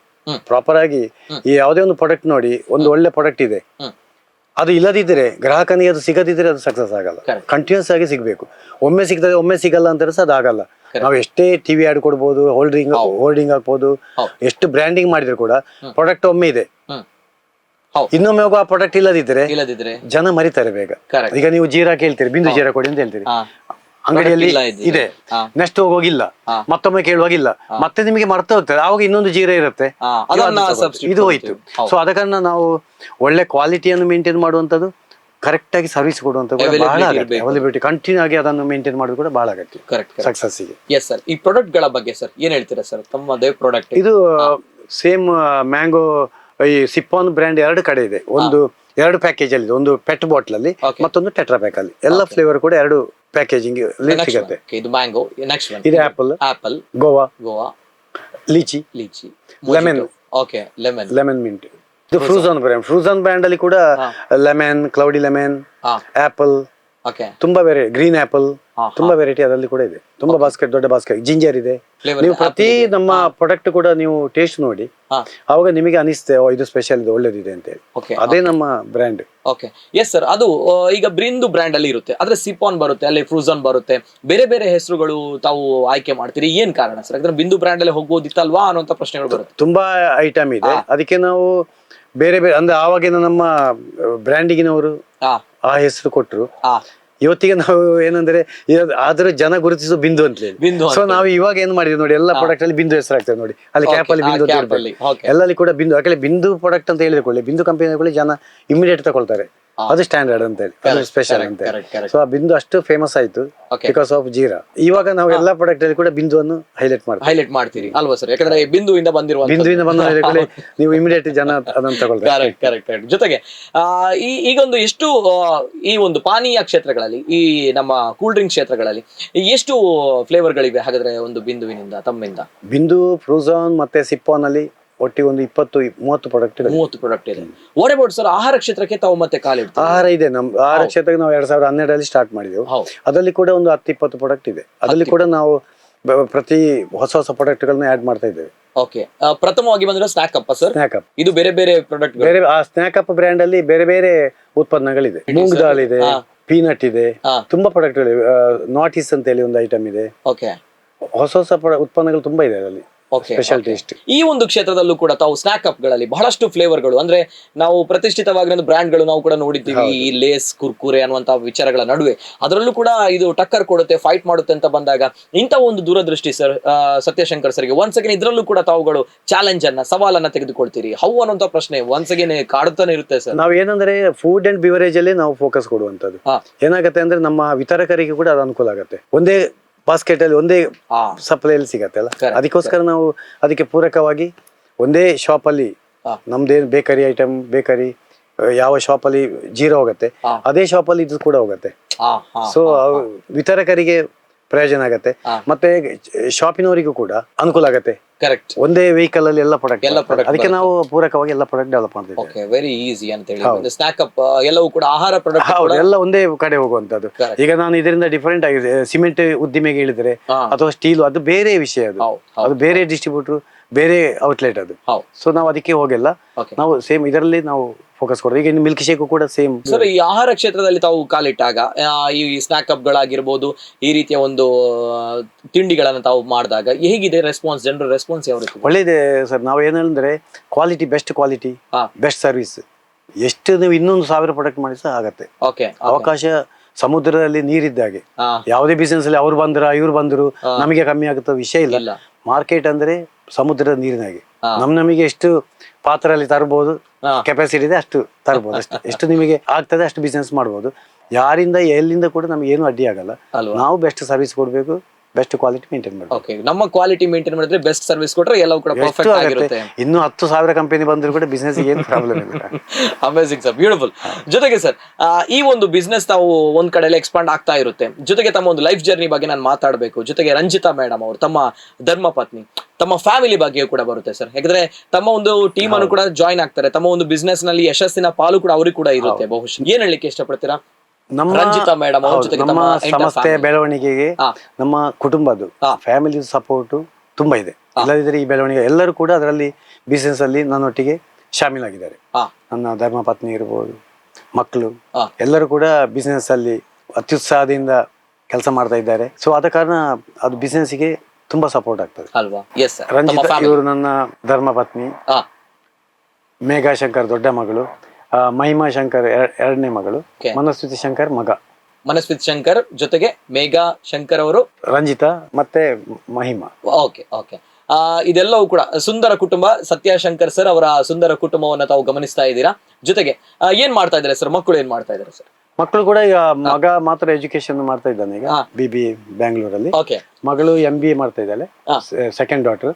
ದೊಡ್ಡ ಮಗಳು ಮತ್ತೆ ನಾವು ಬಿಸ್ನೆಸ್ ಅಲ್ಲೇ ಇದ್ವಿ, 3 ಜನ ನಾವು ಬಿಸ್ನೆಸ್ ನೋಡ್ತಾ ಇರುವಂತದ್ದು. ಇಲ್ಲಿ ರಂಜಿತಾ ಮೇಡಮ್ ಕೂಡ ಬಿಸ್ನೆಸ್ ಅನ್ನ ಜಾಯಿನ್ ಮಾಡ್ತಾರೆ. ಅವರು ಎಂಟರ್ ಆಗಿರುವಂತದ್ದು ಈ ಒಂದು ನಮ್ಮ ಬಿಂದು ಫ್ಯಾಕ್ಟರಿಗೆ ಯಾವಾಗ ಸರ್? ಮತ್ತೆ ಹೇಗಿತ್ತು ತಮ್ಮ ಒಂದು ಜರ್ನಿ? ಮದುವೆ ಆದ 1991ರಲ್ಲಿ. ಮದುವೆ ಆದ ದಿವಸದಲ್ಲಿ ಅವರು ನಮ್ಮ ಬಿಸ್ನೆಸ್ ಅಲ್ಲಿ ಇನ್ವಾಲ್ವ್ ಆಗಿದ್ದಾರೆ.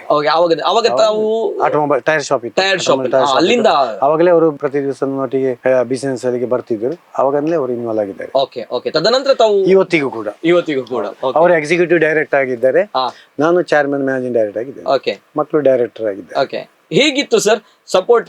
ಮೇಡಮ್ ಅವರ ಸಪೋರ್ಟ್ ಯಾವ ರೀತಿ ಇತ್ತು? ಯಾಕಂದ್ರೆ ಒಂದ್ ಕಡೆ ತಂದೆ ತಾಯಿಯವರ ಬಗ್ಗೆ ಕೇಳಬೇಕು, ಒಬ್ಬ ವ್ಯಕ್ತಿ ಸಾಧನೆಯನ್ನು ಮಾಡಿದಾಗ. ತದನಂತರ ಧರ್ಮಪತ್ನಿಯವರ ಬಗ್ಗೆ ಕೇಳಬೇಕು. ಯಾಕಂತ ಬಂದಾಗ ಸಪೋರ್ಟ್, ಅವರಿಂದ ಬರುವಂತ ಸಪೋರ್ಟ್ ನಿಂದ ಆ ವ್ಯಕ್ತಿಯ ಒಂದು ಸಾಧನೆ ಯಶಸ್ಸು ನಿರ್ಣಯ ಆಗುತ್ತೆ, ತೀರ್ಮಾನ ಆಗುತ್ತೆ. ಹಾಗಿದ್ದಾಗ ತಂದೆ ತಾಯಿ ಕೂಡ ಬಹಳಷ್ಟು ಸಪೋರ್ಟ್ ಅನ್ನು ಕೊಟ್ಟರು. ಹಾಗಿದ್ದಾಗ ಮೇಡಮ್ ಅವರು ಕೂಡ, ಮೇಡಮ್ ಅವರ ಸಪೋರ್ಟ್ ಯಾವ ರೀತಿ ಇತ್ತು? ಜೊತೆಗೆ ಮೇಡಮ್ ಅವರು ಏನ್ ಹೇಳ್ತಾ ಇದ್ರು ಅಂತ ನನ್ನೊಂದು ಕ್ಯೂರಿಯಾಸಿಟಿ. ಯಾಕೆ ಅಂತ ಬಂದಾಗ ಒಂದು ಕಂಫರ್ಟ್ ಝೋನ್ ಅಲ್ಲಿ ಹೋಗ್ತಾ ಇರ್ತೀರಿ, ಪ್ರಾಫಿಟ್ ಅಲ್ಲಿ ಹೋಗ್ತಾ ಇರ್ತೀರಿ, ಏನೋ ಒಂದು ಸಾಧನೆ ಮಾಡ್ತಾ ಇರ್ತೀರಿ, ಅದನ್ನು ಬಿಟ್ಟು ಎಗೇನ್ ಒಂದ್ಸಲ ಜಂಪ್ ಆಗ್ತೀರಾ ಅಂತ ಬಂದಾಗ ಮೇಡಮ್ ಅವರ ಥಿಂಕಿಂಗ್ ಪ್ರೊಸೆಸ್ ಯಾವ ರೀತಿ? ಪತ್ನಿ ಮತ್ತೆ ಮಕ್ಕಳಿಗೆ ನನ್ನ ಯೋಜನೆಯನ್ನು ನಾನು ಅವರಿಗೆ ಮಾರಾಟ ಮಾಡ್ತೇನೆ, ಹೀಗಿದೆ ಅಂತ. ಸೊ ಅವರಿಗೆ ಮನಸ್ಸಿಗೆ ನಾವು ಮಾರಾಟ ಮಾಡಿ ನಾವು ಮತ್ತೆ ಅದಕ್ಕೆ ಅವರ ಒಪ್ಪಿಗೆ ಸಿಗತ್ತೆ. ಅವರಿಗೆ ಗೊತ್ತಿದೆ ಅಲ್ಲ ನಮ್ದು ಫಸ್ಟ್ ಇಂದಲೇ ನಮ್ದು ಸಕ್ಸಸ್ ಆಗ್ತಾ ಉಂಟು. ಫಸ್ಟ್ಗೆ ಏನಂದ್ರೆ ನಮ್ಮೊಟ್ಟಿಗೆ ಇದ್ದವರಿಗೆ ನಾವು ನಮ್ಮ ಯೋಜನೆಯನ್ನು ಹೇಳುವಂಥದ್ದು, ಅವರ ಮನಸ್ಸಿಗೆ ಮಾರಾಟ ಮಾಡುವುದು ಬಹಳ ಅಗತ್ಯ. ಕುಟುಂಬದವರಿಗೆ ನಾವು ನಮ್ಮಷ್ಟೇ ಮಾಡುವಾಗ ಅದರಿಂದ ನಮ್ಮ ಒಟ್ಟಿಗಿದ್ದವರೊಟ್ಟಿಗೆ ನಾವು ಡಿಸ್ಕಷನ್ ಮಾಡುವಂಥದ್ದು, ಇದರದ್ದು ಪ್ಲಸ್ ಮೈನಸ್ ಅನ್ನು ಅವರಿಗೆ ಹೇಳುವಂಥದ್ದು, ಅಂಡರ್ಸ್ಟ್ಯಾಂಡ್ ಮಾಡಿಸುವಂಥದ್ದು ಬಹಳ ಅಗತ್ಯ. ಸೊ ಆವಾಗ ಅಲ್ಲಿ ಭಿನ್ನಾಭಿಪ್ರಾಯ ಬರಲ್ಲ. ನಾವು ನಮ್ಮಷ್ಟೇ ಮಾಡಿದ್ರೆ ಅವ್ರಿಗೇನು ಗೊತ್ತಿಲ್ಲ, ಅವಾಗ ಭಿನ್ನಾಭಿಪ್ರಾಯ ಶುರು ಆಗುತ್ತೆ. ನಿಜ. ಎಲ್ಲೂ ಕೂಡ ಇದು ಸಾಕು ಅಥವಾ ಇಲ್ಲಿ ಈ ರೀತಿ ಇರುತ್ತೋ ಅಂತದ್ದು ಏನು ಇಲ್ಲ, ಆ ರೀತಿ ಇದೇ ಇಲ್ಲ. ನನ್ನ ಯೋಜನೆಗೆಲ್ಲ ಅವರದ್ದು ಸಂಪೂರ್ಣ ಸಹಕಾರ ಇದೆ. ನಾನು ಮಾರಾಟ ಮಾಡ್ತೇನೆ ಅವರಿಗೆ, ಮತ್ತೆ ಅವರ ಸಹಕಾರ ಇದೆ. ಅವರು ಕೂಡ ಪೂರಕವಾಗಿ ಕೆಲಸವನ್ನು ಮಾಡ್ತಾ ಇರ್ತಾರೆ. ಈಗ ಸತ್ಯಶಂಕರ್ ಸರ್, ಈಗ ತಾವು ಮಾಡಿರುವಂತಹ ಸಾಧನೆಯ ಹಿಂದೆ ನಾನು ಕೇಳಿದಾಗ ಬಹಳಷ್ಟು ವಿಚಾರಗಳು ಬರುತ್ತೆ.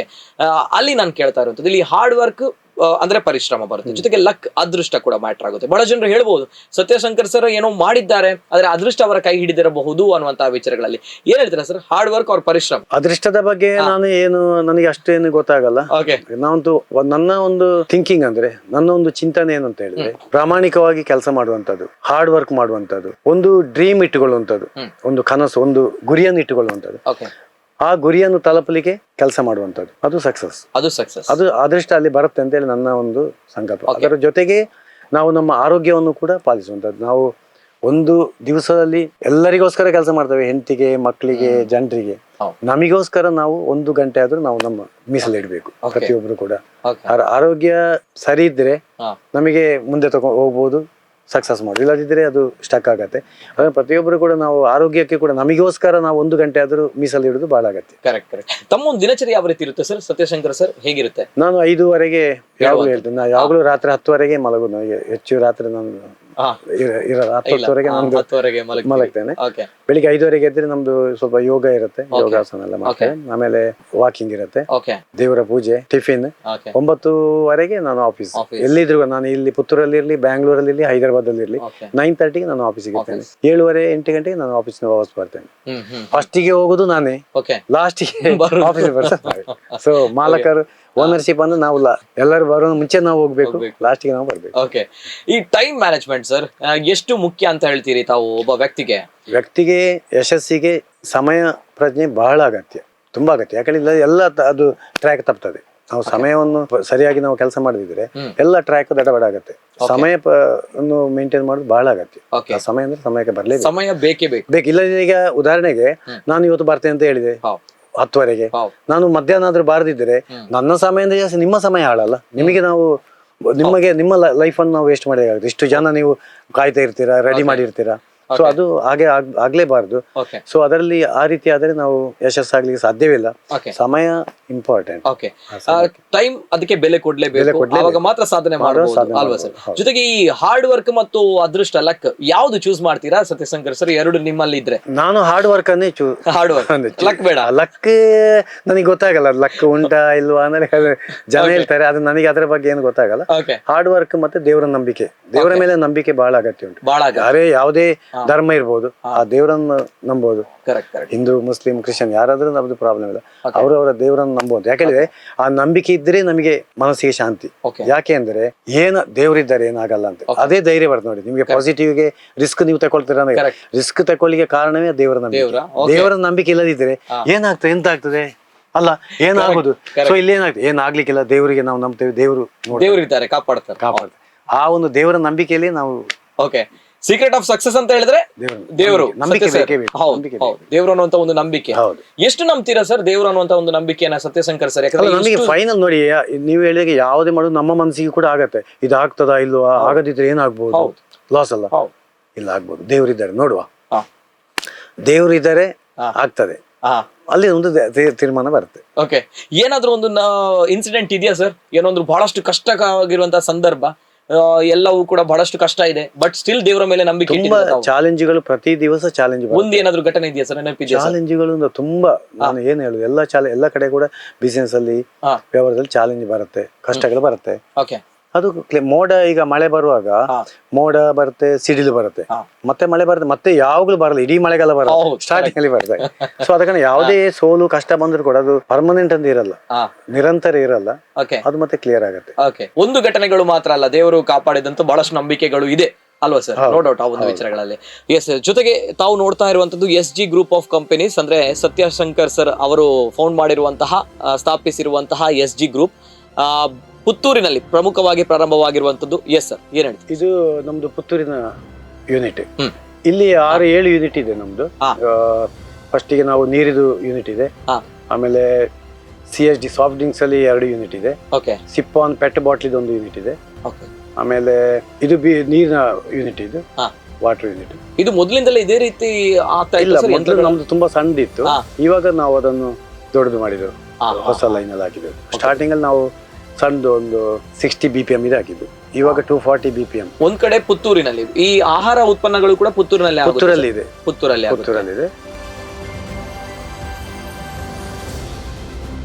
ಒಂದ್ ಕಡೆ ಪುತ್ತೂರಿನಲ್ಲಿ, ತದನಂತರ ತೆಲಂಗಾಣ ಸ್ಟೇಟ್ ಇದು ಸಂಗಾರೆಡ್ಡಿ ಅಂತ ಹೇಳೋ ಒಂದು ಪ್ಲೇಸ್ ಅಲ್ಲಿ ನಮ್ದು ಇನ್ನೊಂದು ಯೂನಿಟ್ ಇದೆ.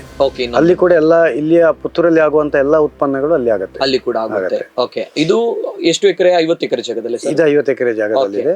ಅಲ್ಲಿ 25 ಎಕರೆ ಜಾಗ ಇದೆ ತೆಲಂಗಾಣದಲ್ಲಿ. ಹೈದರಾಬಾದ್ ಹತ್ತಿರ ಪಕ್ಕ.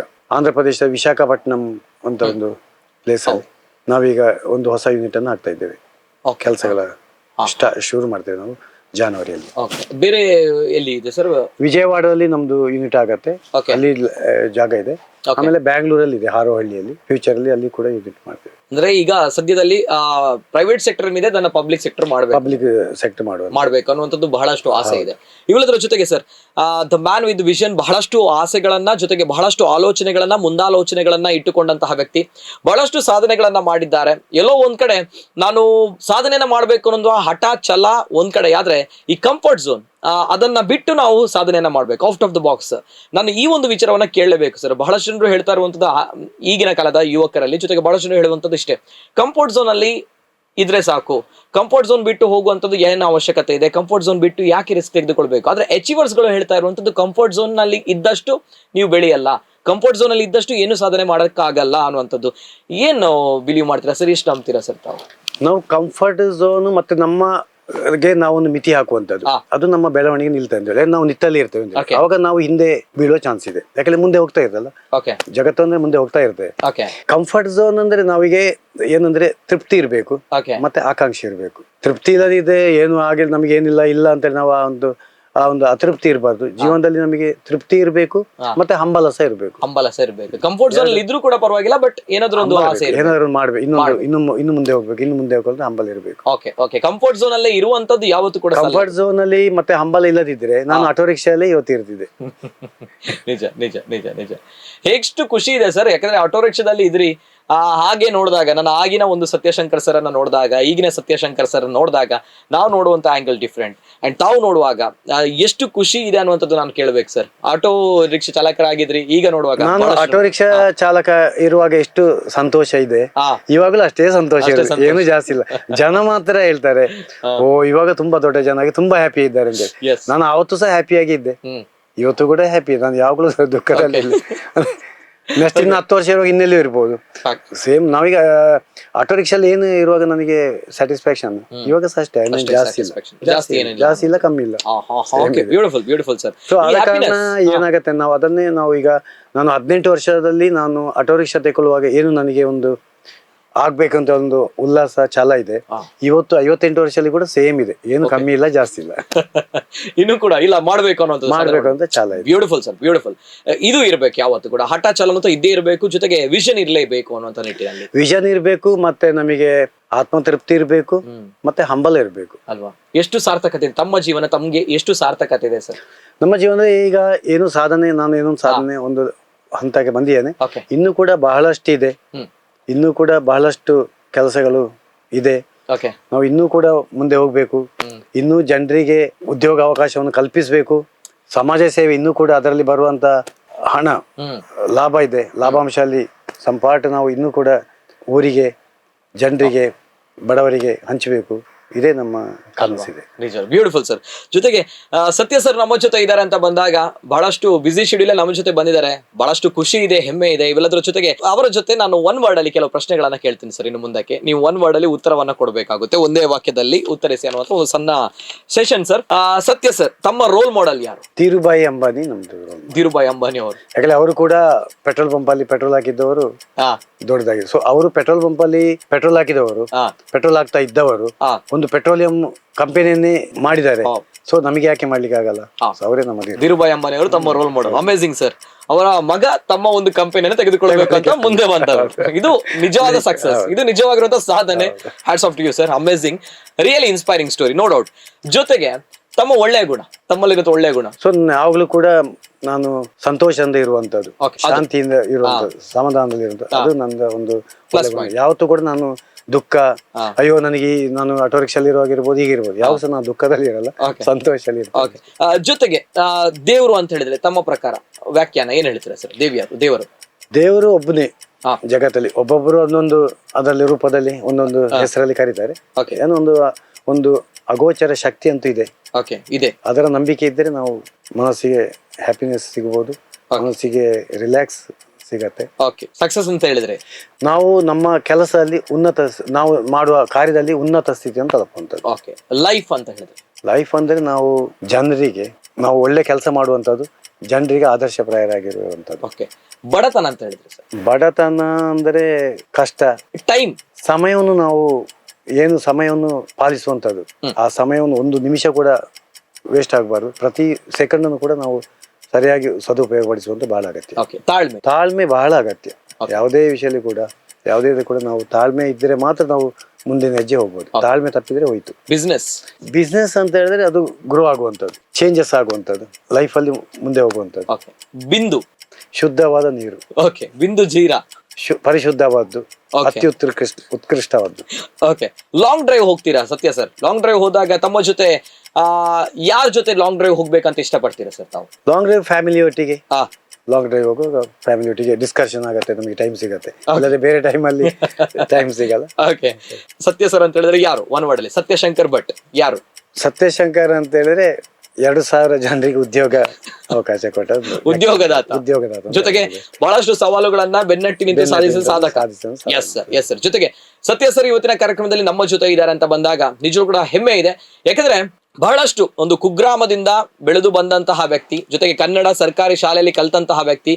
ಹಣ ಇಲ್ಲ ಅಂತ ಬಂದಾಗ PUC ವಿದ್ಯಾಭ್ಯಾಸವನ್ನ ಅಲ್ಲಿಗೆ ಮೊಟಕುಗೊಳಿಸ್ತಾರೆ. ಆದ್ರೆ ಸಾಧನೆ ಮಾಡ್ಬೇಕು ಅನ್ನುವಂತಹ ಹಠ, ಛಲ, ಹಂಬಲ ಪ್ರತಿ ಬಾರಿ ಕೂಡ ಅವರಲ್ಲಿ ಇದ್ದೇ ಇರುತ್ತೆ. ಹಾಗಿದ್ದಾಗ ಸಾಧಿಸಿದಂತಹ ವ್ಯಕ್ತಿ ಈಗ ಬರೋಬ್ಬರಿ 10,000 ಜನರಿಗೆ ಪರೋಕ್ಷಕವಾಗಿ ಉದ್ಯೋಗವನ್ನು ನೀಡಿದಂತಹ ವ್ಯಕ್ತಿ, 2,000 ಜನರಿಗೆ ನೇರವಾಗಿ ಉದ್ಯೋಗವನ್ನು ನೀಡಿದಂತಹ ಬಿಂದು ಅಂದ್ರೆ SG ಕಂಪನಿಯ founder, MD and chairman Sathyashankar sir ನಮ್ಮ ಜೊತೆ ಇವತ್ತಿನ ಕಾರ್ಯಕ್ರಮದಲ್ಲಿದ್ದಾರೆ. ಅರ್ಹವಾಗಿ ನಮ್ಮ ಕುಡ್ಲ ವಾಹಿನಿಯ ನಮ್ಮ ಕುಡ್ಲ ರಿಯಲ್ ಹೀರೋಸ್ ಕಾರ್ಯಕ್ರಮದಲ್ಲಿ ಇವತ್ತು ನಮ್ಮ ಜೊತೆ ನಮ್ಮ ಕುಡ್ಲ ವಾಹಿನಿ ಕಡೆಯಿಂದ ಒಂದು ಸಣ್ಣ ಗೌರವ ಇದೀಗ ನಿಮ್ಮ ಮುಂದೆ. ಇವತ್ತಿನ ನಮ್ಮ ಕುಡ್ಲ ವಾಹಿನಿಯ ನಮ್ಮ ಕುಡ್ಲ ರಿಯಲ್ ಹೀರೋಸ್ ಕಾರ್ಯಕ್ರಮದಲ್ಲಿ ನಿಜವಾಗೂ ಕೂಡ ಅದ್ಭುತವಾಗಿರುವಂತಹ ಸಾಧಕರಿವರು. ಸುಳ್ಯ ತಾಲೂಕಿನ ಬೆಳ್ಳಾರಿಯ ತಡಗಜೆ ಅನ್ನುವಂತಹ ಪುಟ್ಟ ಹಳ್ಳಿಯಲ್ಲಿ ಬಂದಂತಹ ವ್ಯಕ್ತಿ ಇದೀಗ ನಮ್ಮ ಜಗತ್ತಿನ ಗಮನ ಸೆಳೆದಂತಹ ಬಿಂದು ಅನ್ನುವಂತಹ ಬ್ರ್ಯಾಂಡಿನ ಚೇರ್ಮನ್ ಆಗಿ, ಅದರ ಸ್ಥಾಪಕರಾಗಿ, ಸಾಧಕರಾಗಿರುವಂತಹ ವ್ಯಕ್ತಿಗೆ ನಮ್ಮ ಕುಡ್ಲ ವಾಹಿನಿ ಕಡೆಯಿಂದ ಒಂದು ಸಣ್ಣ ಗೌರವ. ನಮ್ಮ ಕುಡ್ಲ ರಿಯಲ್ ಹೀರೋಸ್ ಕಾರ್ಯಕ್ರಮದಲ್ಲಿ ನಮ್ಮ ಕುಡ್ಲ ವಾಹಿನಿಯ ನಿರ್ದೇಶಕರು ಲೀಲಾಕ್ಷ ಬಿ ಕರ್ಕೇರ್ ಅವರು ಸಾಧಕ ವ್ಯಕ್ತಿಯಾಗಿರುವಂತಹ ಶ್ರೀಯುತ ಸತ್ಯಶಂಕರ್ ಭಟ್ ಸರಿಗೆ ಆತ್ಮೀಯವಾಗಿರುವಂತಹ ಗೌರವ. ಯಾಕಂದ್ರೆ 0 to ಹೀರೋ ಆಗಿರುವಂತಹ ವ್ಯಕ್ತಿ ಇವರು. ಆಟೋ ರಿಕ್ಷಾ ಚಾಲಕರಾಗಿ ಅತ್ಯಂತ ಪರಿಶ್ರಮ, ಶ್ರದ್ಧೆ, ಪ್ರಾಮಾಣಿಕತೆಯಿಂದ ಬೆಳೆದು ಬಂದಂತಹ ವ್ಯಕ್ತಿ ಇದೀಗ 7,000 ಕೋಟಿ ಕಂಪನಿಯ ವ್ಯಾಲ್ಯೂ ಇರುವಂತಹ ಒಡೆಯನಾಗಿದ್ದಾರೆ. ಜೊತೆಗೆ ಇವರ ವಾರ್ಷಿಕ ವಹಿವಾಟು ಬರೋಬ್ಬರಿ 800 ಕೋಟಿ ರೂಪಾಯಿಗಳು. ಜೊತೆಗೆ ಪುತ್ತೂರಿನಲ್ಲಿ ಅತ್ಯದ್ಭುತವಾಗಿರುವಂತಹ ಬಿಂದು ಅನ್ನುವಂತಹ ಬ್ರ್ಯಾಂಡ್ ಅನ್ನು ಸ್ಥಾಪಿಸಿ ಜಾಗತಿಕ ಮಟ್ಟದಲ್ಲಿ ಗಮನ ಸೆಳೆದಂತಹ ವ್ಯಕ್ತಿ ನಮ್ಮವರು, ನಮ್ಮ ದಕ್ಷಿಣ ಕನ್ನಡ ಜಿಲ್ಲೆಯ ನಮ್ಮ ಹೆಮ್ಮೆಯ ತುಳುವರು ಕೂಡ ನಮ್ಮ ಸತ್ಯಶಂಕರ್ ಸರ್ ಅರ್ಹವಾಗಿ ಇವತ್ತಿನ ನಮ್ಮ ಕುಡ್ಲ ವಾಹಿನಿಯ ನಮ್ಮ ಕುಡ್ಲ ರಿಯಲ್ ಹೀರೋಸ್ ಕಾರ್ಯಕ್ರಮದಲ್ಲಿ ನಮ್ಮ ನೈಜವಾಗಿರುವಂತಹ ಹೀರೋ ಆಗಿದ್ದಾರೆ. ಇದು ನಮ್ಮ ಕುಡ್ಲ ವಾಹಿನಿ ಕಡೆದ ಒಂದು ಸಣ್ಣ ಗೌರವ ಸರ್. ಯಾಕೆ ಅಂತ ಬಂದಾಗ ನಾನು ಹೇಳ್ತೀನಿ ಸರ್, ತಮ್ಮ ಜೊತೆ ಒಂದು ಸಣ್ಣ ದೀಪ ಇದೆ ಪಕ್ಕದಲ್ಲಿ. ತಮ್ಮ ಕನಸು ಇದು, ತಮ್ಮ ಆಲೋಚನೆ ಏನು ಅಂತ ಹೇಳಿದ್ರೆ, ಬಹಳಷ್ಟು ಜನರು ಅಂದ್ರೆ ತಮ್ಮ ಅಣ್ಣಂದಿರು ಕಲ್ತಿದ್ರು, ಅವರಿಗೆ ಉದ್ಯೋಗ ಸಿಗ್ಲಿಲ್ಲ. ಆದ್ರೆ ಅದೇ ರೀತಿ ನಮ್ಮ ಜಿಲ್ಲೆಯ ಜನರು ಆಗ್ಬಾರ್ದು, ಪುತ್ತೂರಿನ ಜನರು ಆಗ್ಬಾರ್ದು, ಹಳ್ಳಿಯ ಜನರು ಆಗ್ಬಾರ್ದು ಅನ್ನುವಂಥ ನಿಟ್ಟಿನಲ್ಲಿ ಅವರಿಗೆ ಉದ್ಯೋಗ ನೀಡಬೇಕು ಅನ್ನುವಂಥ ನಿಟ್ಟಿನಲ್ಲಿ ತಾವು ಕಂಫರ್ಟ್ ಝೋನ್ ಅಲ್ಲಿ ಇದ್ರೂ ಕೂಡ ಒಂದು ಕೈಗಾರಿಕೆಯನ್ನು ನಿರ್ಮಾಣ ಮಾಡಬೇಕು ಅಂತ ಹೇಳಿ ಅಲ್ಲಿ ಸಾವಿರಾರು ಜನರಿಗೆ ಉದ್ಯೋಗವನ್ನ ಕೊಟ್ಟಿದ್ದೀರಿ. ಜೊತೆಗೆ ಅವರ ಬಾಳಿನ ದೀಪದ ಬೆಳಕನ್ನ ತಾವು ಬೆಳಗಿಸಿದ್ದೀರಿ, ಅವರ ಬದುಕನ್ನ ಪ್ರಜ್ವಲವನ್ನಾಗಿ ತಾವು ಮಾಡಿದ್ದೀರಿ. ದ್ಯಾಟ್ಸ್ ವೈ ತಮಗೆ ದೀಪದ ಒಂದು ಸಣ್ಣ ಗೌರವ ಸರ್. ಏನ್ ಹೇಳಲಿಕ್ಕೆ ಇಷ್ಟಪಡ್ತೀರಾ ಸರ್? ಯಾಕಂದ್ರೆ 10,000 ಜನರಿಗೆ ಪರೋಕ್ಷವಾಗಿರುವಂತಹ ಉದ್ಯೋಗ, 2,000 ಜನರಿಗೆ ನೇರವಾಗಿರುವಂತಹ ಉದ್ಯೋಗ. ಬಹಳಷ್ಟು ಜನರು ಅವರ ಮನೆಯಲ್ಲಿ ದೀಪವನ್ನ ತಮ್ಮ ಹೆಸರಿನಲ್ಲಿ ಬೆಳಗಿಸ್ತಾರೆ. ಬಹಳಷ್ಟು ಹೆಮ್ಮೆಯಿಂದ, ಬಹಳಷ್ಟು ಅವರು 3 ಹೊತ್ತು ಅನ್ನವನ್ನ ಊಟವನ್ನ ಮಾಡ್ತಿದ್ರು ಬಿಕಾಸ್ ಆಫ್ ಯು ಸರ್. ಆ ಸಂದರ್ಭ ತನಗೆ 3 ಹೊತ್ತು ಊಟ ಮಾಡ್ಲಿಕ್ಕೆ ಕಷ್ಟ ಇತ್ತು, ಹಣ ಇರಲಿಲ್ಲ. ಆದ್ರೆ ಅವರಿಗೆ ಈಗ 3 ಹೊತ್ತು ಊಟವನ್ನ ಹಾಕ್ತಾ ಇದ್ದೀರಾ, ಅನ್ನವನ್ನ ಹಾಕ್ತಾ ಇದ್ದೀರಿ ಅಂತ ಬಂದಾಗ hats off to you sir. ಎಷ್ಟು ಖುಷಿ ಇದೆ ಸರ್, ಎಷ್ಟು ಸಂತೋಷ. ಇವತ್ತಿನ ಈ ಒಂದು ಕಾರ್ಯಕ್ರಮ, ನೀವು ನಮ್ಮನ್ನು ಇಲ್ಲಿ ಬರ್ಲಿಕ್ಕೆ ಒಂದು ಸಂದರ್ಶನವನ್ನು ಮಾಡಿದ್ದಕ್ಕೆ ನಾವು ನಿಮಗೆ ಪ್ರಥಮವಾಗಿ ನಮ್ಮ ಕುಡ್ಲ ಚಾನಲ್ ಎಲ್ಲ ಮೆಂಬರ್ಸಿಗೆ ನನ್ನ ಹೃತ್ಪೂರ್ವಕ ಧನ್ಯವಾದಗಳನ್ನು ಅರ್ಪಿಸ್ತೇನೆ. ಯಾಕಂದರೆ ಈ ಒಂದು ಕಾರ್ಯಕ್ರಮದಲ್ಲಿ ಲಕ್ಷಾಂತರ, ಕೋಟ್ಯಾಂತರ ಯುವಕ ಯುವತಿಯರಿಗೆ ಒಂದು ಸ್ಫೂರ್ತಿದಾಯಕವಾಗುವಂತಹ ಇದೊಂದು ಕಾರ್ಯಕ್ರಮ. ಈ ಒಂದು ಕಾರ್ಯಕ್ರಮವನ್ನು ನೋಡಿ ಲಕ್ಷಾಂತರ ಯುವಕ ಯುವತಿಯರಿಗೆ ಸ್ಫೂರ್ತಿದಾಯಕವಾಗಲಿ, ಮತ್ತು ಅವರು ಕೂಡ ಲೈಫಲ್ಲಿ, ಜೀವನದಲ್ಲಿ ಏನಾದರೂ ಒಂದು ಕೆಲಸವನ್ನು ಇದನ್ನು ನೋಡಿ ಸ್ಫೂರ್ತಿಯಿಂದ ಮಾಡಲಿ, ಅವರ ಜೀವನ ಕೂಡ ಯಶಸ್ಸಾಗಲಿ ಅಂತೇಳಿ ನನ್ನ ಒಂದು ಹಾರೈಕೆ ಅಲ್ವಾ. ನಿಜ, ಹೆಮ್ಮೆ ಇದೆ ಸರ್. ಯಾಕಂದ್ರೆ ಬಹಳಷ್ಟು ಜನರು ಪುತ್ತೂರು ಅನ್ನುವಂತಹ ಒಂದು ಗ್ರಾಮ ದಕ್ಷಿಣ ಕನ್ನಡ ಜಿಲ್ಲೆಯಲ್ಲಿ ಹಾಗಿದ್ದಾಗ ಆ ಭಾಗದ ಬಹಳಷ್ಟು ಜನರಿಗೆ ಉದ್ಯೋಗವನ್ನ ನೀಡಿದ್ದಾರೆ. ಜೊತೆಗೆ ಸತ್ಯಶಂಕರ್ ಸರ್ ಅಂತ ಬಂದಾಗ ಆ ಭಾಗದ ಜನರು ಬಹಳಷ್ಟು ಜನರು ಇವರ ಹೆಸರಿನಲ್ಲಿ, ಜೊತೆಗೆ ಅವರ ಮನೆಯ ದೀಪ ಬೆಳಗ್ತಾ ಇದೆ ಅಂತ ಬಂದಾಗ ಅದೊಂದು ಪುಣ್ಯದ ಕೆಲಸ. ಒಬ್ಬ ವ್ಯಕ್ತಿ ಹಣ ಇಲ್ಲ ಅಥವಾ ಬಡತನ ಇದೆ, ಎಜುಕೇಶನ್ ಇಲ್ಲ, ಆದ್ರೂ ಕೂಡ ನಾನು ಸಾಧನೆ ಮಾಡ್ತೀನಿ ಅಂತ ಬಂದಾಗ ನನ್ನಲ್ಲಿ ಪರಿಶ್ರಮ ಇದೆ, ಶ್ರದ್ಧೆ ಇದೆ, ಪ್ರಾಮಾಣಿಕತೆ ಇದೆ, ಹಠ ಇದೆ, ಛಲ ಇದೆ, ನಾನೆಲ್ಲವನ್ನು ಕೂಡ ಮೆಟ್ಟಿ ನಿಂತು ಸಾಧನೆ ಮಾಡ್ತೀನಿ ಅಂತ ಬಂದಾಗ ಆ ವ್ಯಕ್ತಿ ಯಾವ ರೀತಿ ಸಾಧನೆ ಮಾಡ್ತಾನೆ ಅನ್ನೋದಕ್ಕೆ ಸತ್ಯಶಂಕರ್ ಭಟ್ ಅವರು ನಿಜವಾಗಿರುವಂತಹ ನೈಜ ಉದಾಹರಣೆ. ನಮ್ಮ ನಿಜವಾಗ್ಲೂ ಕೂಡ ನಮ್ಮ ಕುಡ್ಲ ರಿಯಲ್ ಹೀರೋಸ್ ಕಾರ್ಯಕ್ರಮದಲ್ಲಿ ನಮ್ಮ ಹೀರೋ ಆಗಿ ಸತ್ಯಶಂಕರ್ ಸರ್ ಇವತ್ತಿನ ಕಾರ್ಯಕ್ರಮದಲ್ಲಿ ನಮ್ಮ ಜೊತೆ ಇದ್ದಾರೆ.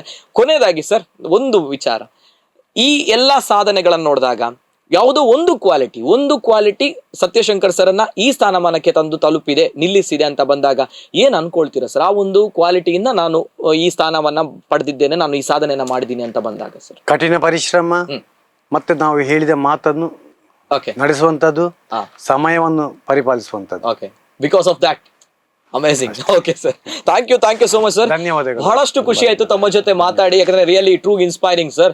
ಬಹಳಷ್ಟು ಸ್ಫೂರ್ತಿದಾಯಕವಾಗಿರುವಂತಹ ವಿಚಾರ, ಏನೂ ಇಲ್ಲದಿಂದ ಎಲ್ಲವೂ ಇದೆ ಅನ್ನುವಂತ ಮಟ್ಟಿನಲ್ಲಿ ಬೆಳೆದು ಆದ್ರೂ ಏನೂ ಇಲ್ಲ ಅನ್ನುವಂತ ಒಂದು ಹಂಬಲ್ನೆಸ್ ತಮ್ಮಲ್ಲಿ. ನಾನು ಬಹಳಷ್ಟು ಹೆಮ್ಮೆ ಇದೆ. ಸತ್ಯಶಂಕರ್ ಸರ್ ಅನ್ನ ನಾನೇ ರಿಸೀವ್ ಮಾಡಿದ್ದು ಬಂದಾಗ ಆಫೀಸಿಗೆ. ಅವರು ಬಂದಂತಹ ರೀತಿ, ನನ್ನ ಜೊತೆ ಮಾತನಾಡಿರುವಂತಹ ಒಂದು ವಿಧಾನ, ಜೊತೆಗೆ ನನ್ನ ಜೊತೆ ಮಾತಾಡಿದಂತಹ ಒಂದು ಆ ಸಂವಹನ ಪ್ರಕ್ರಿಯೆ, ಕಮ್ಯುನಿಕೇಶನ್ ಬಹಳಷ್ಟು humble, down to earth. No doubt ಬಹಳಷ್ಟು ಜನರು ಹೇಳಿದ್ದಾರೆ, ನಾನು ಕೇಳಿದ್ದೀನಿ, ಆದ್ರೆ ನಾನು ಇವತ್ತು ಅನುಭವಿಸಿದ್ದೀನಿ. And thank you so much for that sir. ಯಾಕಂದ್ರೆ ಯೋಗ ಇದ್ದವರಿಗೆ ಯೋಗ್ಯತೆ ಬಂದೇ ಬರುತ್ತೆ ಅನ್ನೋಂಥ ಮಾತು, ದೇವರಿದ್ದಾರೆ, ಕೈ ಹಿಡಿತಾರೆ ಅನ್ನೋಂಥದ್ದು, ಆ ನಂಬಿಕೆಯ ಮೇಲೆ ನಮ್ಗೆ ಶಕ್ತಿ ಇದೆ, ಶಕ್ತಿಯ ಮೇಲೆ ನಂಬಿಕೆ ಇದೆ ಸರ್. ಹಾಗಿದ್ದಾಗ ತಮ್ಮ ಒಂದು ಅರ್ಹವಾಗಿ ತಮಗೆ ಈ ಒಂದು ಸ್ಥಾನಮಾನ ಸಿಕ್ಕಿದೆ ಸರ್. ಬಹಳಷ್ಟು ಒಳ್ಳೆದಾಗ್ಲಿ. ತಮ್ಮ ಒಂದು ಕನಸೇನಿದೆ ಎಲ್ಲವೂ ಕೂಡ ನನಸಾಗ್ಲಿ. ನಮ್ಮ ದೇಶದ ಅಗ್ರಸ್ಥಾನದಲ್ಲಿ ನಾವು ಬಿಂದುವನ್ನ ನೋಡ್ಬೇಕು ಸರ್. ಇನ್ನು ಮುಂದಕ್ಕೆ ನೋಡ್ತೀವಿ ಅನ್ನೋ ನಂಬಿಕೆಯ ಮೂಲಕ once again thank you so much. ತಮ್ಮ ಬಿಸಿ ಶೆಡ್ಯೂಲ್ ನಮ್ಮ ಜೊತೆ ಆಗಮಿಸಿದ್ದೀರಿ. ಕೊನೆಯದಾಗಿ ನಮ್ಮ ಯೂತ್ಗಳಿಗೆ, ನಮ್ಮ ಒಂದು ವೀಕ್ಷಕರಿಗೆ ತಮ್ಮ ಒಂದು ಸಂದೇಶ ಇದ್ರೆ ಏನ್ ಹೇಳಲಿಕ್ಕೆ ಇಷ್ಟಪಡ್ತೀರಾ? ಕಠಿಣ ಪರಿಶ್ರಮವನ್ನು ಪಡುವಂಥದ್ದು, ಪ್ರಾಮಾಣಿಕರಾಗಿರುವಂಥದ್ದು, ಸಮಯವನ್ನು ಪರಿಪಾಲಿಸುವಂಥದ್ದು, ತಾಳ್ಮೆಯಿಂದ ಇರುವಂಥದ್ದು, ಮತ್ತೆ ಒಂದು ಗುರಿಯನ್ನು ಇಟ್ಟುಕೊಂಡು ಆ ಗುರಿಯನ್ನು ತಲುಪಲಿಕ್ಕೆ ಪ್ರಯತ್ನ ಮಾಡುವಂಥದ್ದು, ಇದನ್ನು ಪಾಲನೆ ಮಾಡಬೇಕು ಅಷ್ಟೇ. Okay sir, thank you so much once again. ಇದು ಶ್ರೀಯುತ ಸತ್ಯಶಂಕರ್ ಸರ್ ಅವರು ಬಿಂದು ಅನ್ನುವಂತಹ ಪ್ರಾಡಕ್ಟ್ ಮೂಲಕ ಇಡೀ ನಮ್ಮ ದೇಶದ ಜೊತೆಗೆ ಜಗತ್ತಿನ ಗಮನ ಸೆಳೆದಂತಹ ವ್ಯಕ್ತಿ. ಬೃಹತ್ ದೈತ್ಯಾಕಾರದ ಕಂಪನಿಗಳು ಬಂದರೂ ಕೂಡ ಎಸ್, ನನ್ನ ಪ್ರಾಡಕ್ಟ್, ಇದು ನನ್ನ ಮಣ್ಣಿನ ಒಂದು ಪ್ರಾಡಕ್ಟ್ ಅಂತ ಅಷ್ಟೇ ಪ್ರೀತಿಯಿಂದ, ಹೆಮ್ಮೆಯಿಂದ ಅದನ್ನ ಪ್ರೀತಿಸುವಂತಹ ವ್ಯಕ್ತಿ ನಮ್ಮ ಸತ್ಯ ಸರ್, ನಮ್ಮ ಪುತ್ತೂರಿನವರು ಅನ್ನುವಂಥದ್ದು ನಮಗೆ ಹೆಮ್ಮೆ. ಹಾಗಿದಾಗ ಅರ್ಹವಾಗಿ ಇವತ್ತಿನ ನಮ್ಮ ಕುಡ್ಲ ವಾಹಿನಿಯ ನಮ್ಮ ಕುಡ್ಲ ರಿಯಲ್ ಹೀರೋಸ್ ಕಾರ್ಯಕ್ರಮದಲ್ಲಿ ನಮ್ಮ ಜೊತೆ ಜಾಯ್ನ್ ಆಗಿದ್ದಾರೆ. ಥ್ಯಾಂಕ್ ಯು ಸೋ ಮಚ್ ಅಂತ ಹೇಳ್ತಾ, ಎಸ್ ಸರ್, ಇದು ಇವತ್ತಿನ ವಿಶೇಷ. ನಿರಂತರ ಸುದ್ದಿ ಹಾಗೂ ಮನೋರಂಜನೆಗಾಗಿ ನೋಡ್ತಾ ಇರಿ ನಮ್ಮ ಕುಡ್ಲ ನ್ಯೂಸ್ 24/7.